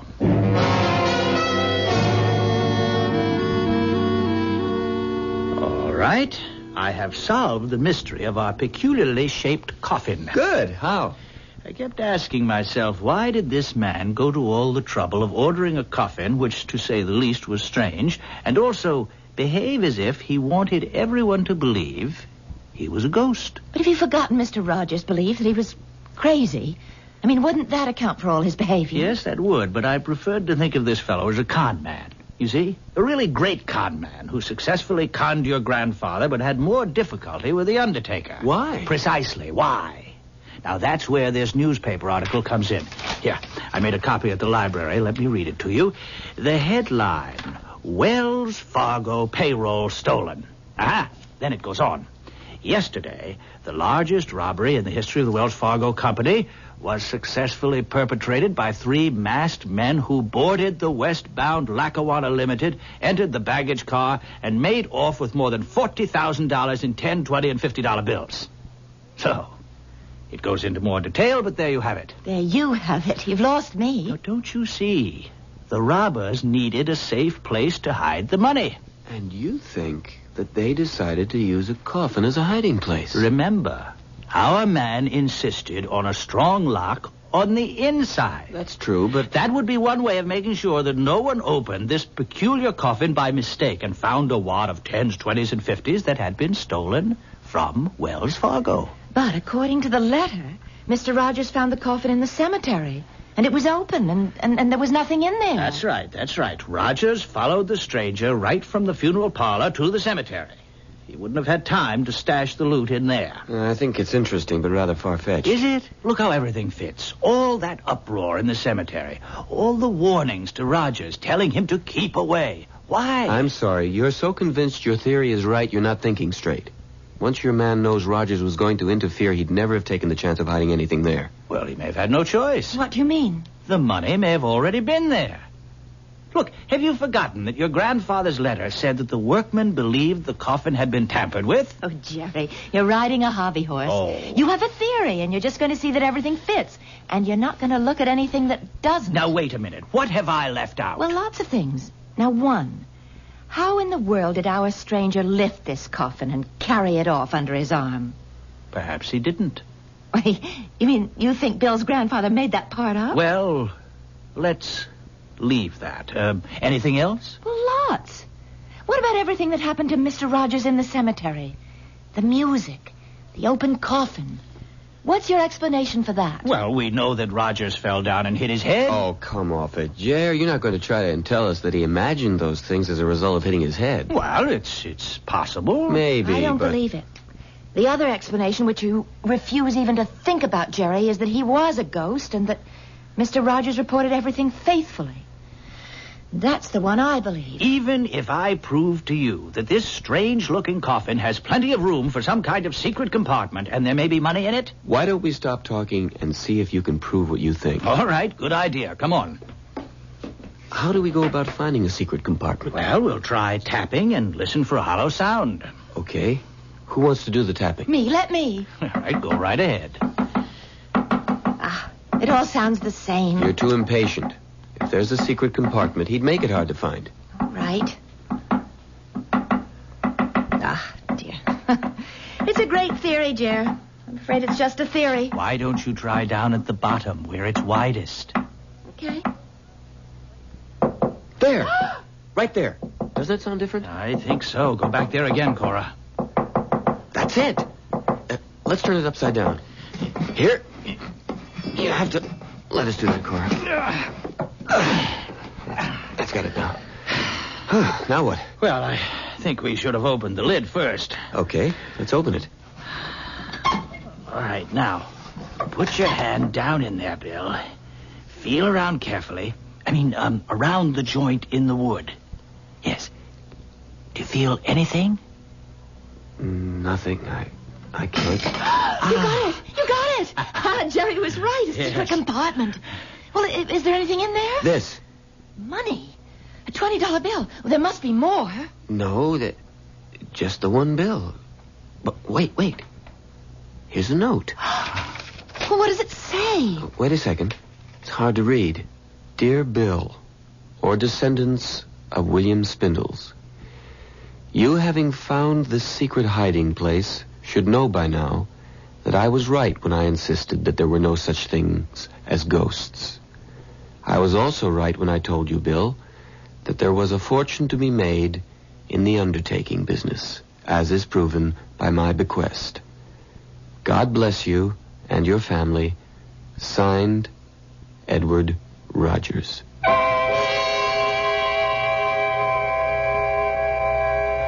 What do you do when you discover that the fortune you expected turns out to be a single $20 bill? Well, if you're William Spindles, you advance the idea that Edward Rogers had indeed found the Wells Fargo loot in the coffin and taken all of it except the one bill. Is there another explanation? I think so, and I'll be back with it in just a moment.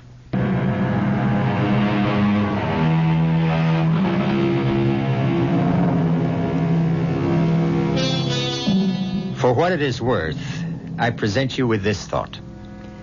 There never was any Wells Fargo money in the coffin to begin with. Edward Rogers had obviously been a man of strong beliefs, and he took this way of proving to Bill Spindles or his children that there are no such things as ghosts, and that there was money to be made in the undertaking business. Did the Spindles accept my explanation? I really don't know. How about you? Our cast included Keir DeLay, Marion Seldes, William Redfield, Peter Collins, and Nat Polan. The entire production was under the direction of Hyman Brown. WCCO Radio, Las Vegas for 3 days and 3 nights.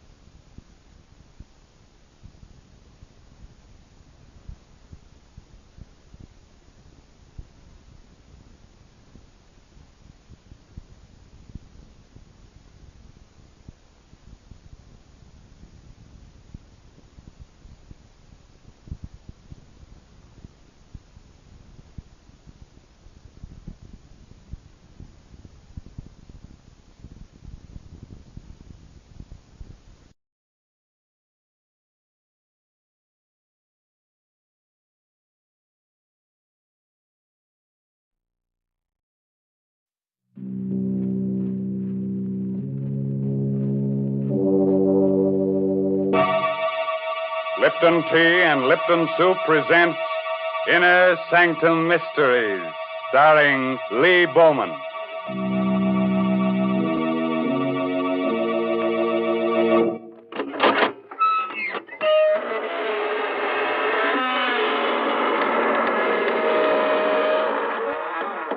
Good evening, friends.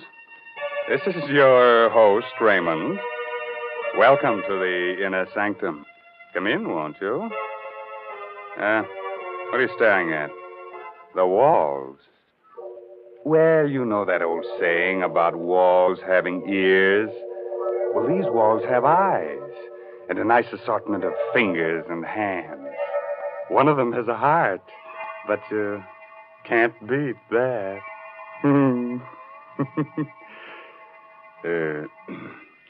Don't mind me, friends. In my old age, I'm getting to be a bit of a gore. You're getting to be a crotchety old bachelor, that's what. Who said that? Oh, Mary Bennett. Hello. Tell me, Mary, do you think I should get married?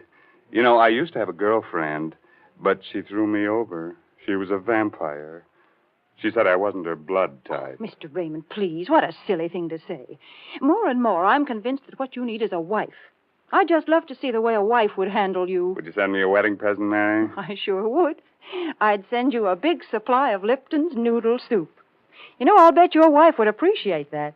My goodness, in the old days, it took a woman all day to make a pot of noodle soup, whereas nowadays it only takes a jiffy. That is, when you use Lipton's noodle soup mix. But Lipton's has got the same homemade taste, believe you me. It's got the same chickeny flavor. Yes, sir, a hot plate of Lipton's noodle soup is a grand welcome home for the whole family. One whiff of that savory Lipton's noodle soup, and folks feel relaxed and ready for dinner with a rousing good appetite. Well, now, that's a very pretty picture, Mary. Which reminds me, our story tonight is about one of the fine arts, murder. It's called Death is an Artist. an original tale by Frederick Maytho. And our star is from Hollywood, Lee Bowman, soon to appear with Rita Hayworth in the Columbia Technicolor picture Tonight and Every Night. So, curdle close to the fire and turn the lights down real low. By the way, if you have a little spook or two in your home, looking behind your shower curtains before turning on the water is the courteous thing to do. Otherwise, you might be dampening your spirits. Now let's get on with our story. I'm Stevie, a reporter. I'm what's called a police reporter because I hang around police stations for my stories. But tonight, I'm the best reporter in the world because I've got that kind of a story that's only given to one writer in 1,000, once in a lifetime. This story begins with the end of a man's life. Yesterday, an old man living alone with his 5 cats on an abandoned barge under the Brooklyn Bridge cut off the heads of 4 of his cats, then expertly slit his own throat from ear to ear. At 6 o'clock on the morning we got the flash about this old man, I was playing cribbage with Mike, my police pal, at the station house squad room. Burke, the desk captain, was snoring his head off. Okay, Mike, there it is. Go, 121 points. That last run made it. You're the luckiest jerk, Stevie. We're both lucky. Not a call the whole night. Sure hate to drive out to anything in this blizzard. Uh-oh. Police, 84th Precinct, Brooklyn. What? Yeah. Wait, say that slower. You haven't seen him in a week. His cats ain't around. Oh, but lady... Huh? Blood in the snow. Well, that's different, sure. Yeah, okay, thanks. What's up, Captain? Some dame passes an old barge down the foot of the bridge on her way to work every day. Says an old bum lives there with his cats. Don't tell me I gotta rescue a cat now. No, this coot talks to her real polite every morning. But she ain't seen him in a week. Today she goes to look close like and finds blood in the snow near the door. So we go see. Probably went south for the winter. Coming along, Stevie? Yeah, but I don't like it. Burke mentioned cats, and I hate cats. And I hate people who keep cats.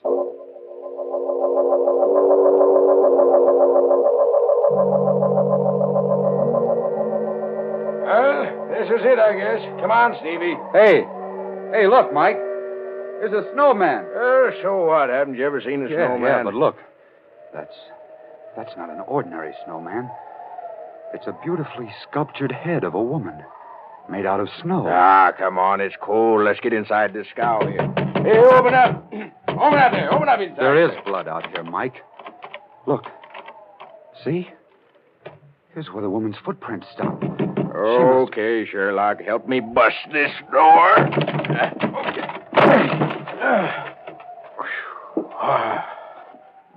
What's the matter with you? Look on the floor. Holy mackerel. 1, 2, 3, 4 cats with their heads cut off. And another one. Alive. Hey, where are you going? I told you I can't stand them dead or alive. One of them clawed me when I was a kid. Stevie, get a load of this over here on the bed. He did a good job. From ear to ear. He had done a good job.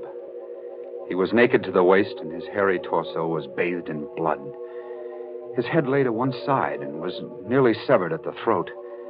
His mouth, a strangely sensitive mouth, hung foolishly open in the middle of a matted mass of beard. But it was his eyes that stirred something inside me. They were cold black agates that smoldered with defiance, even in death. They seemed to carry a message only I was meant to see. I turned away and stumbled over a small wooden box. It contained clay fragments. An impulse seized me, and I carried the box outside. What do you want that box of trash for? I'm not sure. I just feel I ought to take it along. Mind? Just junk. These bums collect the screwiest stuff. Come on, I'll drop you off at your paper. You'll get a news beat on this anyhow.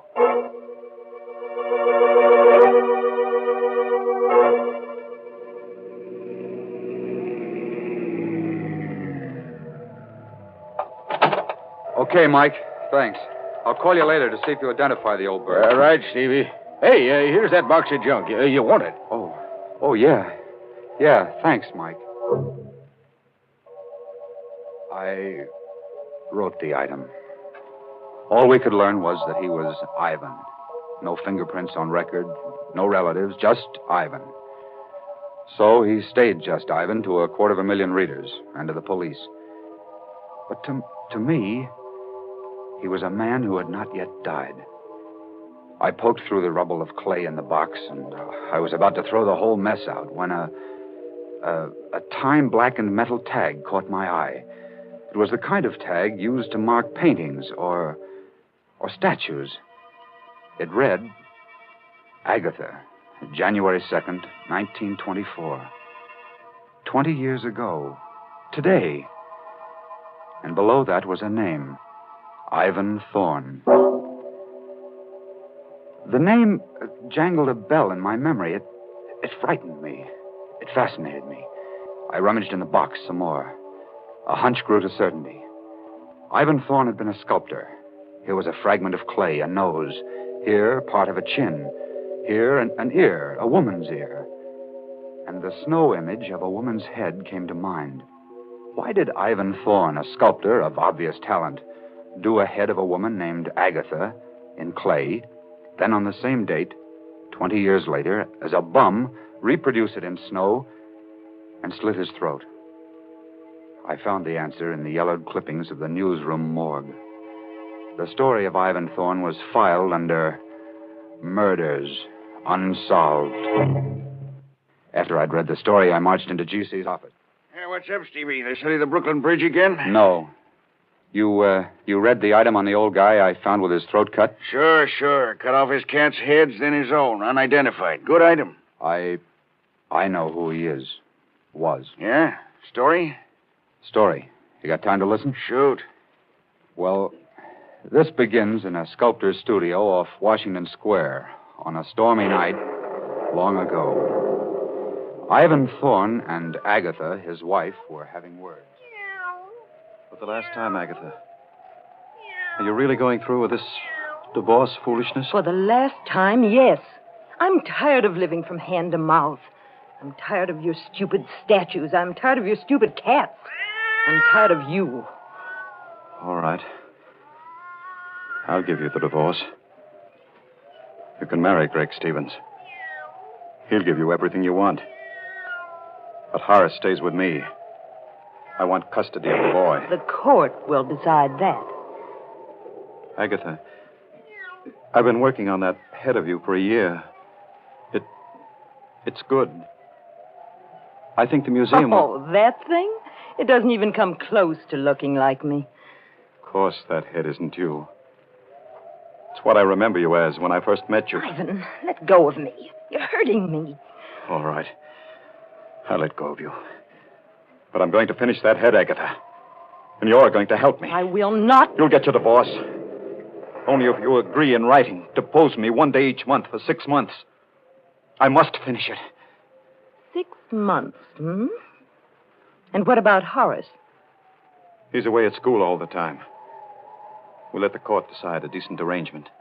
All right, Ivan, I'll do that. Give me that pen. Here. I, Agatha Thorne, agree to pose for a sculptured head by Ivan Thorne on the first day of each month for 6 months. Signed, Agatha Thorne. There you are. Now, get out. Get out before I break your neck.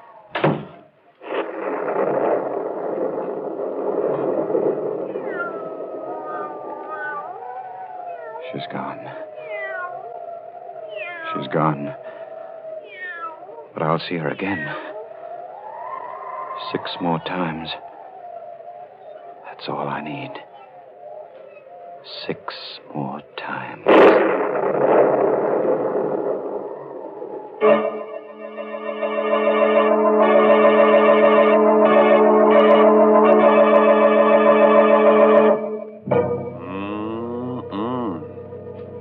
Sounds to me like this Ivan guy is working up a neat little catastrophe. Mr. Raymond. Yes, Mary. I got to thinking about that snowman they found. Did you ever make a snowman? Oh, sure, and I cut off his head for a souvenir. Kept it in the icebox over the summer. And you're teasing me, Mr. Raymond. But you know, when I was a child, we used to spend all afternoon making a snowman. And then we'd go in the house for supper with our cheeks red as a frost apple and with a real country appetite. The house was so warm and cozy. Yes, and filled with all the exciting smells of good cooking. You know how children are. They play in the snow and then come in ready to eat you out of house and home. And I've got a grand suggestion for these winter night suppers. Lipton's Noodle Soup Mix. It's such a heartening dish. Thrifty, too. Costs a lot less than canned soups. Yes, Lipton's Noodle Soup just seems to belong to folks young and old who've got a healthy appetite and a yen for homemade, chickeny-tasting soup. Mary. Yes, Mr. Raymond? Mr. Bowman is waiting to resume his part of the young police reporter, Stevie. That's right. You remember, Stevie told his editor that Ivan was divorced by his wife, Agatha, 20 years ago, and how the events that followed turned the sculptor into the tired old bum he was when he slit his throat under the Brooklyn Bridge. Well, Stevie, did Agatha get her divorce? Yes, and the court gave her custody of their 6-year-old kid, Horace. She married Greg Stevens, and according to these clippings, she kept her agreement with Thorne. She posed for the head he was doing of her so that he could finish it. The first day of each month for 6 months, huh? Yeah. How'd he take the divorce and losing his kid and all? Beautifully. So everybody thought. It got to be the talk of the town. The three of them, Agatha, Greg, and Ivan, seemed to get along fine together. The Stevenses were frequent callers at Thorne's studio. Oh, I say, Thorne, why won't you show me the head you're making of Agatha? It isn't fair, you know. Not till it's finished, Greg. You wouldn't appreciate it as it is now. It really is good, Ivan. When will you finish it? Yes, Ivan, when? I want to finish it on New Year's Day. That will be the last time you need pose, Agatha. Can you make it that day? Well, I'll just have to, won't I? Yes. At 3 o'clock? At 3 o'clock. Come on, Greg, darling. Good night, Ivan. Good night, Ivan. My goodness, 6 months goes by so fast, doesn't it?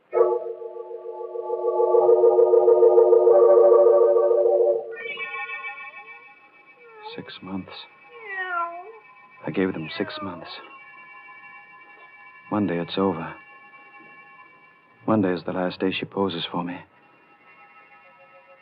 Monday, I'll finish that head. I love her. And for 6 months, 6 centuries, she belonged to that idiot. He took my son from me. You can't hear me, Agatha. Can you? This is you and Clay. You can't hear me. Everybody thinks it's wonderful that Ivan Thorne is such a good sport about it. I fooled them all. I fooled you. Yes.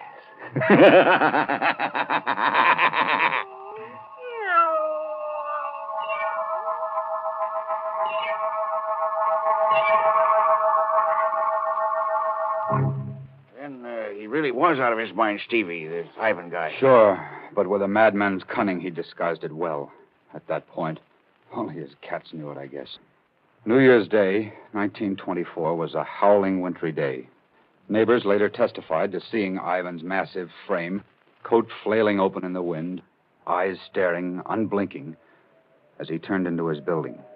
It was the last time they saw him. In his studio, Ivan kicked his door shut and began talking to Agatha's statue, as he'd gotten into the habit of doing now for some time. I'll set the table by the fire, Agatha, just as we always did. You like that. And I'll set a place for little Horace. Oh, I know you don't want him to come here, but we'll just make believe, huh? Agatha, I must pull myself together. Happy New Year, Agatha. Come in, come in. And the same to you, Ivan. Oh, let me get to that fire quickly. I'm frozen up. Why are you bolting the door? The draft rattles the door. Here, give me a coat. Now, how about a bite? By the fire? Why, Ivan. How quaint. Just like old times. Have you minded living up to our agreement? No, Ivan. You've been very decent about it. But tell me, why are you so set on finishing the head you're doing of me? Have you ever seen a human skull, Agatha? Ugly thing. Long after that pretty head of yours becomes a skull, the head I'm making of you will live in ageless bronze. That's why I'm so anxious to finish this work. I see. Well, shall we start, Ivan?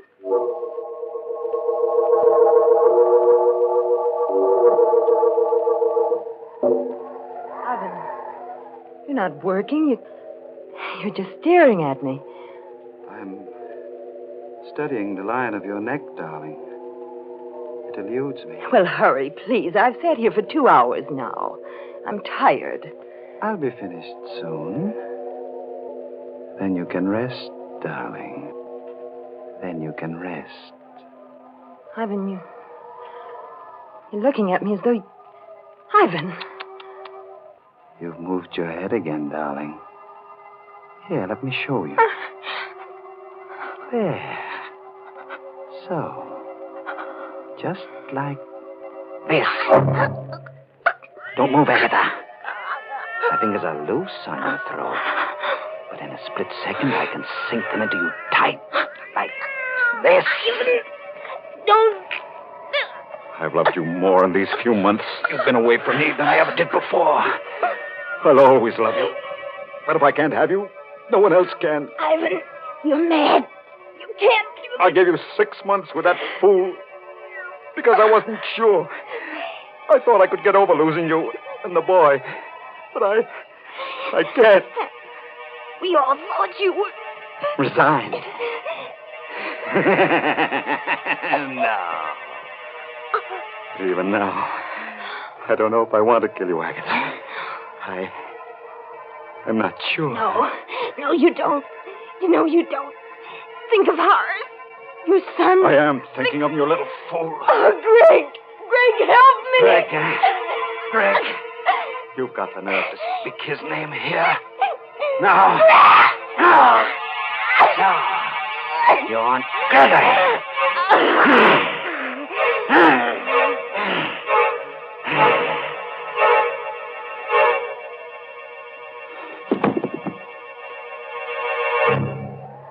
Agatha, I did it. But you made me do it. How beautiful you are. Dead. Look at this clay head. Agatha, see, I was wrong. You're much more beautiful. I've changed my mind. I don't want fame. I don't want a statue. I want you. See, Agatha, I've broken it, smashed it. It's Greg Stevens who should die. He did all this to us. I'll go see Greg. That's it. But I must be careful now. I must make Greg suffer. Oh. I have it. Yes. He must know that he, too, has lost Agatha.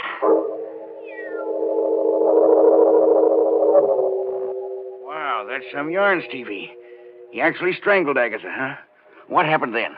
He left his studio and called at the Stevens' house a little after 6.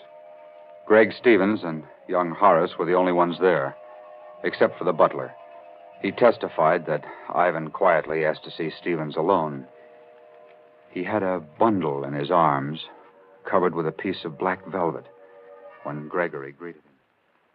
Ivan, well, glad to see you, and Happy New Year to you. But where's Agatha? She was supposed to be with you. She'll turn up shortly. Said something about a girlfriend she had to stop by for. Oh, I see. Well, come on in, Ivan. We can have a glass of sherry while we wait. Thanks. Put your package down somewhere on the table here. Thank you. Did you get a lot done today? On the head, I mean? Yes.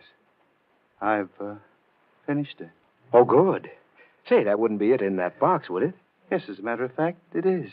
Well, good heavens, man, let me see it. I've been kept from all this long enough. Now that it's finished, No, wait. I'd Till Agatha gets here. I'm going away for a while, Stevens. Before I go, I want you to tell me something. Do you love Agatha? A lot, I mean. A lot? I worship her. I adore her. You know what you did to me when you took Agatha and my boy from me? Well, the choice was hers. I'm glad for my sake. I'm sorry for you. But I thought you were resigned by now. Resigned? You poor fool. I've lived a life of raging hate for you. Ivan, sit down. You don't have to be sorry for me anymore, Greg. You can start feeling sorry for yourself. Thorne, what are you driving at? Everything comes out even, Greg. Come over here. What's in that box? Come closer, Greg. Here. I'll take the cloth off. See for yourself. Agatha! You fiend! You beast, I'll kill you! Hurts, doesn't it, Greg? Hurts to lose Agatha. Doesn't it? I'll kill you! I'll kill you! Oh, you won't. Get away from me. You won't kill me. I won't kill you. We'll both live to remember. Thorne didn't kill Stevens? No, G.C. He knocked him out. They found his footprints in the snow along with the kids. He must have stopped to say goodbye. What a story. He slit his throat this morning as a bum on a barge. Yeah. Took his cats with him. The clay fragments I found in that box on the barge were all that was left of the clay head of Agatha. Nobody even found out how he got away or managed to stay hidden for 20 years? No. That's his secret. Well, write it up, stupid. I can't. I won't, G.C. You can't print that story. The devil I can't. Where's this Greg Stevens? Where's Horace, the kid? Find him. Greg Stevens died penniless and insane a year later. His kid was raised in an orphan asylum. Well, find the kid. Now, let's see. He'd be about 26 today. Maybe he doesn't know any of these things. What a scoop. Get busy. Look, you can't print this story. Why do you think I didn't write it up and hand it in? I feel sorry for the kid. I was raised in an asylum. A story's a story. What do I have to do? Draw you a diagram, G.C.? Why do you call me Stevie? Well, because your name is Stevens, I guess. And, good heavens. You don't mean it. Yes. My name is Stevens. I never use my first name. I don't like it. It's Horace. That's right. You're Horace Stevens. Yes. My father was Ivan Thorne.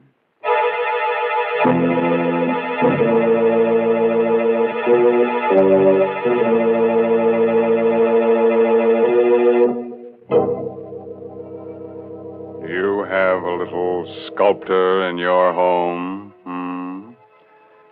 Better take his modeling away from him. Might grow up to be a bust.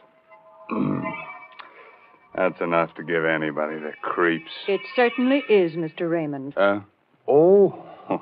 Mary Bennett. Say, didn't you like our story tonight? Well, it was exciting, all right, but why don't you tell stories about normal, happy people? Of course, folks like that never get murdered or anything, but interesting things happen to them. Nice things, too. Like discovering Lipton's noodle soup, huh, Mary? Well, why not? Lipton's noodle soup is a good way to brighten up a meal, and good meals are a mighty important part of life. So, folks, maybe you've tried other envelope soups, but if you've never tried Lipton's noodle soup, you've got something real nice ahead of you, because Lipton's is the favorite noodle soup of them all. Our moral for tonight is don't drive alone. If you have a car, lucky you, form a carpool. Then, if you should have a flat tire, you'll be among friends on that cold, cold highway. Fun, huh? And Uncle Sam says join a carpool, too. He's not kidding. He says your carpool will help save gas and tires, so look to it, Max. Yes, this month's Inner Sanctum mystery novel is Net of Cobwebs by Elizabeth Sanksay Holding. Oh, yes, and you won't forget to look for Lee Bowman with Rita Hayworth and the Columbia Technicolor picture Tonight and Every Night. Well, now it's time to say goodnight until next week at the same time when Lipton Tea and Lipton Soup again present another Inner Sanctum mystery directed by Hyman Brown. Good night. Pleasant dreams.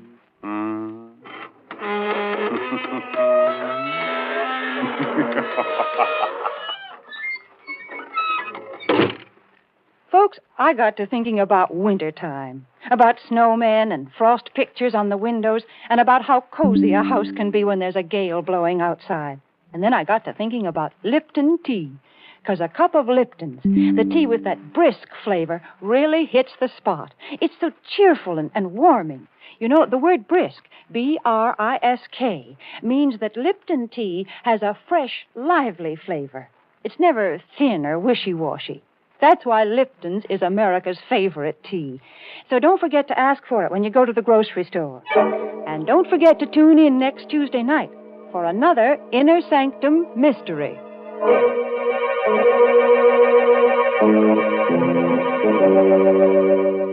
This is CBS, the Columbia Broadcasting System.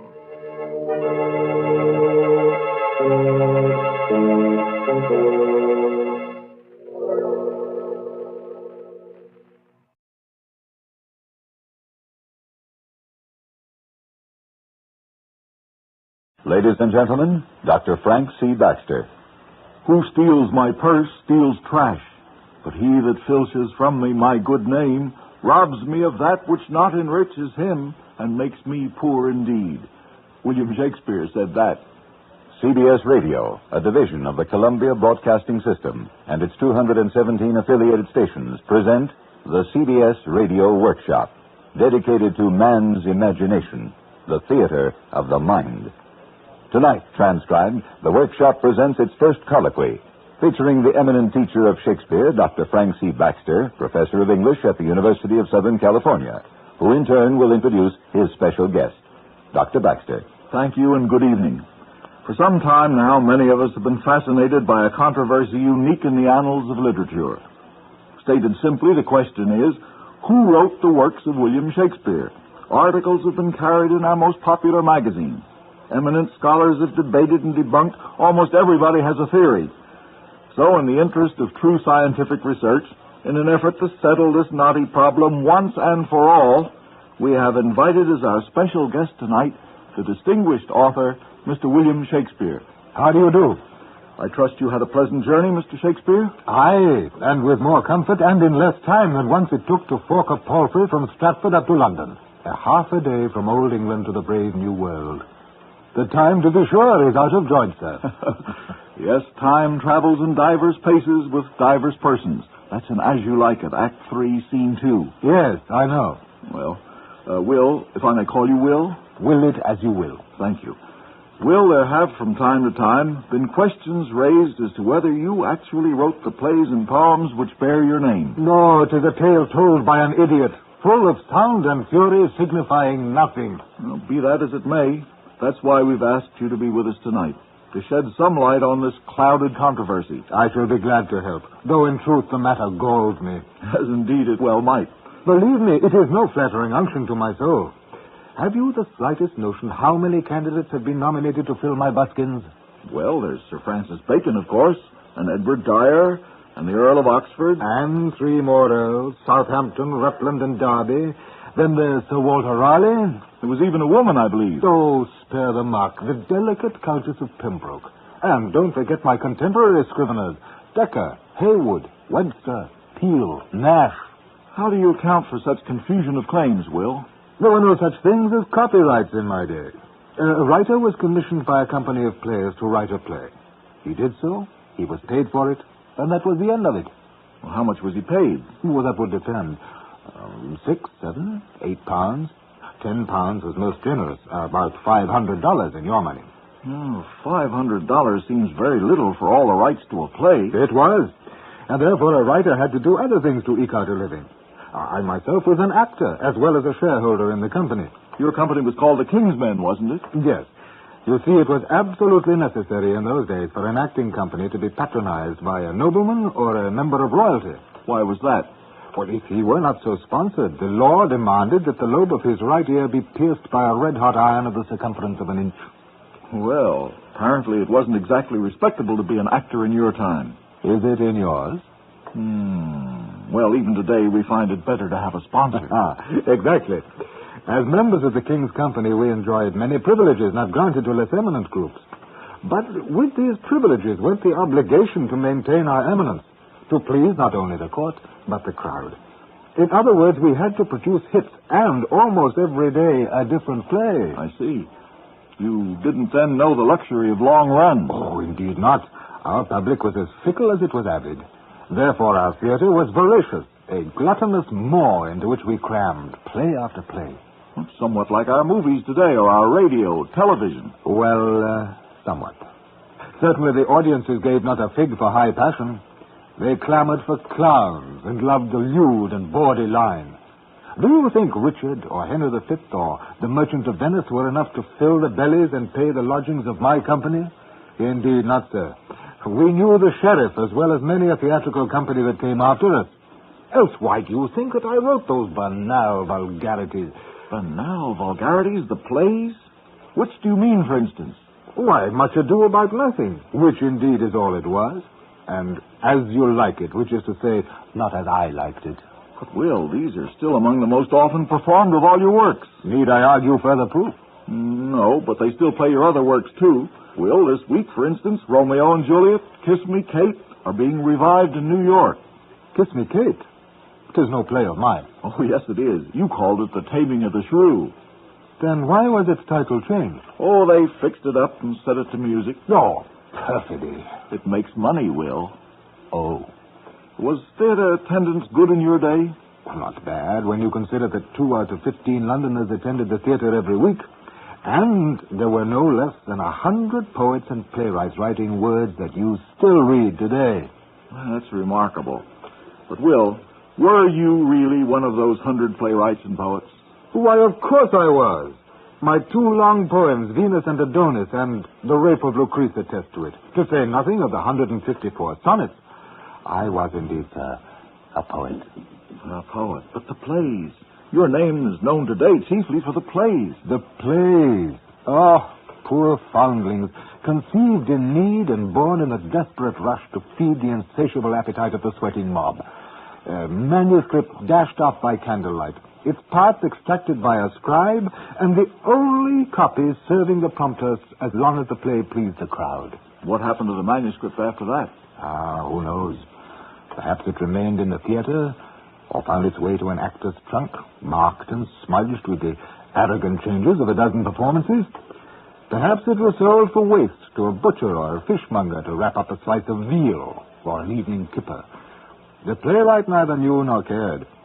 He was, if that strumpet fortune smiled upon him again, working on his next play. But this seems incredible. These great plays. Oh, good Dr. Baxter. Have you a copy of all the scripts that you have ever broadcast?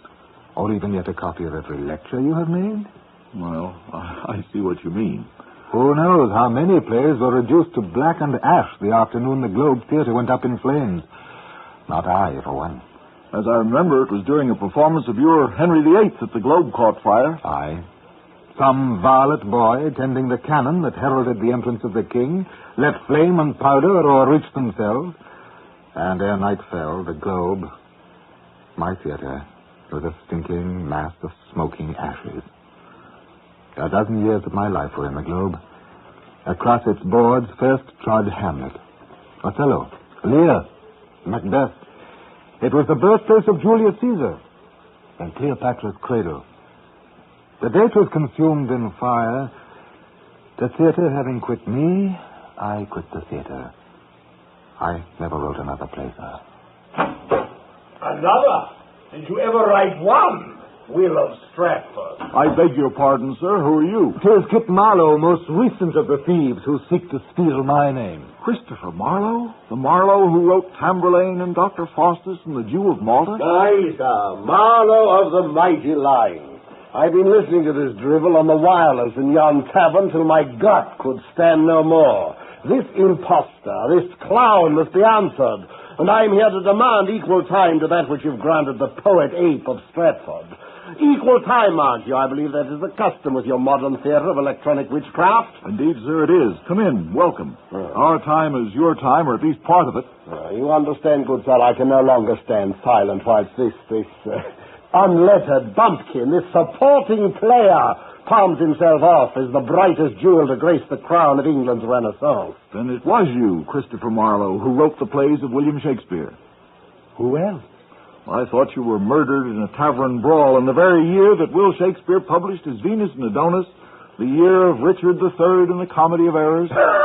Good professor, not you, too. Murdered, I? You've let your reading slip while overmuch you've taught your classes. There were reasons enough why I should disappear. Reasons which yet I dare not fully tell. But murdered? Not I. It was another. A likely tale. Likelier than the monstrous myth that a countryman, unschooled and uneducated, could have written the works which bear the name of Shakespeare. 'Tis true you will not find my praise as scholarly as yours, Kit Marlowe. 'Tis true I knew little Latin and less Greek. I was better acquainted with people than I was with books.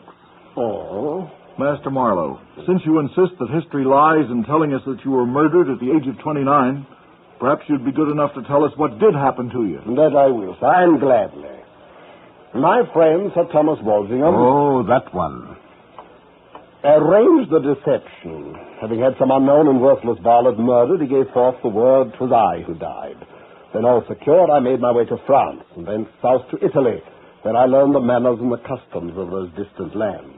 Where, incidentally, I gathered background material for Romeo and Juliet. Oh, what a lying rogue and peasant slave is he. I wrote that, yes. And other comedies and tragedies which I produced under the name of an obscure actor called William Shakespeare. But why use my name? Well, mine I could not use, being still suspect and with a price upon my head.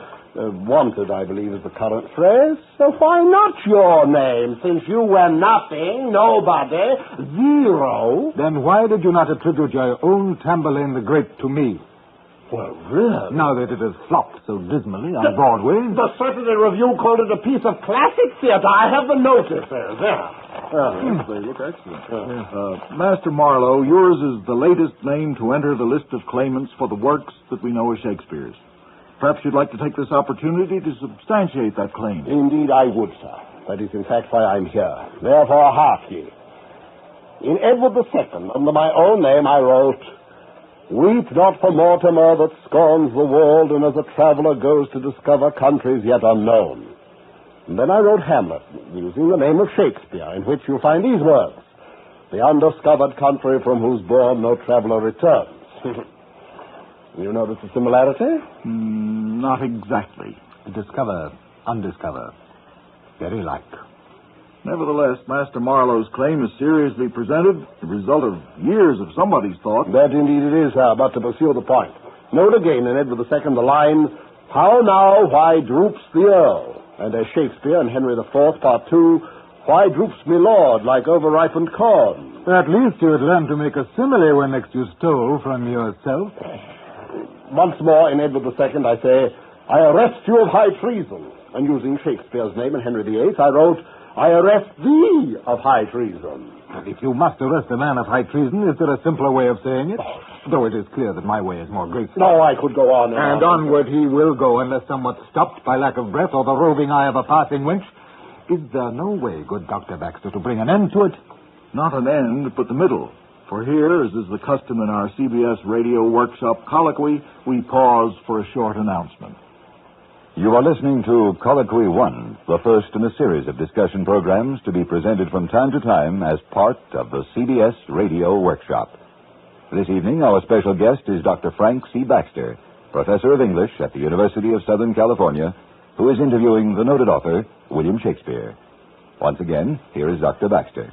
And we have an unexpected but very provocative guest, Christopher Marlowe, the great Elizabethan playwright and the most recent of a score of Shakespeare's contemporaries who claim to have written his work. Well, can there be any rational argument against such overwhelming proof? I would not deign to dignify such syllogistic Beg your pardon, sirs. Yes? Were you looking for someone? I'm told by the warders of your gate that somewhere within a colloquy is being held. Is this the place? Well, it is, but I'm... Then permit me. I am Edward de Vere, 17th Earl of Oxford. And you, sir? I am the first Francis Baxter of South Pasadena, at your service, my lord. Oh, we are well met, sir. Will Shakespeare. Your lordship's looking well. Indeed, somewhat better than when we last met. If I recall, it was at the Globe in the spring of 1604, and you were playing, as was your wont, the ghost of Hamlet's father. Indeed I was. Though I must confess your lordship picked a bad day to see the play. I was way off that afternoon. Oh, tut, goodbye, man. You played it well as I intended it should be played when I wrote it. You wrote it? I don't believe that I've had the honor. Oh, pardon me, your lordship. May I present Christopher Marlowe? Ah, yes, Marlowe. Informer, spy, pederast, and sometimes sprivener. Avidly ruling aristo, sycophant, spineless ornament of a decadent. It's easy to see why Marlowe's mighty line was ended so early and so violent. I demand this ignorant varlet be removed. Ignorant! I grace the halls of Cambridge more brilliantly than ever you, the university which bears your name. My name, sir, school ties, the common phrase, is it Yes, not? approximately. Let's call it school spirit. Sir, Master Marlowe has as much right here as you. These days, we make much of a man's right to speak his mind without fear or reprisal. Of what use, then, the stock, the rack, and the pillory? None any longer. Ours is an enlightened age. And so was ours. But we had ways to curb the vagrant tongues of churls. We found out that if we let them wag their vagrant tongues long enough, they end by hanging themselves. It is passing strange, what? So, my lord, you've come here to present your case. In all truth, it would be beneath me to plead a case for writings tossed off in a moment of whim and consumed with eagerness beyond credulity by a tasteless public. Were it not for an American gentleman who discovered my secret, I would not be here. But since he has gone to such lengths to prove the truth I know so well, I feel it only fair to him to present here the arguments he has advanced in my favor, and thus set injustice right, and prevent either a brawling tippler or an Avonian peasant from claiming what is my due. Your due. An American gentleman, you say? Oh, yes. It was he who more than 30 years ago revealed in a book called Shakespeare Identified that 'twas I, Edward de Vere, 17th Earl of Oxford, who was indeed the author of the works which, for nearly 400 years, have been attributed to this strolling player, yclept Shakespeare. And how was this American gentleman yclept? Looney was his name, J. Thomas Looney. Did you say Looney? I did, sirrah. Looney, Looney. That's what I thought you said. And how did Mr. Looney arrive at his conclusions? Oh, by deduction. He decided that Shakespeare's works could only have been written by a mature man of recognized genius, an unconventional man not adequately appreciated, a lyric poet of recognized talent, a man of superior classical education, and, finally, an aristocrat, a gentleman. Whose image fits within this frame? Whose? But mine. Surely, sir. Surely there were others in London at the time who could meet these specifications? Perhaps.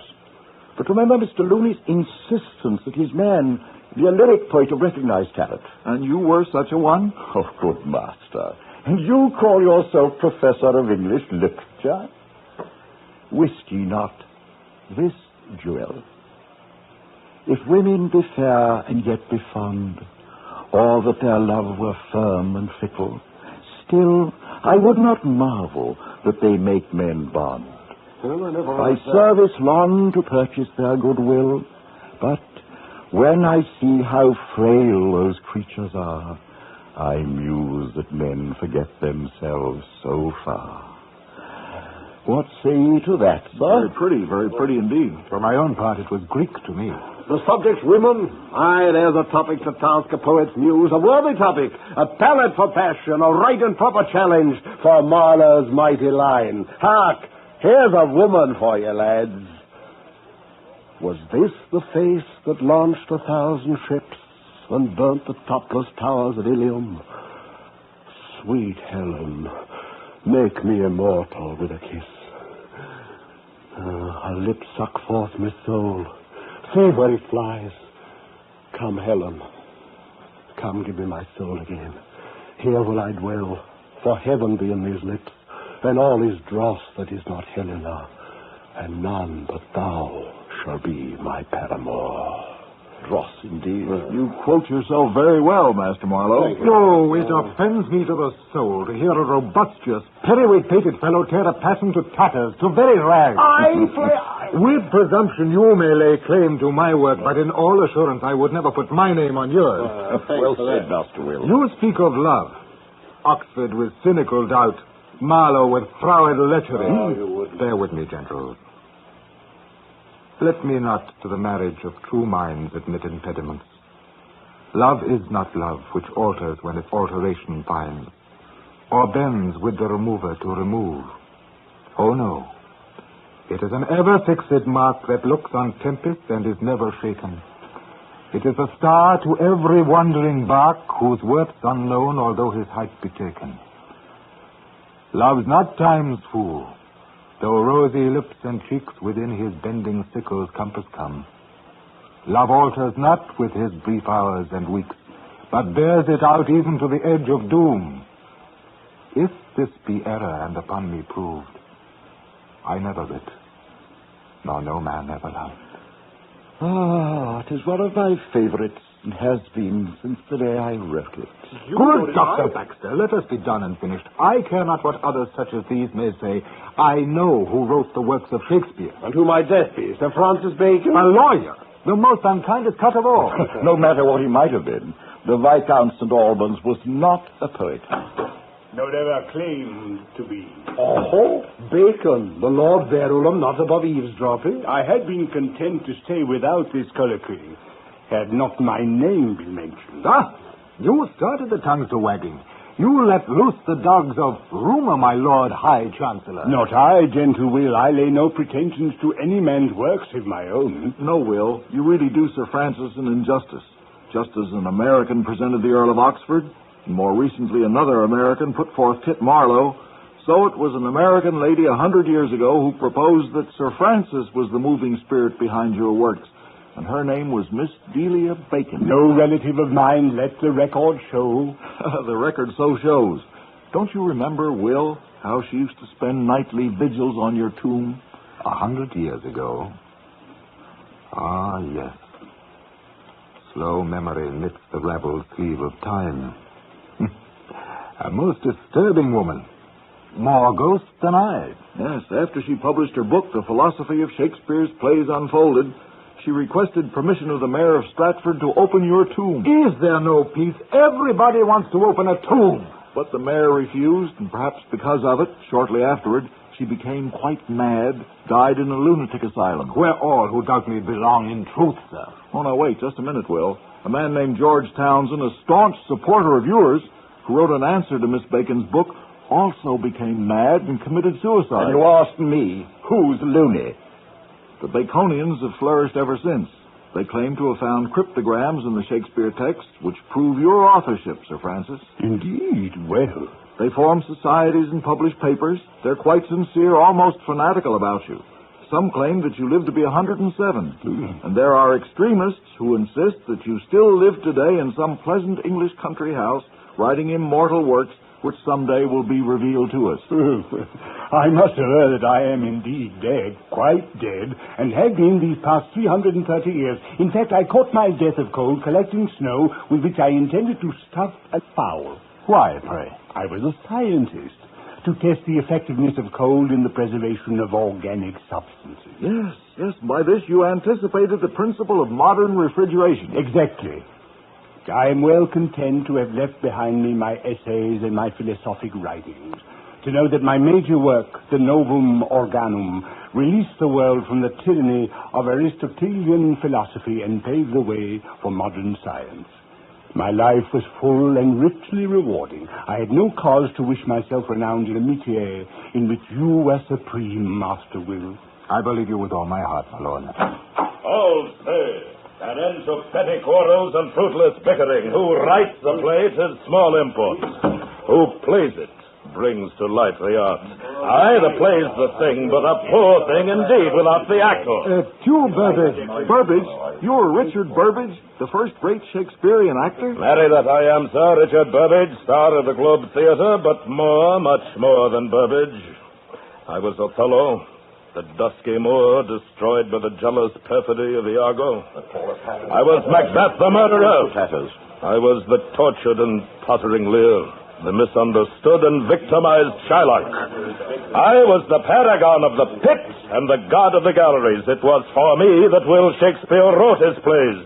And 'twere not for me, none of you would be met tonight in this futile discourse. For it was I who gave the name of Shakespeare its first bright luster. Say now, Will, are not the Prince of Denmark's moods but scrawls on paper without the voice of Richard Burbage, for whom they were created? Far rather would I agree with thee, friend Burbage, than list the vain and maundering arguments of these literary opportunists. Therefore, once more, good friend, speak the speech, I pray you, as I did write it for you.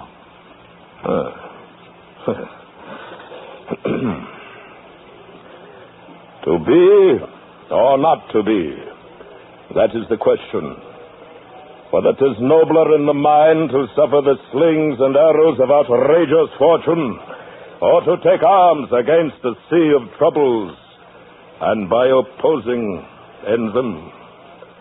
To die, to sleep, no more. And by a sleep, to say we end the heartache and the thousand natural shocks that flesh is heir to. 'Tis a consummation devoutly to be wished. To die. To sleep.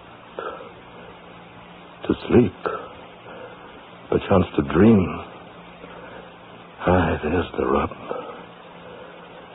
For in that sleep of death what dreams may come, when we have shuffled off this mortal coil, must give us pause. There's the respect that makes calamity of so long life.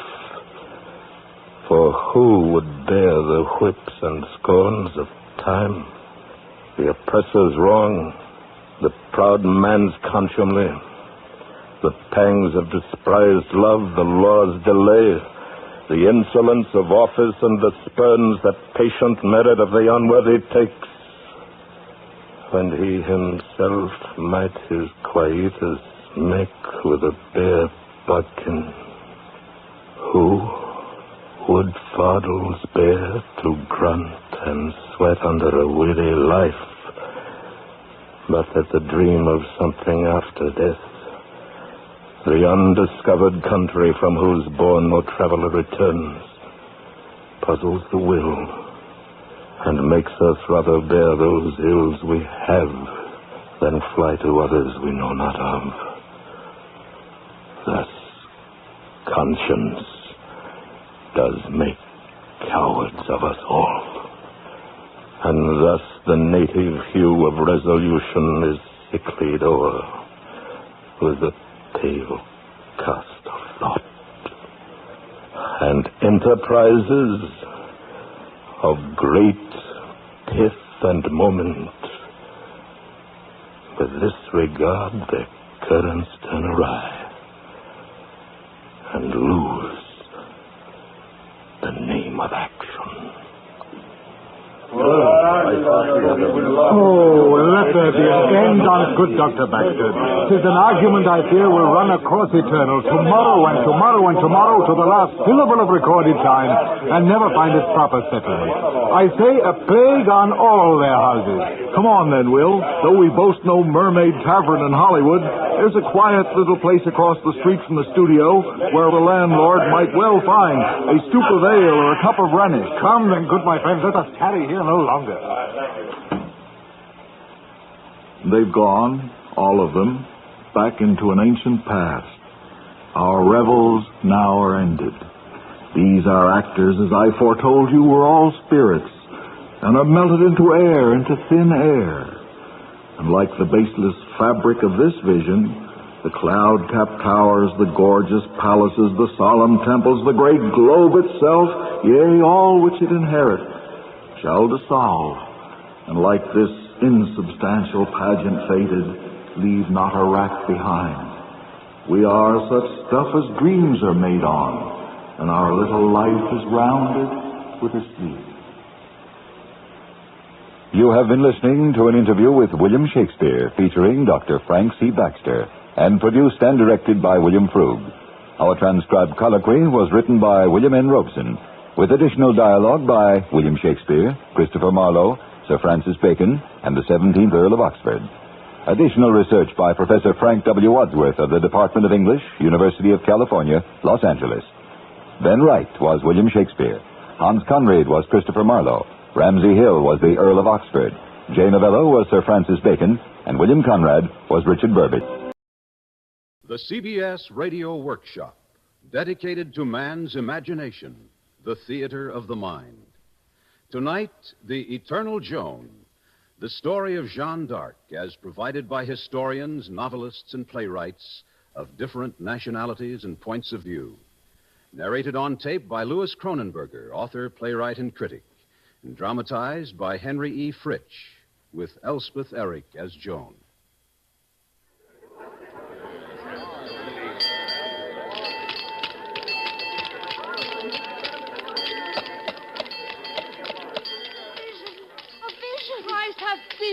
Saint Margaret, have pity. Pray for her, all ye saints. Oh, Lord God, deliver have her. mercy on her. Burn the witch! Death to the witch! Warm her up, the soldiers! Hide on the wall! Burn her! Let's get it over with. Burn her to the end!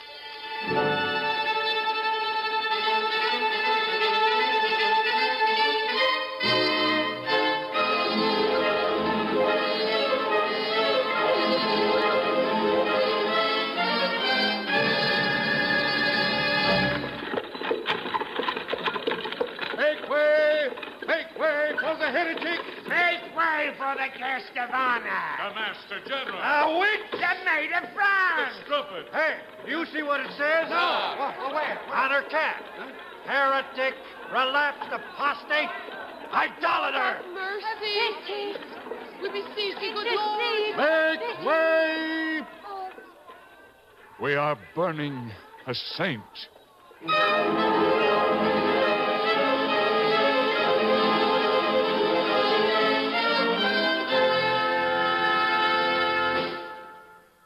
This was the old market square in the French city of Rouen on the morning of the 30th of May, 1431.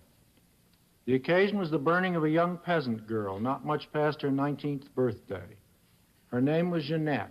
Her family name was d'Arc, first without an apostrophe, then with one, after Joan had got her family ennobled.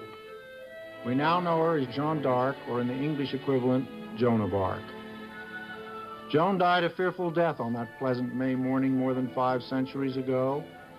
She was tied to a wooden stake, standing on a pile of kindling and firewood, and slowly charred. She had first been excommunicated by her church.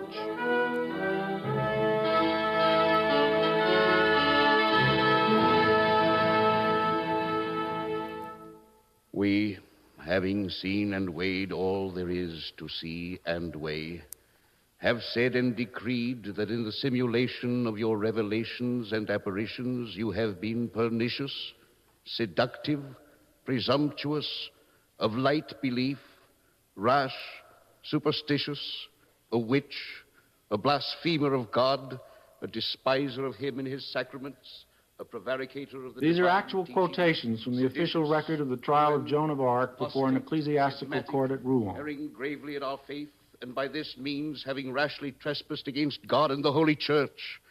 Therefore we denounce you as a rotten member which must be cast out and given over to the secular power. The secular power to which Joan was given over by her own countrymen, that is, the English Army of Occupation, did not even take the trouble to hold a trial or to make formal charges. Her sentence took less than a minute. What now, priest? Are you going to keep us here to dinner? Take her! Take her! Jesus! Jesus! A cross!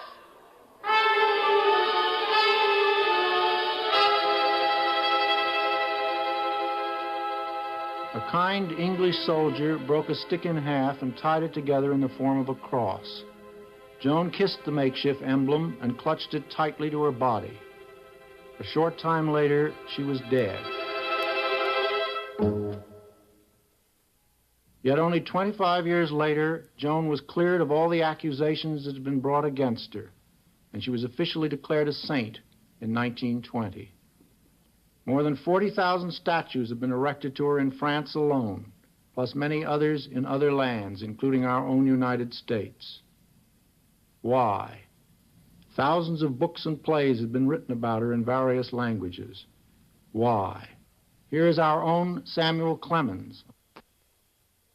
Caesar carried conquest far, but he did it with the trained and confident veterans of Rome, and he was a trained soldier himself. Napoleon swept away the disciplined armies of Europe, but he also was a trained soldier, and he began his work with patriot battalions, inspired by the miracle-working new breath of liberty. Joan, a mere child in years, ignorant, unlettered, a poor village girl, unknown and without influence, found a great nation lying in chains, helpless and hopeless under an alien domination. Its king was cowed, resigned, and preparing to flee the country. And Joan laid hands upon this nation, this corpse, and it rose and followed her. But this point alone is not enough to explain the universal appeal which Joan the Maid has had for all the world. Yes, even for the Marquesas Islanders in the Pacific, who to this day are convinced that the English ate Joan, or else why would they have wanted to roast her? There's little doubt about the bare facts, since fortunately complete records of Joan's long trials have come down to us. But for the touchstones of human understanding, we have to turn to those who have tried to interpret Joan on the basis of individual insight. Her historians, novelists, and playwrights of different nationalities and points of view. I'll start at the beginning. It's always nicer at the beginning. I'll begin with my father's house when I was still very small. I'm in the meadow now, watching my sheep. It's the first time I hear the voices after the evening Angelus. That was the voice of Joan herself, describing her first experience with the mystic powers that controlled the rest of her short life. The scene is taken from the play The Lark, written by Jean Arnoux of France and adapted by Lillian Hellman. I still wear my hair in a thick braid. I'm not thinking of anything. I know only that God is good and that he keeps me pure and safe in this little corner of the earth near Domremy. This one little piece which has not yet been destroyed by the English invaders. I live here happy with my father, my mother, and my brothers.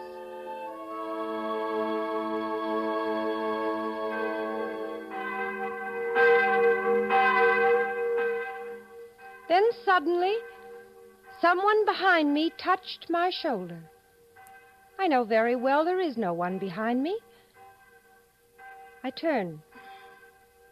And there is a great blinding light.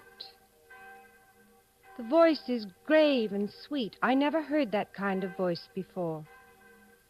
That day the voice only said, "Be a good girl, Joan, and go often to church." Well, I was good, and I did go often to church, so I didn't understand why the voice spoke that way, and I was frightened. But I didn't tell anybody. I don't know why.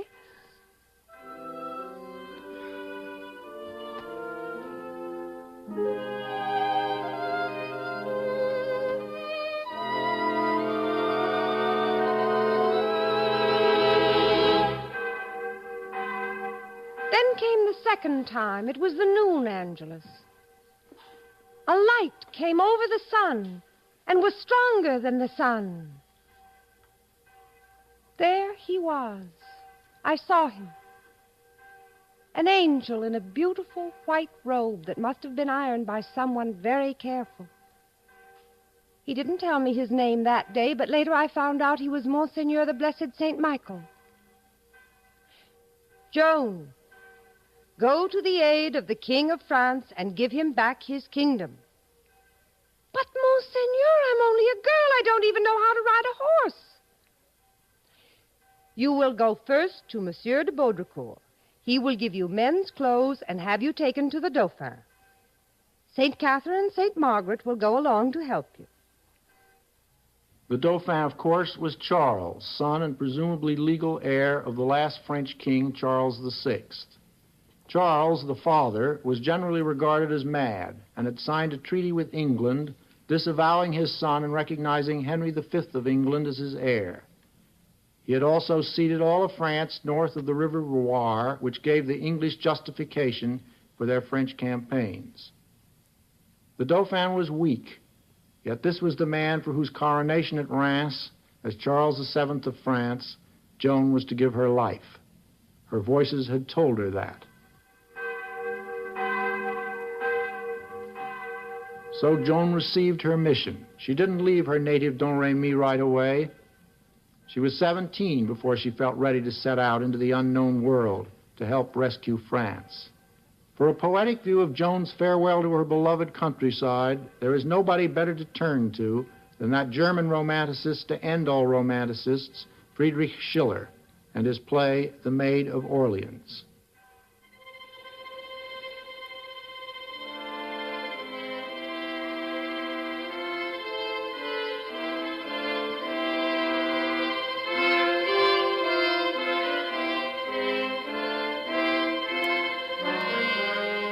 Farewell, ye mountains, ye beloved glades, ye lone and peaceful valleys. Fare ye well. Through you Johanna nevermore may stray. Johanna goes and ne'er returns again. Such is to me the Spirit's high behest. To Gaul's heroic sons deliverance bring.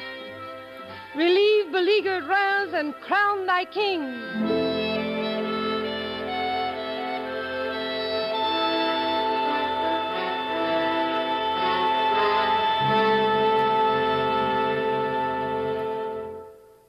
And so, instructed by a power higher than any earthly authority, Jeanette reluctantly left her childhood home in Domremy to become the maid. A few months later, in Reims, Joan saw her great dream come true. The Dauphin, her Dauphin, was anointed with the heaven-sent oil and formally crowned King Charles VII of France.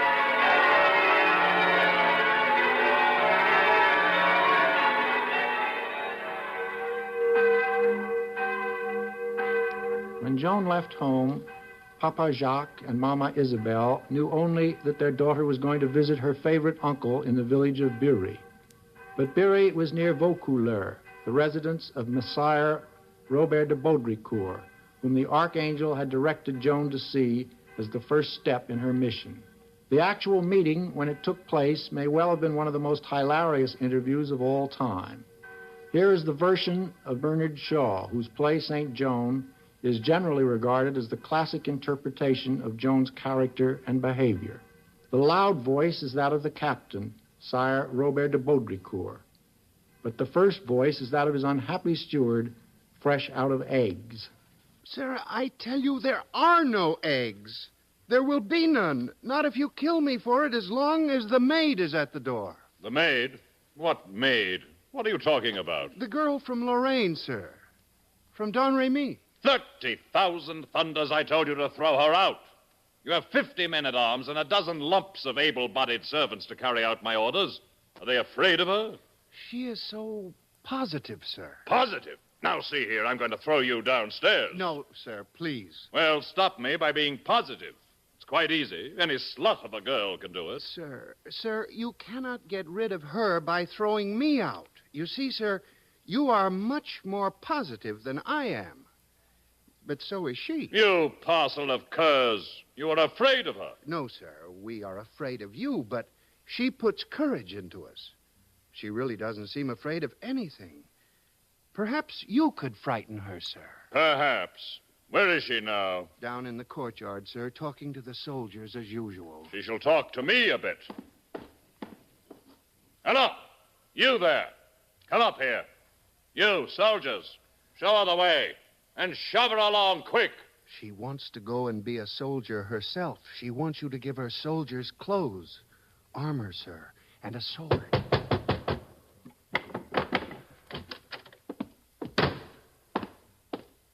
Good morning, Captain Squire.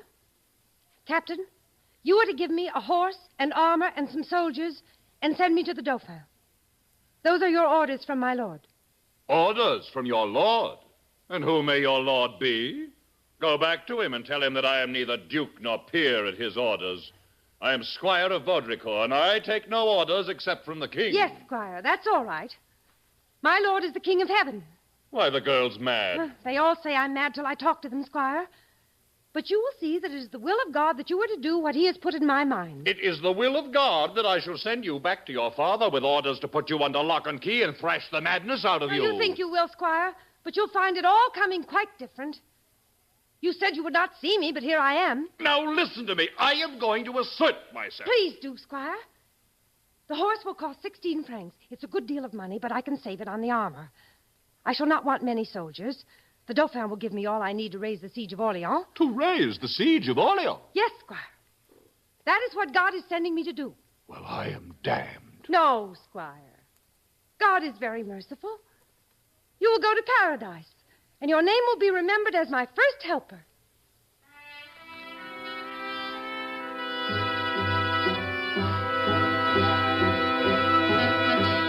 Joan got her horse, her equipment, and her escort.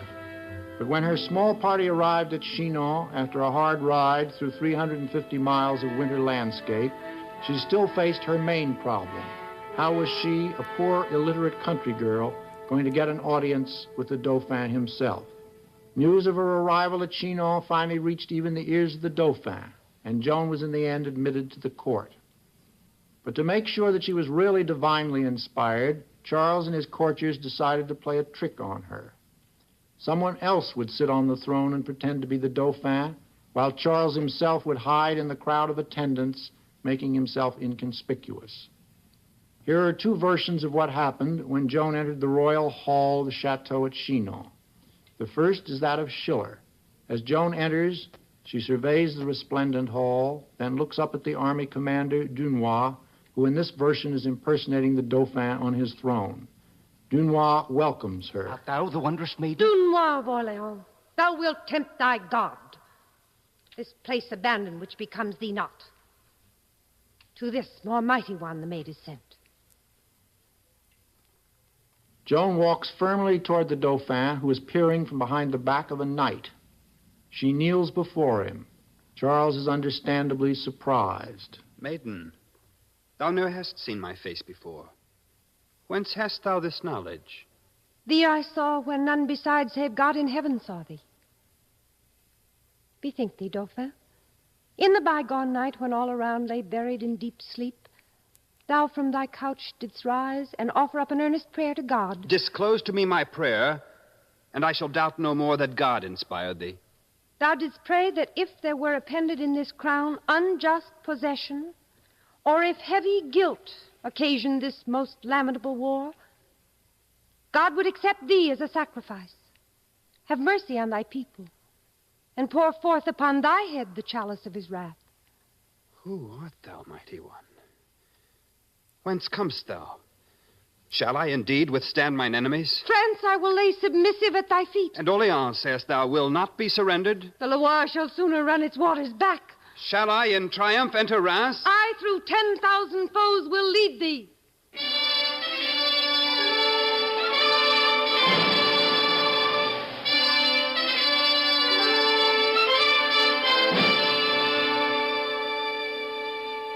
In the modern Anouilh Hellman play, the Dauphin is no storybook king. As the scene opens, Charles is lolling indolently on his throne, playing with one of those cup and ball toys that still delight children today. Enter the Archbishop of Reims. Oh, Archbishop, you have arrived just in time. I am on the point of governing. There is not time for jest, Your Majesty. We are faced with the dangerous problem of this peasant girl. The people are in love with her. They are convinced that God has sent her to you and that she alone can save France. They think she works miracles. I have sympathy for them. They are as desperate as I am. As for this girl, I have no curiosity about her. I know too many people as it is. And a messenger from God doesn't sound very amusing. But I want to be a good king and please my people. Therefore, I shall see this girl. I think I might like to play a trick on her. Let's put a page upon the throne. Let's clothe him in the royal doublet with the fewest patches. He'll look better than I do. And let us enjoy the sight of God's envoy pleading her cause to a page boy. And so, when Joan timidly enters the throne room, it's a young court attendant who is impersonating the Dauphin. She sees through the deception, however, just as quickly as she did in the case of Dunois in Schiller's play. She surveys the crowd and walks straight to Charles, who tries to run from her. What do you want? Noble Dauphin, I am Joan the maid. The King of Heaven has sent me to tell you that you must be anointed and crowned in the city of Reims. Well, that is splendid, mademoiselle, but Reims is in the hands of the English, as far as I know. How shall we get there? We will fight our way there, Noble Dauphin. First, we will take Orleans, and then we will walk to Reims. God told me, Noble Dauphin. You haven't come here to kill me? No. No, of course not. You have an honest face. I've lived so long with these pirates that I've almost forgotten what an honest face looks like. Are there many people who have honest faces? Many, sire. Well, I never see them. Well, all right. Start boring me. Tell me that I ought to be a great king. Yes, Charles.